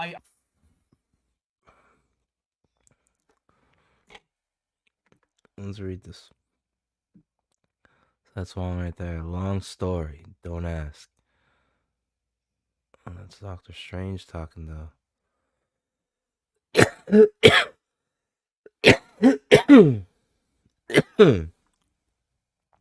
Kevin Smith wanted one of his characters to play Wong. I mean, yeah. And that's where he is. He's like, no, I pictured Wong as being played by Pat Morita. Daredevil goes to, Attack him. Attack him. Stop. Did I Played miss by it? Pat Morita. Oh, they didn't Daredevil show goes it. to, I'm gonna have take to track down attack this him. issue. Doc uses magic, and he's like, oh, never mind, you're good. Oh. And Daredevil's like, oh, cool. Have I been like Oh, a jerk? My bad. The whole time you threw a baby over the side of a building, man. Was that me? That was you. Huh. You also attacked your ex-girlfriend, like Huh. physically. No, that's, okay. She's Okay. a spy. You should not have been Yeah, able to don't do that. No, definitely don't do that. Daredevil wants to know who's behind this, and Strange is like, I only know one way. So he's like, but come back later on. We're gonna make a call essentially. We're gonna invoke a demon. So Who are you gonna call? a demon, right? Oh, cool. So he's like, I'm gonna get that set up. Wong's gonna take care of you. Hang on a second. We gotta put a hard stop on that because we need to get Karen Page in this book. Like she's sitting in a park, and listen, so far there's been a lot of like text, obviously people talking, narration, whatever. Wong written bizarrely, not like I said, like not a fan. But you're in a Kevin Smith book, so we're gonna need at least a few pages of like way too much text on page. and devil's advocate, no pun intended.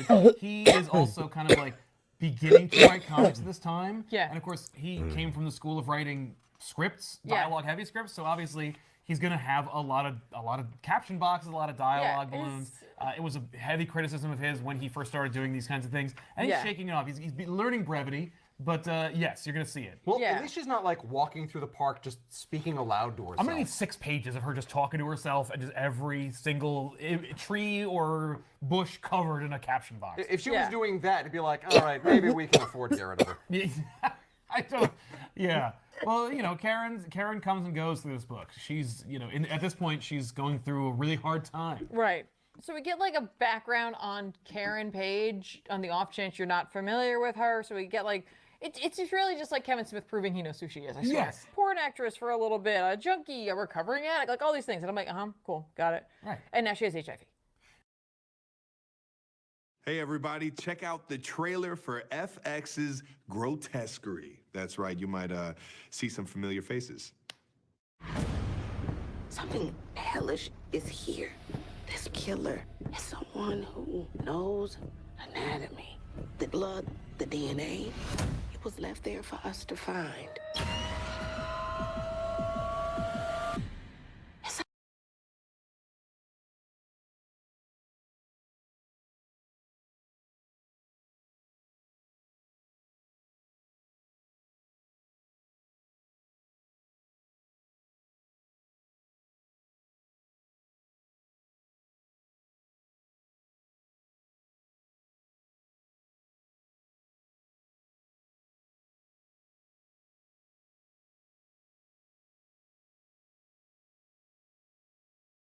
Yes. Karen's just like reflecting back on her life and that like obviously like Matt may need some help or something like that, and maybe she should go help him since he's always been there for her, and like maybe she should get up off her ass and do something. So she's like, I'm gonna go do that. Sure. Okay. Great. Like that's like there's just a lot of words for her to go like I am gonna go help my See if I can superhero help boyfriend. Matt. Yeah. Even though I like dumped on him the previous episodes and like ran out. Yeah, that's right. Yeah, that's right. fine. So, I should have mentioned something earlier because there's a reference in this that like Smith mentions that Strange is like, in fairness, my mystical abilities have been like meh as of late, which I assume based on when this came out is they're referencing like the 98-99 Flight of Bones Doctor Strange, where like his hands are degenerating and his like spells are not having as much. Yeah, mojo. I have to assume that's what he's referencing. I mean, that's probably why Doc is in here anyway, because I think that run was part of Marvel Knights, but I'm not sure. No, you're right. So, like, I wonder if they're trying to, like, you know, make it feel like a More cohesive world. Yeah. Exactly. I don't know why, but when you said Flight of Bones, I immediately thought of like Jim Darkmagic and doves, but instead they were just like dove skeletons. Oh, it's like they fly out and then just collapse. It's like, oh, I am bad at this. Xylophone. It, like, suddenly becomes a little, like, Constantine. Ah. You know what I mean? Like, rules and whatever. Well, where Kevin it's did just, like, read a lot of Vertigo back then. So. But you know what I mean? Where, like, John's like, oh, you can't do this, can't do that, don't invoke them, don't this. Like, whatever, right? It's like, it's fun, yeah. Steven would know all this, it's totally fine. Use that. Just pepper some of that stuff into the Doctor Strange It's totally book. fine. It's totally fine. Whatever. But the demon he summons is Mephisto, and I'm like, it's like that's a little too big, man. Like Doc could just summon Mephisto. Oh, cool. Hey, in Triumph and Torment, shouldn't he have just done that and had Dr. Doom just slip out the back and grab his mom? I'm just kind of like, this feels like using a bazooka to kill an ant. Hey, we It'll need to get summon the job done. Yeah. We need to summon a demon. How about the Lord of them? Yes. But no, we have to summon Mephisto, and that's just because I think Kevin Smith wants Mephisto in the book. And how else am I going to get Daredevil versus like Dude, the Kevin devil, Smith in a really way, right? made Doctor And I'm Strange be able to summon But, like, Mephisto. but Matt knows him. That's They've like crazy. interacted Yeah, they have. before, Yeah, they have. and I'm That's like, kind of yeah, push, Andy Cindy's run. Yeah. But, like, kind it of just doesn't pushing make the any sense. boundaries And of I'm the like, sandbox. Kevin, you just convinced me you don't know how to write a Doctor Strange book. Or Joe Quesada's like, I'm liking the cut of this Mephisto's jib. I'm thinking about Man, putting these him guys in ain't the book. scared either because they're from One Jersey. demon that stands out in Or Marvel maybe culture. it's just, you it's could just a make up review, anything. just I a mean, criticism. or you could just I use guess. Blackheart or any other demon. But like again, But you they are have from Jersey. access to Tom Brevoort, who knows the name of every demon in the entire pantheon. Yep. Or Joe Quesada, who at least remembers 2 demons. But hasn't Already Kevin Mephisto. Smith Big spent like the Joey, last here he couple is, years looking like a combination of all different versions of crying and Mephisto. stuff on It's camera? fine. And, you know, Like, Strange is repeatedly doing his crying? things, posturing, and, like, you know, Mephisto can't see him, but he's like, hey, Strange, Yeah. Well, who's gonna conjure me? what's up? It's not Yeah. It's not gonna be Baron Mordo.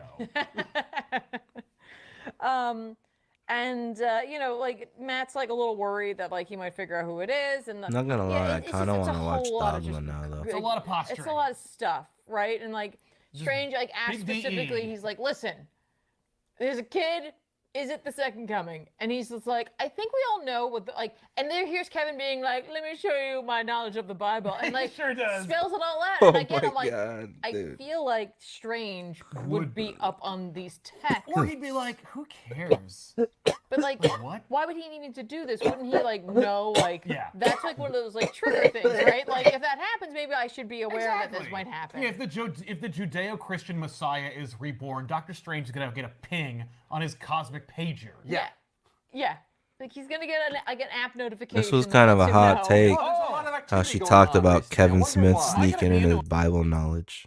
No, I digged it. there's a kid.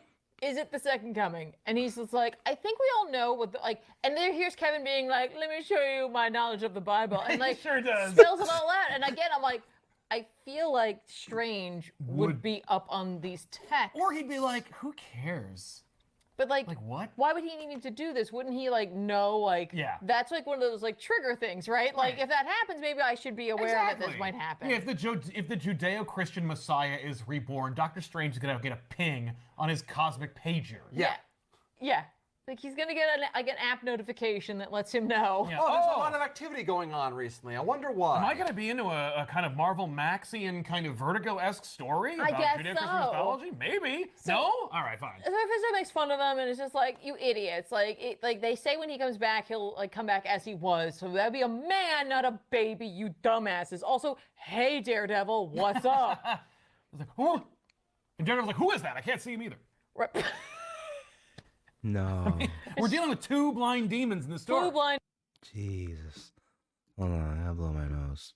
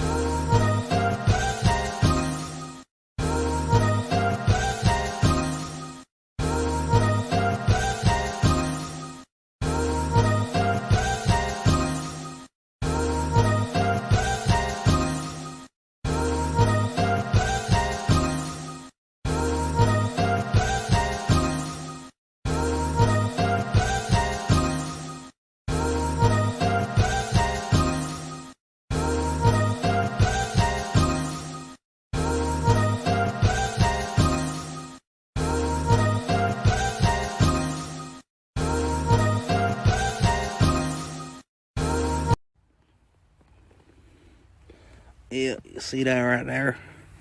That's some Yeti scat.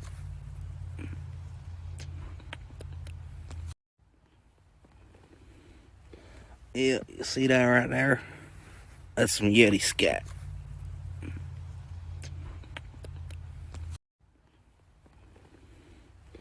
Yeah, you see that right there?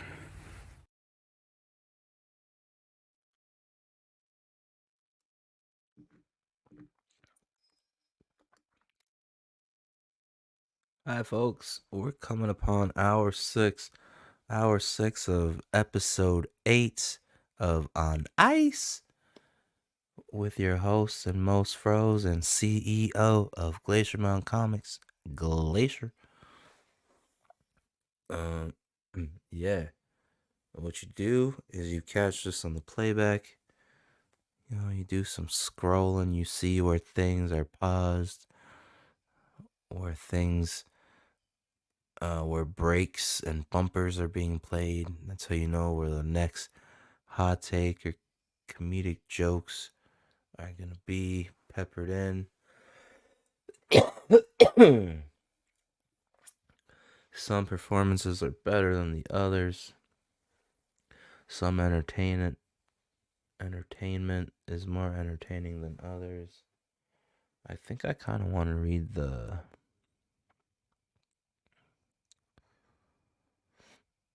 I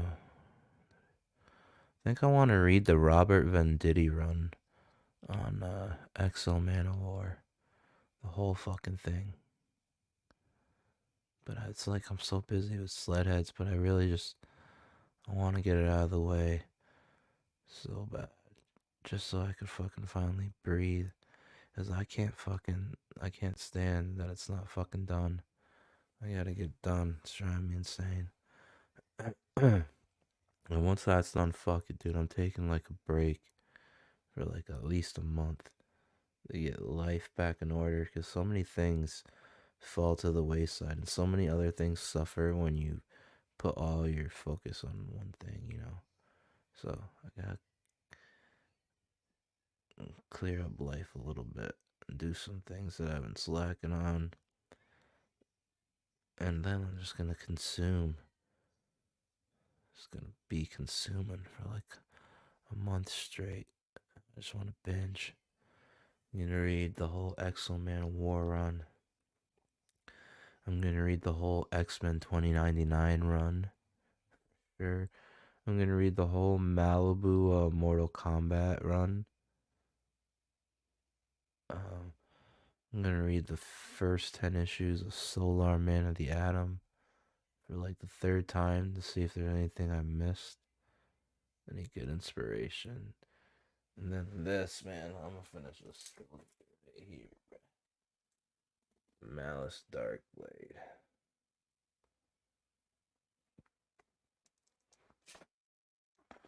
Trying to think what else I've been trying to read that I haven't had the time to. What do I got out there? X-Men 2099 and the Mortal Kombat books are out there.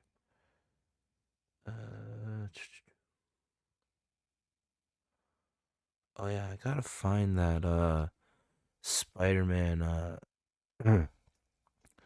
Sinister Six book I have, but it's like a more modern version. I think it was like it was like 2010s around there that it came out. Something Sinister Six, but I fucking try and tell my kid about it, but I can't fucking find it. It's gotta be on my shelf somewhere. Like the League of the Sinister Six or whatever. Basically, there's like a fucking it's like some kind of like comedy club / like saloon where all Spider-Man villains go to hang out. And they have fucking, I don't know who fucking wrote it, but they have fucking trivia night. But like the trivia is like, since it's all Spider-Man's villains, it's all like Spider-Man based questions. So Peter Parker befriends one of the fucking villains. I forget who it was. Like it was some blue dude. Boomerang? No. Captain Boom? No, that's DC. No. Some blue villain that he's got. Some like jobber, you know? Not even top 10. but he doesn't know that Peter Parker's Spider-Man. So fucking all the whole trivia during the night is like, hey, what happened when Spider-Man fought Dr. Octopus on the Queens Bridge? Or something stupid like that, like specific. And fucking Peter Parker's raising his hand and he's guessing every single one. And then they kind of figure out that he's Spider-Man, I think, eventually. Or either that or like there's like some kind of like one of the other villains are spurging. And so they have to fight their way out of there. And like eventually he has to tell the blue guy that he's Spider-Man, and it's like some part fucking, it's only not like extremely dramatic, but I remember it being good. How they pulled off the reveal. Like we knew it. I've never seen it done before. Like where you know a secret, but the reveal to the other characters is like fire. I was just like, it baffled me. I was like, wait, this is like the reverse, but this shouldn't have been good, but it was. So I gotta find it, cause I gotta study shit like that. I'm just like, the fuck, what did they do? Cause I don't like being, I don't like having a finite set of tricks, you know? I'm not a student of God, but I'm a student of the craft. I'm a socko. Don't do drugs, kids. Don't do drugs. How old do you gotta be when to like see a movie with like boob nudity in it? Like when you still need a parent, because that's what Sledheads has got to be rated. My kid's like, well, what about your first comic? I'm like, oh shit. I'm like, yeah, but it's gonna be Sledheads. Like you gotta wait for me to get to like my X-Men style mutant team book.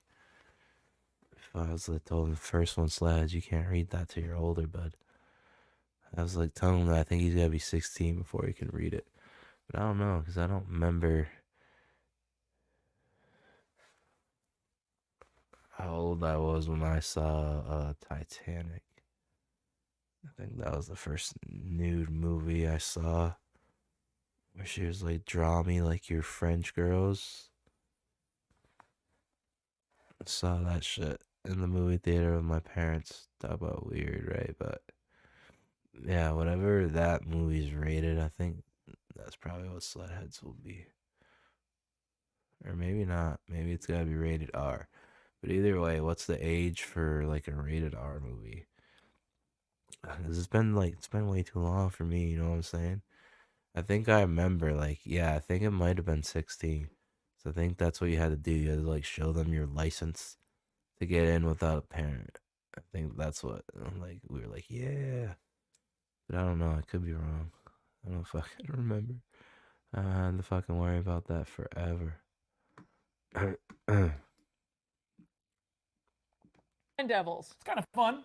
I mean, look, visually, this is where we find our real Kevin Smith fans. I think that sounds kind of fun. I don't know about you guys. Okay. I'm just saying. You know. Yeah. Look, Mallrats is pretty cool. I'm just saying. I'm just saying. It's pretty funny. You know? Okay. Maybe derivative, but I mean. I But then like Mephisto says like a bunch of like, you know, because he's closing the portal on him. He's gonna send him back. Oh, before you go, you're a dickhead, and you. And also like, oh, you're losing something right now. You don't know. Yeah. What? I'm losing something? Yeah. So like, you know, he mentioned something about like his mom. Every like son lets their mother down. And he's like, oh, my mom. He just runs away. My secret mom, who's also a nun, and we never say it until like. And like, way let's too just late. talk about the fact that like, at this point, because this is a Daredevil book, Doctor Strange just doesn't go anymore. It's like, well, I'm not in the book anymore. Goodbye. Goodbye. Well, I mean, the devil's gone. Yeah. You don't need me anymore. I'm But not gonna like, go with obviously, you. I could help you or get you there faster. Yeah, I can teleport you or just team up with you. Yeah. That'd be kind of fun. Because like I'm involved now, right? Like Yeah. I have, or I could send Wong and he could be like, you know. No, kick I'm ass. going back to my tea. Yeah. Which Thank you you. dropped. Yeah. You jerk. So anyway, Matt goes to the Clinton Mission shelter where he comes upon a scene of horror. You know, everyone's dead for the most part. Yep. Most everyone is dead except for Maggie. Of course. Dame Maggie Smith, obviously. Obviously. Mother Maggie. Oh, Peter. My name's Matt. It's Matt.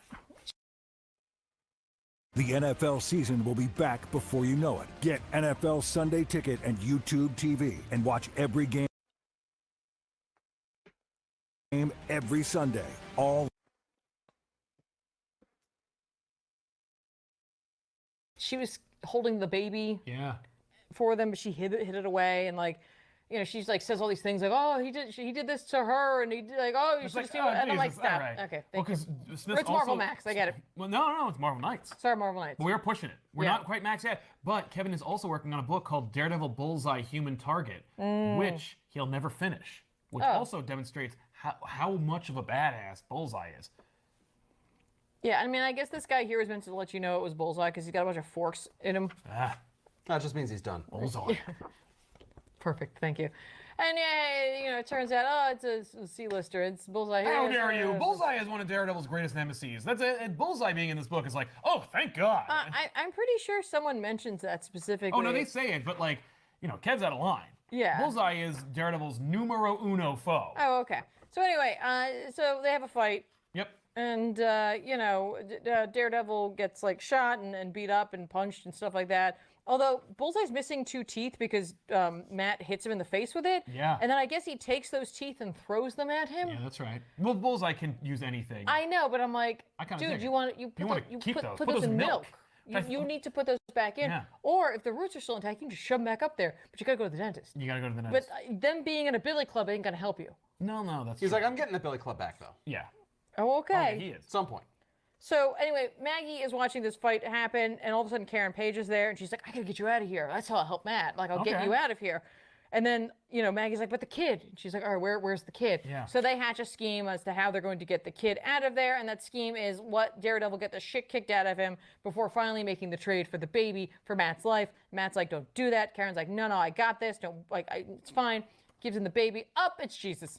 Yep. It's like a little Jesus It is statue. Jesus. The baby was the Savior the Yeah. whole time. It's a miracle. Yeah. No, it was pulled as a statue of Jesus off of the cross. Yeah. It's a fake baby. And, you know, Maggie's got the real baby, and she's trying to get out. But the baby starts crying. Baby starts crying, but Son of a bitch. but not before Karen gets hit in the face with the Jesus statue. So Bullseye goes to grab the baby and hit. He's also going to hit Maggie. Yeah, I'm just gonna hit her. With the billy club that may or may not have his teeth in it. He's like, I gotta go to the dentist, and also this kid needs to be changed. Yeah. Anyway, I got a big step. Karen I got a look. Karen grabs the gun that Bullseye had used earlier, and like, you know, she like aims it at him, and he's like, nah, man. I'm Bullseye, I'll never kill you. Never leave a gun with bullets in it on the whatever. It doesn't matter. He's like, oh, I'm always smarter than everyone else because that's what the writer wants. So Yeah, here we that's go. right. I'm Bullseye. And he throws his billy club, and everyone apparently can tell that it's going so fast that it'll kill someone. Yes, a billy club can actually penetrate a human being's sternum. Right. He threw teeth so hard they got embedded into a Billy Club. That's Right. But it's like, it's still a billy club. It's not like it's a bullet flying at someone. You could probably move, take it Yeah. in the arm or something Well, like that. I think he means to hit Matt with it. Yeah, except like she's clearly in front of him. Yeah. Like Karen's clearly in front of Matt, and she yells Matt as she puts herself more in front of him, Maybe but she was it's a already in colorist. front of Yeah, but him. the billy club's going so fast. I think it's just being lost in translation. The only Sure. person that would have been able to deflect it is Daredevil himself, but he's like out of it. Yeah. Oh, okay. And He not is his out of beak. it. He got shot. Well, and Karen's like messing up his mojo by being in the way. It's like if she wasn't there at all, he would have been able to move. I can or tell by the statue way or they're do all something. talking So about it Karen that gets billy clubbed, and then like tells him that she loves him. seems and, like and that Daredevil she'll might be miss the him. winner. Yep. And then she dies. As the ugly. And Karen. Bullseye gets away with the baby. That's right. What happens And the next? Check out good. our episode of Back Issues called Guardian Devil and find out. What's gonna happen to that What's going to happen to that Jesus baby? that non-Jesus The baby? good might be the Green It's Lantern. going to be adopted one. by Kevin's parents. That's what happens Crazy. at the end. The Let's baby is see. adopted by his parents. Kevin Smith's parents? Yeah. What? Yeah, he names his parents. The kindly couple in Leonardo, New Jersey, named Grace and Donald, adopt the baby. So yeah. And that baby's name is suddenly It's transformed into Kevin. No. All right, so this is Green Lantern number 54. Here we go. Kyle is taking his girlfriend Alex out for Fourth a night century. What? on the town, Yeah. and The fuck does they're that flying say? home. And after showing her a nice time and a fantastic, Bro. Something's not right from the jump. What the fuck is that? Or try or seed and try or seed and seed or see try or she try. Taking his girlfriend Alex out for a night on the town, and they're flying home. And after showing her a nice time and a fantastic flight, I guess, he's like, "Hey, well, I like you," and she's like, "I like you too." And he's like, "Well, I got some superheroing in the morning, so I should go." And she's like, "Oh, but you can stay." Yeah, they indicate that they're like back together, Yes, right? no, Like they were actually- like on again, off again. So here's the quick backstory. Oh, Kyle and Alex were dating before he was visited by the Guardian to give him the Green Lantern ability, of course, or there are no more Green Lanterns. He's the last Green Lantern. Once he becomes a Green Lantern, he goes back to Alex and he's like, "I'm a Green Lantern now. It's cool. We can totally bang." And she's Look like, at me, I'm a big "No." shot. So then he's like, "We should move to New York together, and you'll take pictures of me while I superhero because I read it in a comic book somewhere, and we'll get back together." And she's like, "I'll take pictures of you because I need that for like my career, but we're not getting back together." And they finally, after all this, get back together. Now, that being said, I think Kyle has only existed in Green Lantern books for about like 7 issues to this point. That's a lot. It is, but like that they've been doing. Yes. Like, you know, there's a lot of like backstory. Yes. All right. So but anyway. this is the reconciliation between Kyle and Gotcha. Alex. You're All like, right. Yep. Finally. So there's a guy named Major Force, and he's on a plane, and he's being told that like he needs to kill Green Lantern, but we don't know who Green Lantern is. But apparently there are photo surveillance pictures of Green Lantern dating this woman named Alex, who's a photojournalist. So we may not know who he is, but we know who she is, and we can track her down. We'll track him down. Yeah. So they never go out together when he's Kyle Rayner? I mean, if they, I guess not. Well, because remember, they're not Well, dating. they weren't paying attention to Kyle Rayner before he became Green Lantern. Yeah, They just who said, cares? "Oh, Green Lantern." Yeah. We're Yeah. looking for Green Lantern. But like they seem to indicate they only know that like she has had relations with the costumed character Green Lantern. Yes. We don't We didn't put together that. we don't track her any other time of the day. Yeah, we only see her when she's with Green Lantern, not every other time when he's Kyle Rayner. We're not going to snoop on her apartment. That's creepy and pervy. So we don't do that, and we also go there. Anyway, Major Force is like, "Leave me alone, let me do my job," and land the plane. Apparently he gets motion sick. I guess. Anyway, Kyle is laying in the bed after they did it a bunch. Yep. And Alex is taking a shower. Trying to clean off the shame of having slept with Kyle Rayner. And Kyle's like, Apologies "Hey, to Kyle Rayner fans. look at the TV. There's all this crazy stuff going on. I Yeah. better get downtown and like be a superhero." What a weird conversation they have, by the way. He's like, "Alex, you gotta look at the TV," and then names like 3 weird things, and she's like, "I'm in the shower. I can't hear you, and like, don't interrupt me. Like, I'm gonna like I'm not run gonna, out. like, yeah. Yeah, I'm all wet. Oh, what is it?" It's like, "There's cowboys." She's like, "Yeah, you're on TMC, man." He's like, "Anyway, stuff's going down, but I should probably stay here." And she's like, Round "You should 2? probably go be a superhero. I could be a superhero in bed. Right. Or you could get out of here and I'll surprise you later." Right, I'll bang you later. He's like, "Okay, all right." Cool. So incentive for me to wrap this up fast. Got it. So he leaves, he goes downtown, and like there's flying ships and robots and stuff. And he's like, "This doesn't make any sense. This is like very weird." Yeah, and also like futuristic buildings and stuff Yeah, like the that. future has shown up. There's like 2 blocks of, What the of fuck? 2 blocks of future of like this city, but in the future. Yeah, ta-da! And he talks to some chick who's like, Who's I'm from the future. Flowers show up for Alex, and she's like, "Oh, it was Kyle." Oh God. That But the led- note on it God. says, "I'm going to kill you." You know, Whoa. okay, going that's to kill hacky. you. It disturbed me when I read it. I didn't like it. Oh, you want them sent today? There's going to be a $5 surcharge. What? That's outrageous. I should kill you. Well, if you don't get that, so they're delivered tomorrow. No, I need them. I need them literally in the next 10 minutes. Well, $5. Yeah. Anyway, so she reads that, and then he's So like, "Ha, it's me. I wrote She that." reads that. So She there's- doesn't notice the fact that this man has purple skin. Well, he's wearing a hat and he's backlit. Yeah. All right, you can't see what color my flesh is right now, Yeah, right? because the colorist colored him blue. No, there's a light back there, Tiffany. Yeah. For all I know, you could be green. All we know is she's one solid color right now. Because it's 1996. That's how we color things. Anyway, this cuts back and forth between Kyle's happenings and Alex's happenings. Kyle is saving LA from apparently a crazy temporal thing where like future LA is there Damn, weed and an is too earthquake hits and he's like, strong I nowadays, can't my fight an G. earthquake. So he like puts Green Lantern stabilizers in the ground to like hold up the buildings. And then once it's fixed, future LA disappears after this woman like hugs him thanks. Yeah. Meanwhile, Alex is in her apartment. She's having a good time. Yeah, just being brutalized Getting by this murdered. supervillain. Yeah. And he's like, you got to tell me something about the Green Lantern. I know you guys are dating. Yeah. And she's like, I don't know anything that you're talking about. He's like, well, if you don't know anything, then you're no good to me. And he kills her. Yep. Yeah. Or chokes her out. Just chokes her. Yeah. Ugh.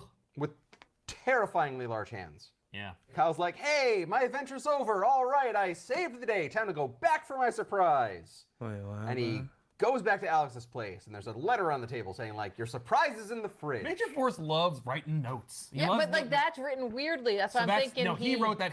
Hey, just chokes her. Yeah. Ugh. Yeah. And he's like, you got to tell me something about the Green Lantern. I know you guys. Yeah. Alex is in her apartment. She's having a good time. Yeah, just being brutalized by Getting this murdered. supervillain. Yeah. And he's like, you got to tell me something about the Green Lantern.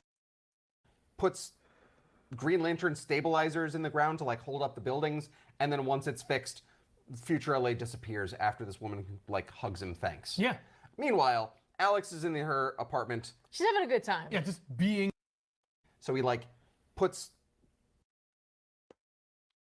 happenings and Alex's happenings. There's a light back there, Tiffany. Yeah. For all I know, you could be green. All we know is she's one solid color right now. Because it's 1996. That's how we color things. Anyway, this cuts back and forth between Kyle's happenings and Alex's happenings. Kyle is saving LA from apparently a crazy temporal thing where like future LA is there and an earthquake hits. He's like, I can't fight an earthquake. So he like puts Green Lantern stabilizers in the ground to like hold up the buildings. And then once it's fixed, future LA disappears after this woman like hugs him thanks. Yeah. Meanwhile, Alex is in her apartment. She's having a good time. Yeah, just being brutalized by Getting this murdered. supervillain.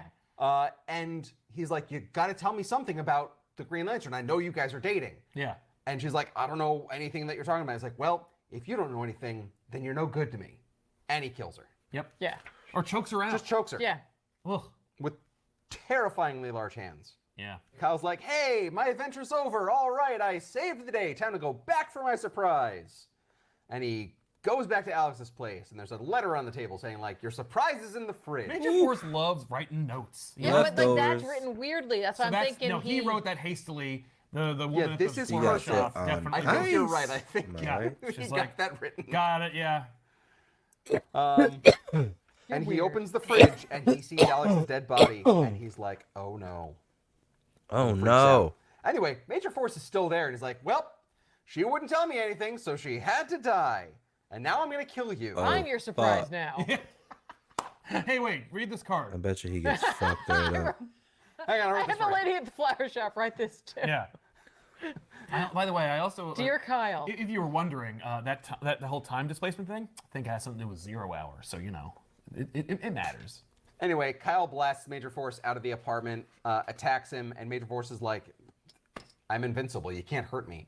But Kyle, like, blasts him in the face, and then, like, makes a sharp, pointy thing out of his ring power and stabs him, and also, like, you know, hits him with a sledgehammer made out of Green Lantern power. Yes. And Major Force is like, you could actually hurt me. This is going to be interesting.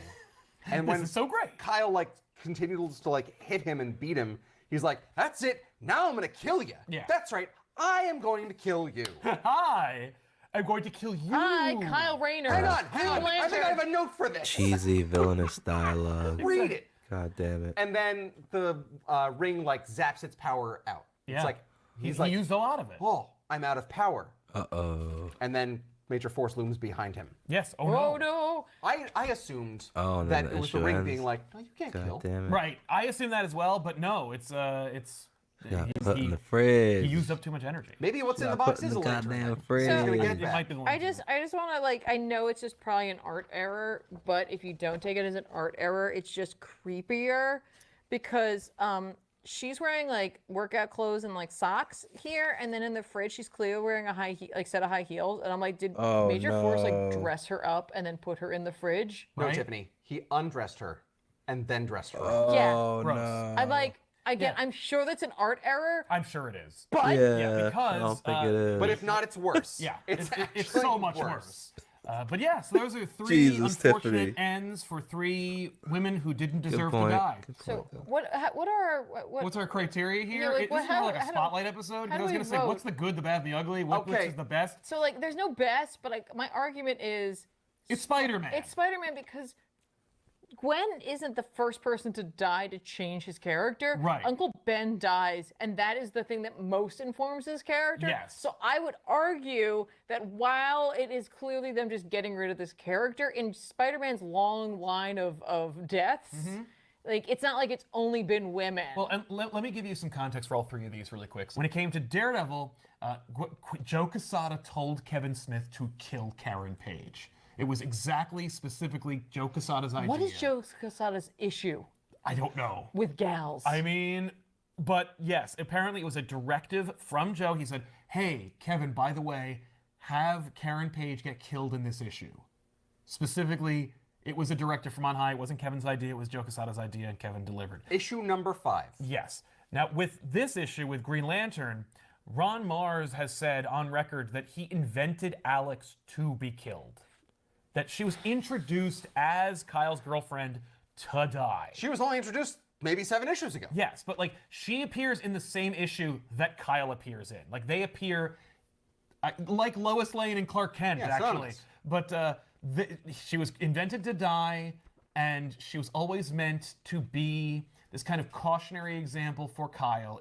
It completely embodies the problem people have with the trope, which is that she is not really a character. Now, he also went out of his way to be like, I wanted to make her a fun, interesting, well-rounded character, so you missed her. Like, Yeah, so I gave her history and like and it had personality. weight. Like, when she died, it wasn't just, oh no, his girlfriend died. It was like, no, a character has been killed. But, and made it a little gruesome on the page. well, and that's the other thing is the She gruesomeness. fights for her life. Yes, it's gruesome. The death sequence is gruesome, but the thing that makes it infamous is the fridge. Now, the fridge situation is thus that the Comics Code Authority did not like the original art that was drawn for her death, Oh shit. which showed her in the fridge. So, to skirt the Comics Code Authority's rejection, the panel was redrawn with the refrigerator door obscuring her body, implying more than overtly showing. As a result of that, the comic book reading audience's imaginations went wild. And in almost every criticism of this book, people's interpretation is that she was dismembered and put into a refrigerator. Yeah. The fact that her foot is awkwardly in one position. People's interpretation was much more gory and gruesome than it actually was. This is the original panel. Yeah, that is what I Oh, kind of hold on. assumed. That's the original panel.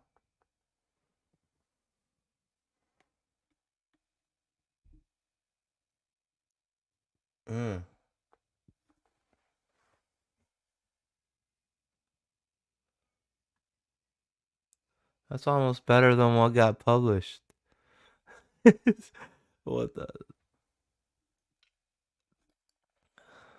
Was in there, but again, I don't know why she's wearing shoes now. Yeah, I'm telling you. No one has ever really talked about like the implications of her changing dress. I think it's because we have multiple artists in the book, and so as a result. But like that is like that's messed up. It's pretty gruesome. I mean, That's pretty awful. anyway, Because you slice especially because it's like, okay, there was literally no reason for the fridge to like. That's my thing. There's no reason for the fridge to be to be part of it. the implement. Yeah. Like she was dead. It wasn't like she was still alive and he angrily threw her. No, she was dead. She was dead, and then he placed her in a refrigerator just to be more sadistic. Yeah, that's why he wrote a note. Yes.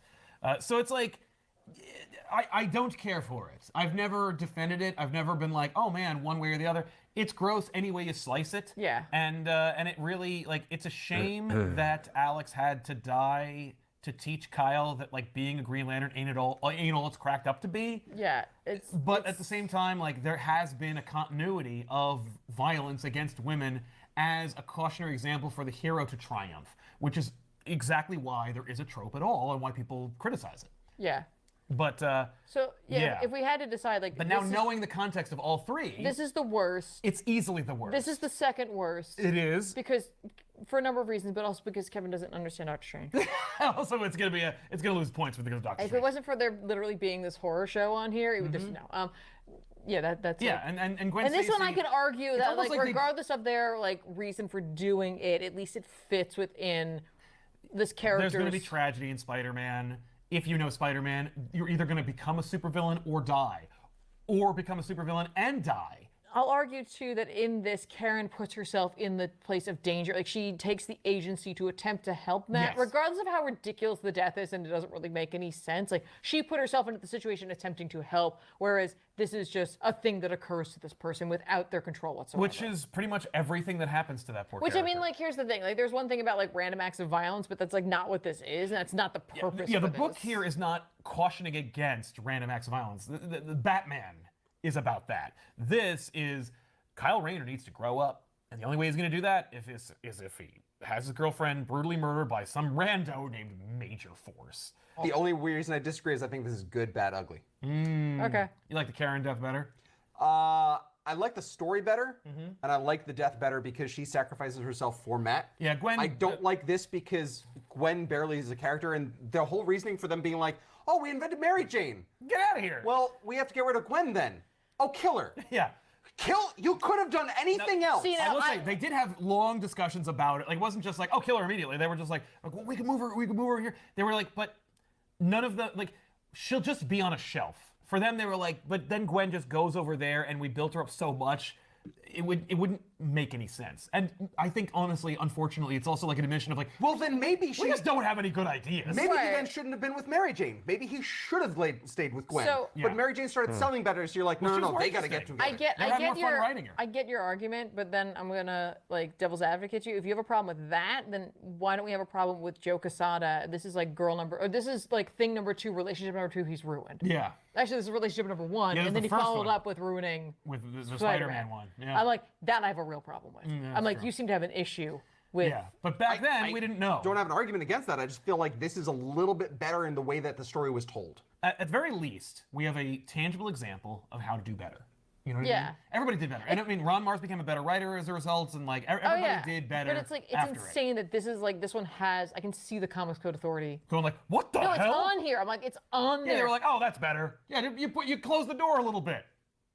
I won't be able to extrapolate any more horrors from you that. won't go like, could you not do that at all? How about just remove the entire sequence? People have died in comic books before. We've been okay with it. I don't mind a giant man clasping his hands around the throat of a young, unpowered woman in her own apartment in her underwear. That No, sequence she's is in a totally workout fine. gear. Yeah, but it's like, Yeah, I you know. know, it's just like, but that's perfectly kosher. But that refrigerator sequence, I mean, it's all gross. But yes, I agree. So we still have a definable ugly. We know what Yeah, the that's- ugly is. But yeah, women in refrigerators. It was. It's an interesting trope. Is the that- wrong box still a thing? Yeah, no, there is. Do we? Oh, nomination for the wrong box. Yeah, I really don't like it. I think that's fair. Wait, so this is such a landmine. This is such a landmine, a fucking grenade. I don't know if I want to jump on it or not. But it's like, so why is the stuffing women in the fridge a bad thing? Is it because violence against women being portrayed in superhero books? When I guess superhero books are kind of meant for kids, but then again, look at Spider-Man's got they got LSD addiction in that other book. So I don't know. Is it bad because violence against women, or is it bad because comic books are meant for kids and it's too violent? Or I don't know, like, well, why exactly Is it bad? Is it one of those? Is it because feminists? I would say no, it didn't affect me that much, but again, just because like I read it just as a one-off. Yeah. The book itself, outside of the brutalization, is just your standard comic book fare. It's not like a complete failure in every regard. However, its impact does make it that much weightier. I think the fact that it has that, like, the fact that it's such an innocuous issue, but for these 2 panel sequences that make it I think infamous. that it's so everything surrounding that moment is so flimsy. Yeah. Like everything is so flimsy about this book. Like the future showing up to like The future distract showing up, LA. or even like their relationship at the beginning, the motivation of the how they're gonna get Kyle Rayner doesn't really hold up. No. Like, it just doesn't work. No, it's like Mars is like, yes, I finally get to the part where she dies. Now I just need to make sure it happens. everything is so flimsy about this book. Well, you know what? We'll leave it to the audience. Ladies and gentlemen, in the comments down below, let us know, does Green Lantern number 54 qualify for wrong box material? If so, we'll let you know on the next episode of The Good, the Bad, and the Ugly here on Comic Pop.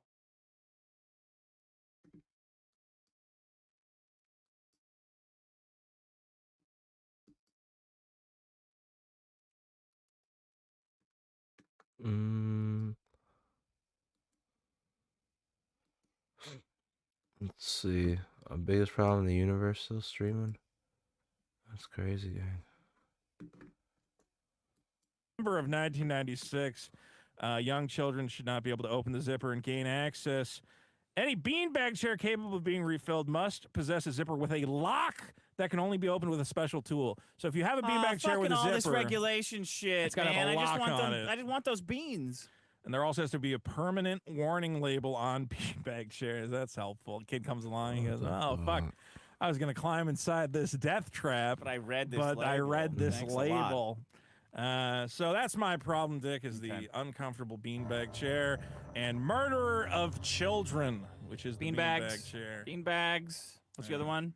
Malls, the death of the shopping mall experience. Of shopping mall experience. Snitches. Yes. And I what was got the other bad, I one think. that I did? What was the first one that I did? Fucking Riley is Don't just, read. Riley's No. just You're going banned wild in from. there. What's your? Riley's What's the having last a real one? good time. Wait, from you? You said snitches Yeah, and what else? hell nah. Hell no. That was a good hell one. nah. Hell no. Hell nah. Live commentating his Hell nah, snitches. I'm glad he has a focus now. No, You saying, know, you gang. can't talk about Eric Chile anymore. Maybe we got to See pick how up you that ball. and run with antagonize? it. Antagonize? I'm helping him. I'm giving him a focus in his life. Wait, somebody sent me. I want this young man to succeed. Somebody sent me this for Clip you. up. Oh, okay. Slacker shirts. Yeah. Mm. Let me see. They said put it in Vito's booty, but I don't want to do that. Right.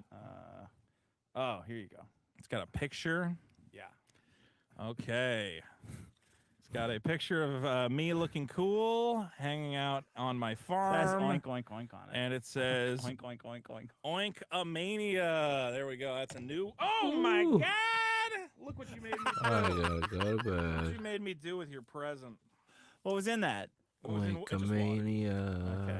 I spilled my water cup. Water's fine. It doesn't matter. I know, but I don't want to. One side of my nose. Thank is you can't for ruin my the steak. thank you for fucked. my Oink-a-mania. Let's And see I it. already did It's the very- allergy Oink-a-mania is spray. I don't cool. get It looks cool like Hulk Hogan. I ain't going to go He pop should've- a he should've made the Claritin. yellow one. Yellow and red. Oh, it he a fucked night. it Or red up. and You know what yellow. I'm Is it saying, gang? Oink-a-mania or Oink-a-mania? I assume it's Oink-a-mania. Oink-a-mania. You got to admit, that's funny. Very good. Sounds funny. Very good. Oink-a-mania is going wild. That's a Brother. classic. Yeah, at least people are getting a little creative. That's I'll all I catch you on ask. the next episode. Oink-a-mania folks. run wild on you. Oink-a-mania is running wild. This is. I don't know what this is. This is the whole. Somebody Is this the sent- prop comedy section of?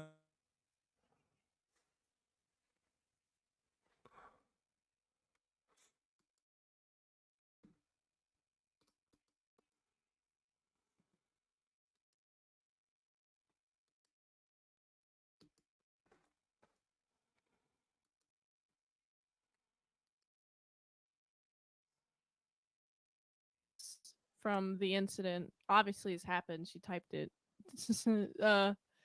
So it's been enough time. You can talk to your mom about this. Hey, your boyfriend asked me if I liked porn twice. That's Well, he was masturbating through it. very inappropriate question. I think, yeah, it's very well. Wait, she did. Well, he was masturbating. I thought he was just like looking at porn, just looking at it like a. He was TV. masturbating, and he just kept masturbating. He didn't stop when she came in. Yeah, that's weird. Yeah. I would stop. I would turn on something else. Be like, hey, what's up? And then once she's gone, continue. Yeah, like stop and be like, oh my god. At least pretend like you're upset about being caught. Old Nerdy, I think she grabbed the snacks and then left. Like, I think she went on autopilot and then just took the snacks and left. Actually, I love that. I'm texting my mom that I'm grabbing pie for snacks tomorrow. You're like, I need to get snacks. Why was she doing that in the living room and not in the bedroom? I would imagine because no one was home, and so he thought he was just home by himself. So he's like, oh yeah, masturbate in the living room. It's so funny. It's a different feeling. It's a different feeling. Even when I'm home alone, though, for some reason, it just feels weird in the living room where I'm like, people see me looking through the windows. I'm like, go.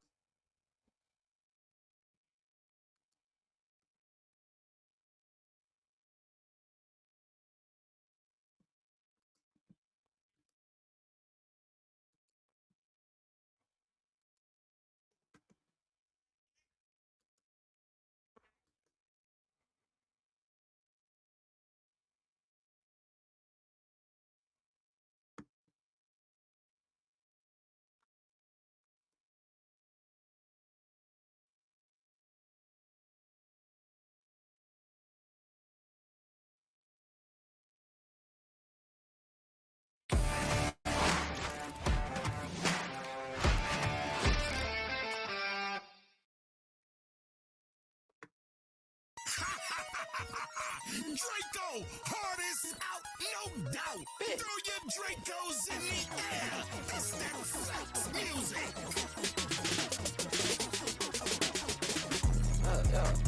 Nigga, your mask get hit with the switch. I've been on flex time, I can't miss. Get a cream soda and mix it with the tricks. I've been outside and worry about niggas. Pull to the scene, let me see how you live. Whipping out new G, trip this hit. Yeah, I been talking about this and this. Hit, so I gotta. And there you have it. That is the show. Episode 8 is a wrap. I'm falling asleep. Mouth open because one side of my nostril is completely fucked.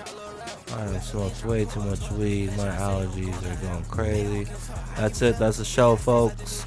Thanks for tuning in. Catch the playback. I love all of you. Sledheads, the supernatural gun fu rom-com with art by Christian Rossi, coming very soon. We're almost there. I swear we're almost there, gang. I will not let you down. I will never let you down. Yes, Sledheads, the gun fu supernatural rom-com is on the way. Also, gang, that's it. That's episode 8 of On Ice with your host and most froze and CEO of Glacier Mountain Comics, Glacier. Thanks for tuning in. Also, Bananarama, banana bread. Yeah. Hey. That's it, folks. That's the show. Take care until next time. Gotta go. Got some rest of story, yo. She knows story, yo. Got some drink and pour it up. Halfway, count it up. Hold up, is you down or what? Hold up, is you down or what? Yeah, you don't got enough. Couple of Lissy, couple bags, cause we fucked it up. Pussy, we be hitting, that's her tags. Yeah, that's her tags. Alright, so much rehab on my eyes. Damn, my bad. Tell your bitch I don't think we gon' last. Damn, my bad. I just blew it. New bed on copping bullshit. They begging for some new shit. I bought new wrist just to push it. Yeah, they done real, I try to load it. Back up, bitch, you don't want it. Purse gon' have me dead in the morning. Finna take a fuck on snoring. Pass your bitch, she dumb and boring. Yeah, got her to some new hoes when I woke up in the morning. Give a fuck about what they say, another day and I'm so porn. We got hella please, big, and you know it, we still scoring. And you know it, we still scoring. I see you, flashing. I see you, flashing. I see you, flashing. I see you, flashing. Got some rest of story, yeah. All she knows story, yeah. Got some drink and pour it up. Off white, count it up. Hold up, is you down or what? Hold up, is you down or what? Yeah, he don't got enough. Couple of little couple bags, cause we fucked it up. Pussy, we be handling, that's her tags. Yeah, that's her tags. I got so much rehab on my eyes. Damn, my bad. Tell your bitch I do it, we gon' last. Damn, my bad. My bad.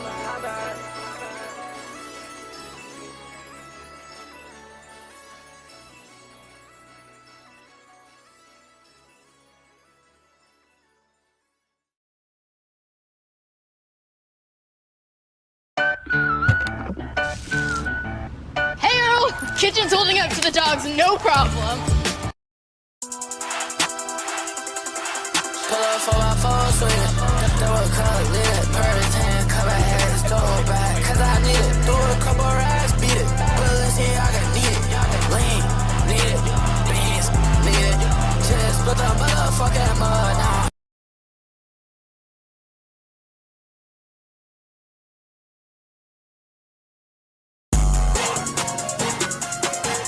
Ball like the MVP. Ball like the MVP. Yeah, they envy me. Yeah, I was in GLE, yo. Come on, racks up, yo. Pussy go back up, back, yo. What you see me sad?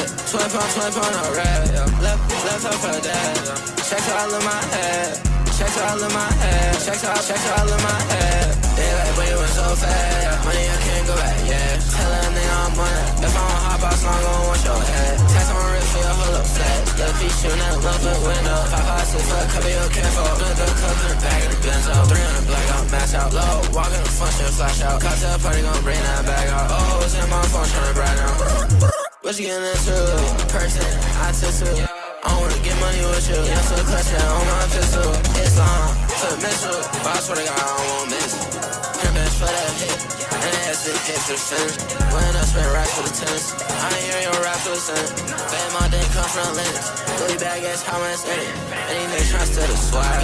Little nigga going out bad. I was on the 4x4 and a jack. Put the shit on and get jacked. I did a kick and it was flat. Zombie moving on the flat. Slime shooting shot the flat. Slime on brazy with that Mac. Ball like the MVP. Ball like the MVP. Yeah, they envy me. Yeah, I was in GLE, yo. Come on, racks up, yo. Pussy go back up, back, yo. What you see me sad? 20 pound, no red, yo. Left up for that, yo. Checks all in my head. Checks all in my head. Checks all in my head.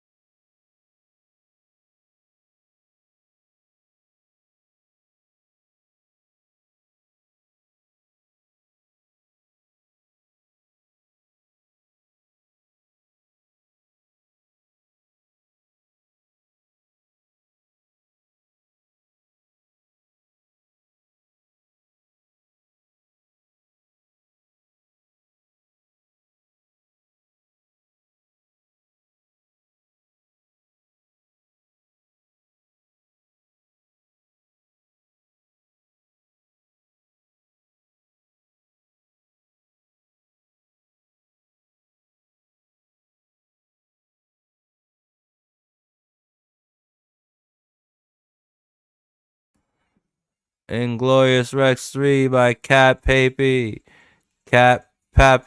Sumo, Shane, Shave Dana, Shane Davis. Every fighter has a beast within. The question is, can the fighter control the beast once it's out? Shane Davis, Inglorious Rex, Comic Book 3, over there on Indiegogo. So make sure you go over there and make sure you back Inglorious Rex Volume 3. It's got 26 days left, you know what I'm saying, gang? Here's the featured tier, the Beast Box. Everything coming in the Beast Box. except for probably the mange variant cover. Who knows? We're gonna stick around and see. The man is super talented and a genius. We'll let him cook. You know what I'm saying? But all of you guys go over there and back Inglorious Rex 3. You go to Indiegogo.com and you type in Inglorious Rex 3. You know what I'm saying? I can't put the link in the chat because I'm fucked up right now. And okay. Back to regular scheduled programming.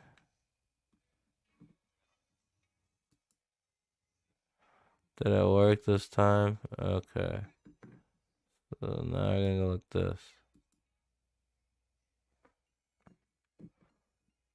There we go. Brand new Bentley. Brand new Bentley. I gotta go. But brand new Bentley. Brand new Bentley.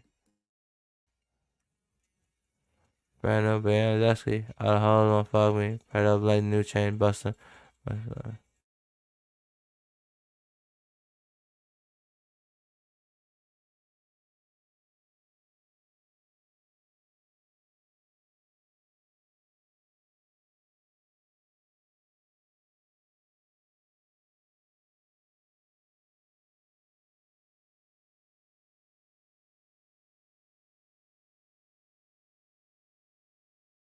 New drink, call like 10, bet.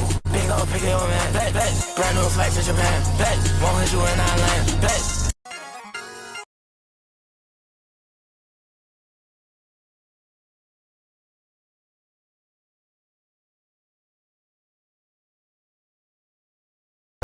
Fuck me, pull up brand new chain bustin'. My son's a porno tussin'. Can't come in here, I gotta bust it.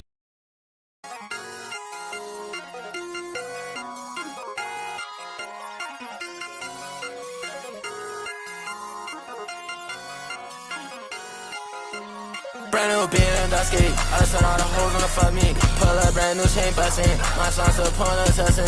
Can't come in here, I gotta bust it. What's up? We don't get fucked in here. What's up? Now bitch down, don't care. Perjury the kid and let it get in. I didn't even know these hoes were friends. I was just fucking on two best friends. Brand new form with how to hit bent. Brand new form bitch wanna get in. Snog a dog, make him pay for his cents. Bitch, me's not going for the win. Bitch, me's not going for the win. Bitch, me's not going for the win. Bitch, me's not going for the win. Flex, banking on 10 by 10. Flex, new it, what am I in? Flex, bitch, I'm a little old, not him. Flex, new drink, call like 10. Flex, big old pick your man. Flex, brand new flex to Japan.